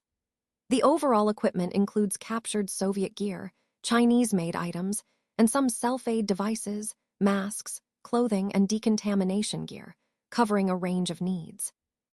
The standard protective mask they use is a copy of the Soviet SHM-1 model, which provides protection against standard chemical warfare agents. But many of the older masks are no longer reliable against newer gases due to age and leakage issues. Finally, regarding protective clothing, Chinese communist troops have been issued various protective gear, but the overall focus remains on basic, functional equipment rather than advanced or high-precision systems. This overview helps us understand the scope and limitations of their equipment, reflecting their strategic priorities and resource availability. Let's take a look at the insecticide sprayer, which is shown in Figure 126. These sprayers can be mounted on cistern trucks, which are also available and can be converted for terrain decontamination purposes. This provides a mobile solution for spraying decontaminants over large areas, making the process more efficient. Moving on to detection equipment, the CW agent detector kits available are believed to be of Soviet design. These kits are capable of detecting the current standard United States chemical warfare agents. However, it's important to note that there is no device available for early warning of biological warfare aerosol attacks, which poses a significant challenge for timely response. Regarding radiation detection, Soviet equipment is frequently mentioned in Chinese military publications, suggesting that the supply is sufficient for both training and operational use. This equipment is somewhat bulky compared to US standards, but it is known to be sturdy and reliable in the field, which is crucial for effective detection in real-world scenarios. Now, when it comes to decontamination, the source of heat necessary for large-scale decontamination of personnel and clothing appears to be limited. This makes large-scale efforts difficult or even impossible in some cases. For immediate field use, the Chinese Communists reportedly have an undetermined number of Soviet-manufactured backpack decontamination kits. These kits have a 3-gallon capacity and are similar in design to garden sprayers, allowing for quick and portable decontamination of individuals in the field. Finally, the figures. Figure 127, showing detection equipment, and the images of convoy passing through contaminated areas and decontamination, clothing, highlight the practical aspects of these tools and procedures. These visuals help us understand the real-world application and importance of detection and decontamination in a chemical or biological threat scenario. Let's take a closer look at transportation within the ground forces. As we see here, truck platoons are present in infantry motor transport, and their numbers are increasing, especially in the Chinese Communist ground forces. This growing importance highlights how vital motorized transport has become for modern military operations. However, even with this increase, the available motor transport isn't enough to meet all demands. Where possible, especially for long-distance movement, railroad transport is used because it's more efficient for covering large distances. For shorter distances, animal and human portage are still employed, which shows how traditional methods remain relevant in certain scenarios.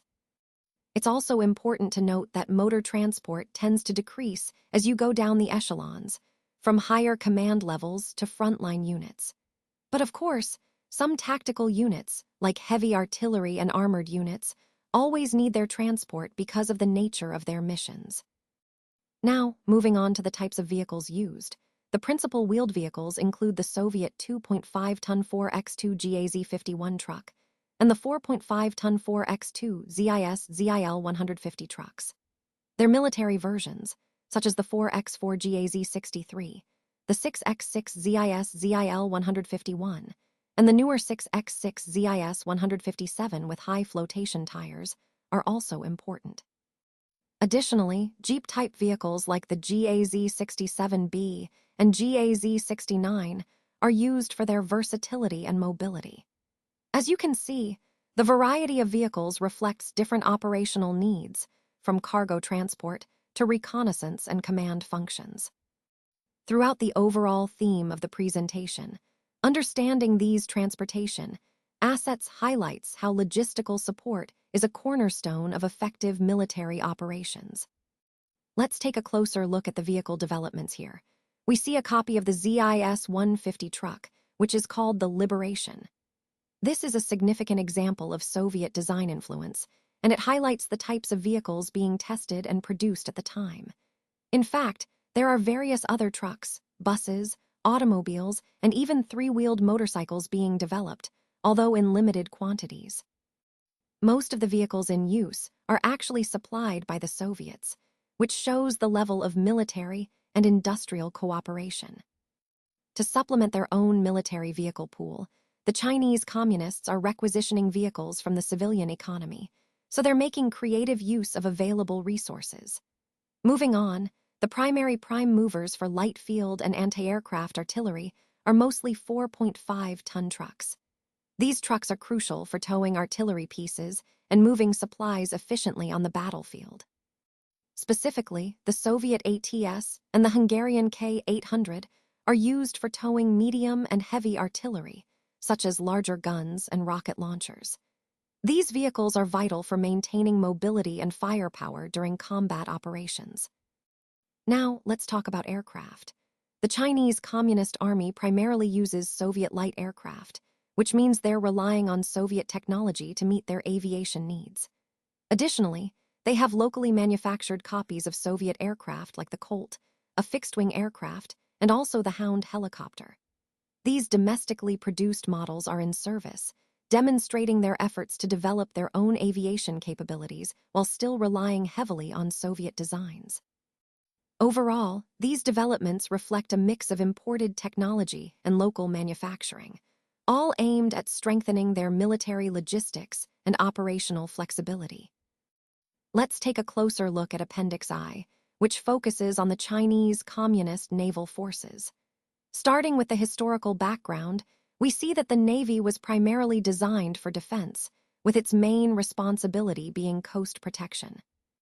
The Chinese Communist Navy, or Naval Forces of the People's Liberation Army, was officially organized in 1949, right after the PLA gained control over large parts of China's coastline and several naval facilities fell into communist hands. Interestingly, some nationalist warships, like the light cruiser Chongqing, defected to the communists, bringing along a significant number of nationalist naval personnel. These ships and personnel formed the core of the early communist naval forces. In the initial stages, the Navy consisted of various vessel types, deployed alongside ground forces to counter retreating nationalist units. Throughout its development, the Navy has remained a branch of the PLA, controlled by senior Communist Army officers, with some former nationalist officers initially in the mix. Though over time, these ex-officers have been replaced by trained, reliable Communist personnel. Moving on to the current status, the Chinese Communist Navy has made notable improvements in both the number of vessels and the skill level of its personnel. Soviet equipment and technical assistance have played a crucial role in this progress. While they've advanced over the past decade, it's important to note that they are still considered inferior to major Western navies. However, their rapid growth and ongoing modernization present an increasing challenge to Western dominance in the Western Pacific waters. Regarding their mission, the primary goal remains the defense of China's coast. They're working on expanding their deep-water capabilities, as seen in the construction of long-range submarines, although they still face challenges with equipment and experience. Additionally, they need to be prepared for amphibious operations, which are vital for potential military campaigns or territorial assertions. Finally, looking at their capabilities, the Chinese Communist Navy can conduct limited coastal patrols and reconnaissance missions, utilizing both aircraft and even junks disguised as fishing vessels. They can lay mines, using both homemade and Soviet-supplied modern mines. For defense, they rely heavily on static coastal installations and ground forces to repel amphibious attacks. In terms of offensive amphibious operations, they can assemble a large flotilla of improvised vessels, like junks, sampans, barges, and rafts, that would be difficult for opponents to stop, making their potential for amphibious assault quite significant despite their current limitations. This overview helps us understand how the Chinese Communist Navy has evolved from its early days into a growing force with specific strategic capabilities, shaping the broader regional security landscape. Let's take a closer look at the general overview of the Chinese Communist Navy. Essentially, it functions as an auxiliary arm of a primarily ground force organization. While they are developing a long-range submarine force, the Navy itself is mainly a defensive force. Its principal vessels include defensive-type destroyers and destroyer escorts, motor torpedo boats, submarine chasers, and various other patrol and escort vessels. These ships come in different types and from different national origins, reflecting a versatile fleet.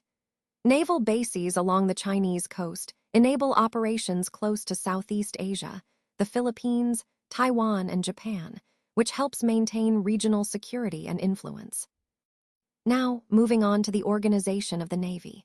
It is structured as a major branch within the Ministry of National Defense. Naval Headquarters operates directly under the General Headquarters of the People's Liberation Army, ensuring close coordination. Subordinate to this are the fleets, which serve as the operational forces, and the naval shore districts, responsible for supporting the fleets and defending the coast. These shore districts oversee naval bases, schools, naval stores, and possibly marine-type units, all of which support the overall naval operations. When we look at the fleets themselves, each surface fleet, including the submarine fleet, is controlled by a specific naval section. This organizational structure allows for focused command and efficient deployment of resources across China's maritime interests. All of these elements together paint a picture of a navy that is primarily defensive but increasingly capable, with a clear organizational hierarchy designed to support strategic maritime operations. Let's take a closer look at the Chinese Communist submarine chaser, as shown in Figure 139. This vessel operates under the command directly subordinate to the naval headquarters of the PLA. Each naval shore district is responsible for supporting fleet operations and coastal surveillance within a designated sea defense region. These regions are further divided into specific patrol areas, with coastal surveillance craft tasked with defending these zones. Moving on to the Naval Air Arm, which was established towards the end of the Korean War, after the PLA Navy was already well developed. The Naval Air Force is primarily land-based and includes jet fighters, jet light bombers like the Beagle in Figure 140, and piston-type transport aircraft. Although the total number of naval aircraft remains relatively small, the ratio of aircraft to surface vessels is sufficient, and the current organization provides a solid foundation for potential expansion in the future. The naval air units are mainly defensive in nature. They play a crucial role in providing air support for the various fleets, as well as defending coastal areas and shipping lanes. This structure emphasizes a focus on protecting China's maritime interests and maintaining a credible defensive posture. Now, let's look at the shore-based units. About half of the personnel in the Chinese Communist Navy are stationed ashore, supporting various headquarters, training facilities, and bases. Besides those supporting the operational fleets, there are also personnel in coastal defense and naval infantry units. These naval infantry, or marine units, are quite similar to Army infantry in terms of organization, weapons, and equipment. These units are vital because they provide the Navy with amphibious assault capabilities. This means they could be used in large-scale, combined operations or for smaller, targeted seaborne missions. All these elements together form a comprehensive naval force designed to defend China's maritime interests effectively. Let's take a closer look at the historical background of the Chinese Communist Air Force. The Air Force continued to expand gradually until it became a significant force. It was officially organized in 1946, starting with a training center at Chayamusu in eastern Manchuria. Initially, they used Japanese air personnel, aircraft, and equipment. However, due to limited and inadequate resources, progress was slow, and training was minimal from 1946 to 1948. As the Civil War with the Nationalists intensified in 1948 and 1949, more Chinese nationalist air personnel, trained by the United States, defected or were captured along with their aircraft. These new additions allowed the Chinese Communist Air Force to organize a central training installation in south-central Manchuria, with several smaller units in eastern Manchuria. After the People's Republic of China was established on October 1, 1949, the People's Air Force Headquarters was created as the top command. However, it wasn't until February 1950, after signing the Sino-Soviet Mutual Assistance Pact, that the headquarters began to organize systematically. At that point, the Soviet Union started providing technical guidance, aircraft, and equipment, helping develop a modern and effective air force integrated into the Chinese Communist armed forces. During the Korean War, Soviet support increased, leading to rapid expansion of the Chinese Communist Air Force in 1950 and 1951. Interestingly, the Chinese pilots' poor performance against United Nations aircraft was more due to inadequate training than a lack of quality equipment. Since then, the Chinese Communist Air Force has grown to become the fourth largest in the world. Moving to the current status, their combat forces are primarily equipped with Soviet jet fighters and bombers, including light and medium models. The backbone of their air force is made up of jet fighters, notably the MiG-15, known as Faggot, and the MiG-17, called Fresco. These aircraft have played a significant role in shaping the capabilities of the Chinese Communist Air Force today. Recently, the Chinese Communist Air Force has acquired a limited number of MiG-19s, which are also known as farmer aircraft, as shown in Figure 143. For ground attack and support operations, they primarily use the propeller-driven 1110 aircraft, nicknamed Beast. Their bomber force includes two types of light bombers. the jet II-28, called Beagle, as depicted in Figure 144, and the propeller-driven Tu-2, known as Bat. The Air Force also has a few Tu-4 medium bombers, which are Soviet copies of the US B-29, illustrated in Figure 145. When it comes to transport aircraft, their main models are the Li-2, called Cab, which is a Soviet copy of the US C-47, and the Il-12, known as Coach. Soviets continue to assist the Chinese Communist Air Force not only with equipment, but also with training. However, the Chinese are moving toward self-sufficiency in this area. Despite this progress, they still depend heavily on the Soviet Union for equipment and aviation fuel, which means the Soviets hold significant influence over their air development. A key weakness has been pilot proficiency, which was clearly demonstrated during the 1958 Taiwan Strait crisis, where Chinese communist formations were repeatedly defeated by the smaller, outnumbered Chinese nationalists. Moving on to their mission, the Chinese Communist Air Force's main goals are to provide air defense, support ground forces with close air support, conduct interdiction of battle areas, and carry out airlift operations for personnel and supplies. Although their organization and equipment are primarily geared for defensive and tactical roles, their medium bombers also have a limited strategic mission.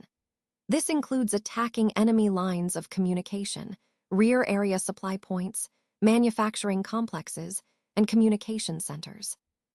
The light bombers would be used tactically to disrupt forward communications and supply installations. But because they lack a significant long-range force, their ability to accomplish these missions depends heavily on the area they are operating in and the strength of enemy forces they face. Let's start with the overall structure of the Chinese Air Force as outlined in this slide. The Air Force is a major part of the Chinese Communist Armed Forces, which are primarily ground force-oriented. It's controlled from the Air Force headquarters within the larger People's Liberation Army headquarters. Interestingly, the ground forces still have a significant influence, as many senior officers in the Air Force come from ground force backgrounds, and the headquarters itself is subordinate to the staff departments of the PLA. Within the command structure, the Air Force headquarters holds a role similar to other branches like the Navy or armor units. It manages operational and administrative control, but regional units have considerable independence. For example, regional air commanders have substantial control over local air operations, especially in peacetime, and during wartime, the theater commander takes operational control of assigned air units. Moving on to the organization of units, the basic combat unit is the Air Regiment, which typically has around 37 aircraft. These regiments are divided into 3 squadrons for tactical control. Larger formations include the Air Division, which is believed to consist of 2 to 3 regiments. Supporting these units are independent aircraft maintenance teams, airfield operations, and ground-controlled intercept units, all working together to maintain combat readiness. Now, regarding operations, the primary mission of the Chinese Air Force is air defense, but its offensive capabilities are rapidly expanding. It's expected to support both offensive and defensive ground operations. They follow operational doctrines similar to the Soviet Union, especially in giving ground commanders significant control over air-ground coordination, ensuring that air support is effectively integrated into ground strategies. Control and coordination are centralized during wartime at the Army group or theater level. Coordination is maintained through exchanges between air and ground units, with liaison officers playing a crucial role. They ensure continuous communication, relay ground requirements to the air units, and keep the air commander updated on all situation changes. Finally, on offensive air operations, the Air Force supports ground attacks with both ground attack and bomber aircraft. These strikes can be pre-planned, requested by ground commanders, or initiated on the air commander's own initiative. They are carefully synchronized with artillery fire, aiming to neutralize enemy defenses and support ground forces. The ground commander determines target areas and timing, while detailed planning of these missions is their responsibility. So overall, the Chinese Air Force is structured to support ground operations closely, with a strong emphasis on coordination, control, and evolving offensive capabilities that mirror other major military doctrines. Let's take a closer look at defensive air operations. In a defense scenario, air units play a crucial role in supporting both the general forces and the combat outpost units. Their tasks are diverse and vital for the success of the defensive effort.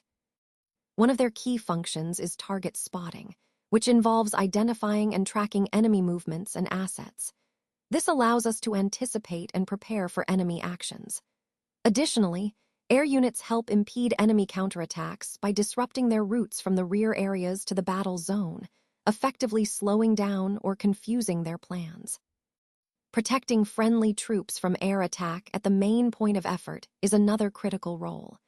This means providing close air support and defensive measures to safeguard our forces during intense moments of the battle.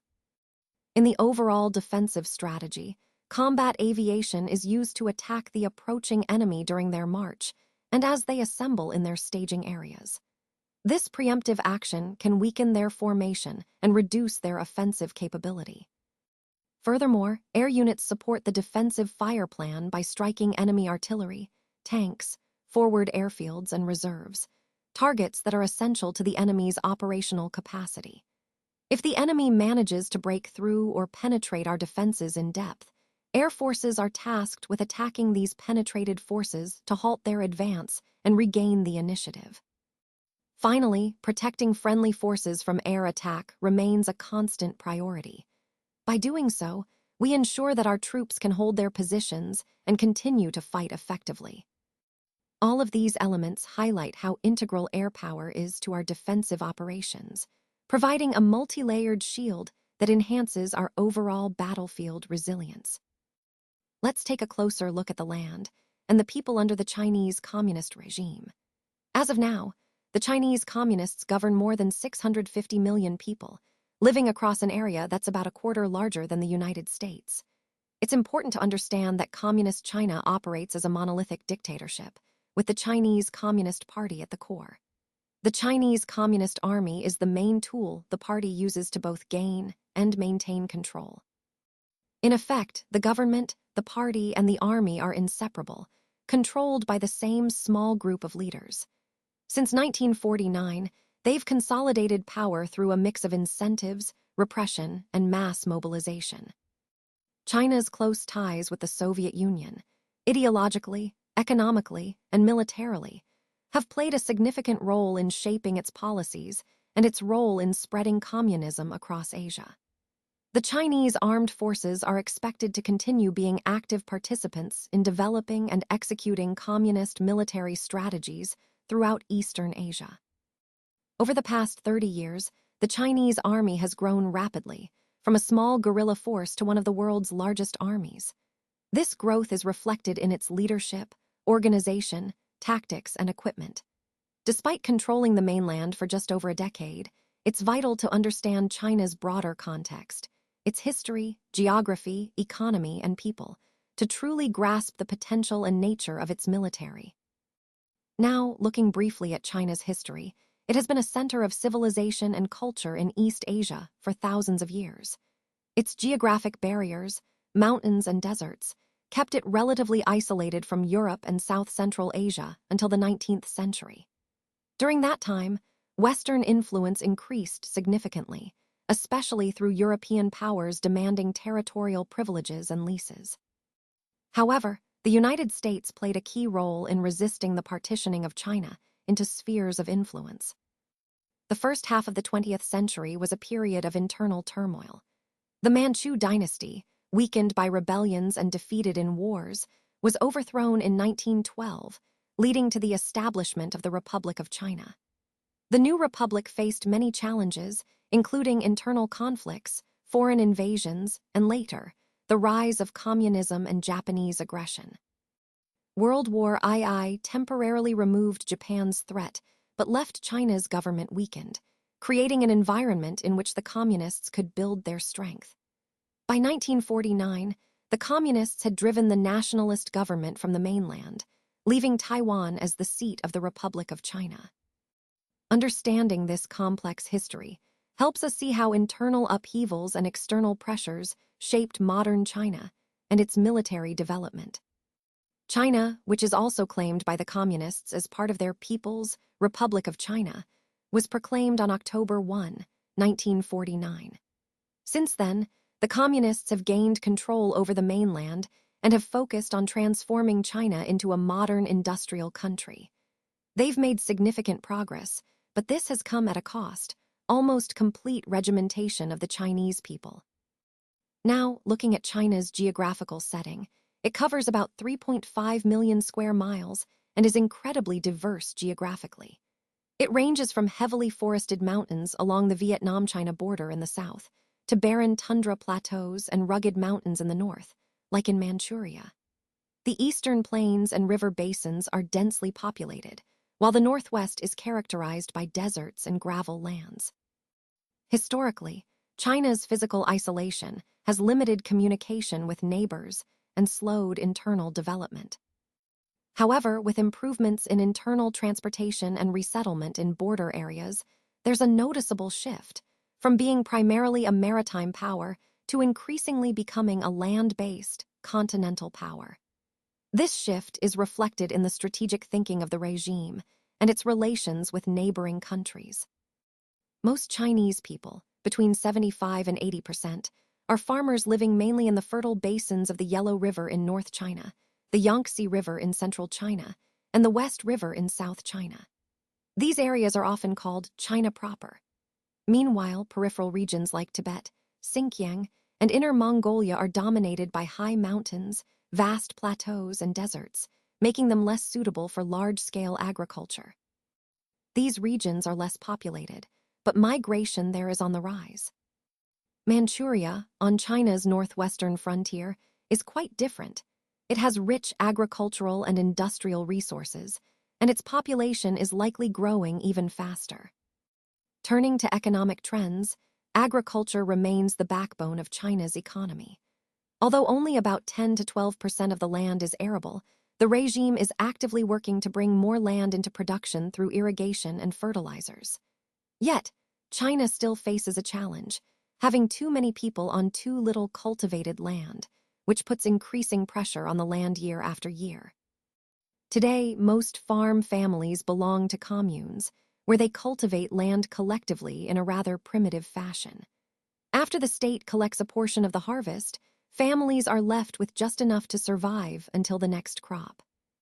Rice is the main crop in the humid southeastern and east-central regions, while wheat, millet, and other cereals dominate in the drier northern and northeastern areas. China also has significant mineral reserves, but many remain untapped due to inaccessibility and lack of equipment or skilled technicians. Their petroleum resources are also larger than previously thought, but much of it remains unexploited. Industry is mainly concentrated along the coast, where it's more accessible. Still, there's a strategic push to develop inland industrial centers near new resource reserves and away from potentially vulnerable coastal areas. Industrial output has shifted towards heavy industry, with large steel complexes built in the northwest and central China, along with campaigns encouraging backyard steel furnaces. Despite this focus on heavy industry, consumer goods like textiles are still important, especially the cotton textile industry, which remains a prominent sector. Lastly, when it comes to military production, China produces most of its small arms and ammunition, along with artillery and limited motor vehicles. However, they still depend heavily on imports from other bloc countries for many of these military supplies. So overall, China's efforts are geared toward modernizing and industrializing, but these come with complex challenges, geographical, economic, and social, that the regime continues to navigate. When it comes to most heavy weapons, armored vehicles, and complex equipment, China faces some unique challenges. Despite having a tremendous manpower potential, most of their people are only partially trained at best. They do have shortages of engineers, technicians, doctors, and other technically skilled personnel, but they are actively working to address these gaps. Recently graduated students from Chinese institutions of higher learning, along with individuals sent to the USSR for advanced schooling, are helping to fill these shortages. However, these efforts are somewhat offset by the fact that a significant portion of the training time is spent on political indoctrination, which can limit the technical proficiency of their personnel. Now shifting focus to the people of Communist China, about 90% are of Chinese stock, but the remaining 10% belong to various minority groups, including the Mongols, Manchus, Tibetans, Koreans, and Turkomans. The Chinese population itself is a melting pot, reflecting centuries of absorbing invaders and indigenous peoples. For example, in northern China, the Manchu and Mongol influences are more prevalent, which results in a population that tends to be taller and more rugged. Conversely, in southern China, the people are generally smaller, more temperamental, and less disciplined. Historically, revolutionary movements have often originated in southern China, and today, this region likely holds the greatest resistance potential to communist rule.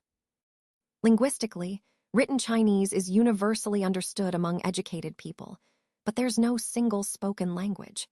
Mandarin, the dialect of northern China, is the official language used by officials and the educated. However, among peasants, who make up most of the communist forces, various dialects are spoken, often only understood locally. To address this, the military groups speakers of the same dialect together to minimize communication issues. A recent major development is the introduction of pinyin, a phonetic romanization system, to replace traditional Chinese characters. This move aims to simplify the language, making it more accessible for modern technology and helping to eradicate widespread illiteracy. This is crucial because a more literate population can be politically indoctrinated more quickly and effectively, aligning with the overall strategies of the regime. All of these points highlight how China's demographic and linguistic landscape plays a significant role in their military and political strategies. Let's take a closer look at the administration of the Airborne Division, which is under the broader Cadres Department. As you can see, the airborne operations are a key component, supported by the Air Defense Command Headquarters. The structure includes various aircraft and air support doctrines, which are fundamental to their operational capabilities. Historically, the background of these forces is documented in Appendix II, and their mission and organization are detailed across several sections, including command structure in Appendices II, IV, and V.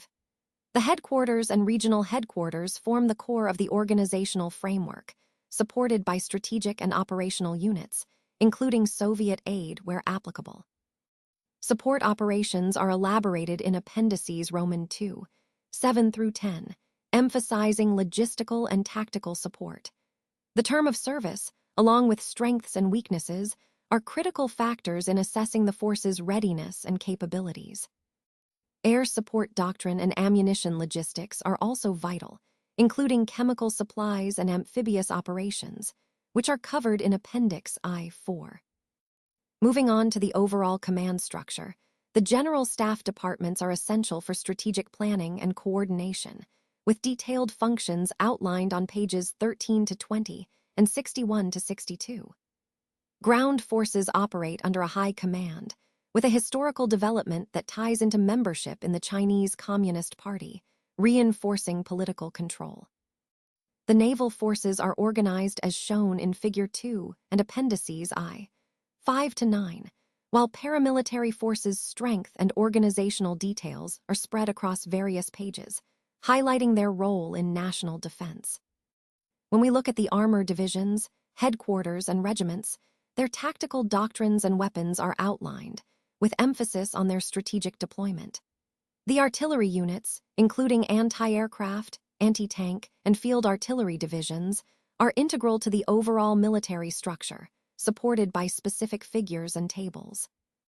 The Chinese Communist Party's control over military units is reinforced through the Military Affairs Committee, as depicted in Figure 24, and their influence extends across all levels of command, from political to operational. Finally, the military's awards, decorations, burial, and graves registration policies are part of maintaining morale and discipline, with detailed procedures documented in various appendices. Throughout all these components, the focus remains on ensuring a cohesive, politically aligned, and strategically capable military force. This interconnected structure and doctrine form the backbone of their operational effectiveness and readiness in the overall defense strategy. Let's continue with our overview of the Chinese Communist Party and its ongoing relationship with the military and the broader regime. As we examine the party's structure, we see how it maintains close ties with the army, with key references on pages 4, 5, 13b, 14c, 57, 60, and 65b highlighting these connections. Moving to the regime's economic trends, the general pattern emerges clearly, supported by detailed appendices III-4 and III-1, which help us analyze the economic development and its impact on military capabilities. Geographically, the setting of China's military and political operations is mapped out in appendices III-2, III-3, and III-5, giving us a spatial understanding of strategic locations. Within the military structure, we see various components such as classes of supply, command organizations, and tactical doctrines. For example, the air defense units and garrison commands are detailed on pages 57 and 60, illustrating how the military organizes its forces across regions and branches. The military region commands, along with the commander-in-chief, play pivotal roles in operational control. The Chinese nationalists' historical background also informs current military and political relations, with references on pages 10, 11, 12, and 13, including the break with the Chinese Communists and the evolving United Front strategies. On the defense principles, organization, and equipment, there are extensive details. The military's structure includes divisions like armored, artillery, infantry, airborne, and specialized units such as anti-aircraft and anti-tank artillery, with specific figures and diagrams on pages 43, 44, 47, 48b, and 48c. Tactical doctrines, especially for air support, are covered from pages 22 through 35, emphasizing the importance of integrated air and ground operations.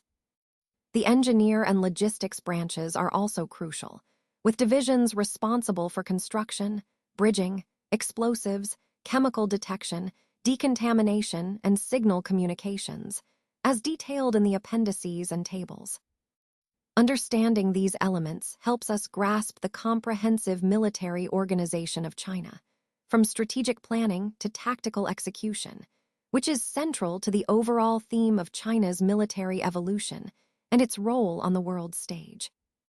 Vamos a analizar la configuración geográfica y la estructura militar del China comunista. En primer lugar, las fuerzas terrestres están distribuidas en diversas organizaciones y unidades, con un fortalecimiento constante en sus sedes principales. La duración del servicio y las tácticas de guerrilla también juegan un papel importante en su estrategia, adaptándose a diferentes operations y terrenos. Hablando del mando, el comandante en jefe de las fuerzas armadas es Mao Zedong, cuyo pensamiento militar guía toda la estructura. La cadena de mando está claramente definida, desde el Ministerio de Defensa Nacional hasta los departamentos del Estado Mayor. La fuerza principal, la fuerza popular de liberación, cuenta con diferentes armas y servicios que aseguran su capacidad operativa. En cuanto a la organización, los hospitales militares y las unidades de movilización garantizan la intención y el movimiento de las tropas. La logística, incluyendo la adquisición, almacenamiento, reparación y mantenimiento de material, es fundamental para sostener la campaña militar. Mao también desarrolla una estrategia específica, que se complementa con el liderazgo de Mao Zedong y las doctrinas militares que él promueve. En relación con la guerra de jungla y operations en terrenos específicos, la capacitación y doctrinas de infiltración son esenciales. La estructura de insignias, el equipamiento y las operations en diferentes entornos, como la guerra en Corea, muestran la adaptabilidad de sus fuerzas. Por último, la fuerza naval, la capacidad aérea y las operations en diferentes distritos evidencian una estrategia integral que combina tierra, mar y air. Todo esto en conjunto refleja una organización militar muy bien pensada, que ha evolucionado para responder a las amenazas y defender los intereses del Estado chino en diferentes escenarios globales. Vamos a continuar revisando algunos aspectos clave de las fuerzas armadas y sus estructuras en esta sección. En primer lugar, nos encontramos con la información sobre las unidades navales, donde se mencionan diferentes tipos de buques y operations.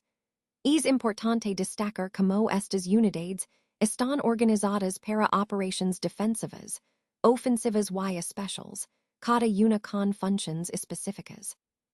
Luego, observamos el trasfondo histórico y la organización central, incluyendo los cuarteles generales y sus funciones. La estructura de las fuerzas terrestres, como las unidades de infantería y sus misiones, también es fundamental para entender su papel en la estrategia general. No podemos olvidar las fuerzas de seguridad pública y su organización, que incluyen divisions y unidades especializadas, así como las escuelas militares que forman a los oficiales y soldados. Además, se detallan las diferentes categorías de armas y equipos, desde artillería antiaérea hasta unidades de reconocimiento y fuerzas paramilitares como las divisiones agrícolas y de construcción. Es importante entender cómo estas diferentes ramas y unidades, desde la marina y la fuerza aérea hasta las fuerzas terrestres y paramilitares, trabajan en conjunto para mantener la defensa del país y cumplir con misiones específicas, incluyendo operations de infiltración, guerrilla y operations especiales como las de paracaidistas y anfibias.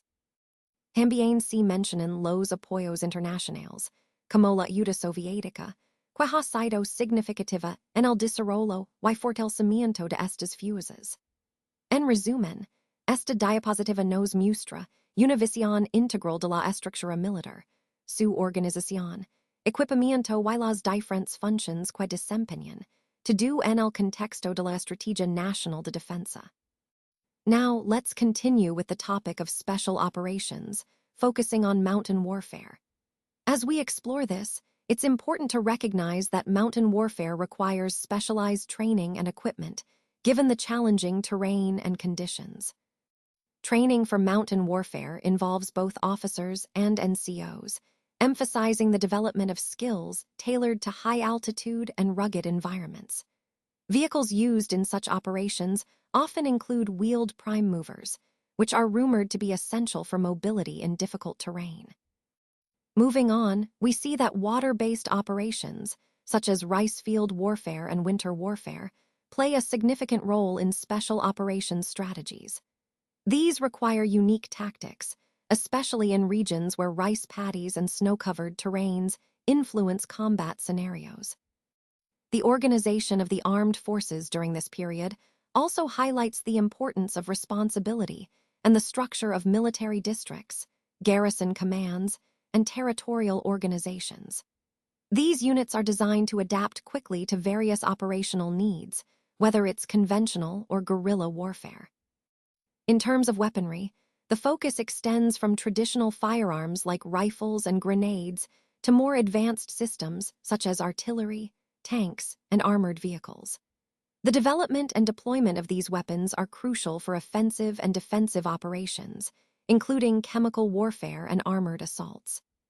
Communication channels, supply logistics, and technical services are also vital components. Efficient channels ensure smooth coordination, while supply chains deliver necessary equipment and munitions. The technical services provide evaluation and maintenance support, ensuring readiness at all times. Lastly, specialized tactics like guerrilla warfare, often described as a human sea, are integral to our overall approach. These tactics leverage the terrain and local knowledge to conduct asymmetric operations against larger forces. In summary, the comprehensive understanding of these elements, terrain-specific training, specialized equipment, organizational structure, and innovative tactics, forms the backbone of effective special operations, especially in mountain warfare scenarios.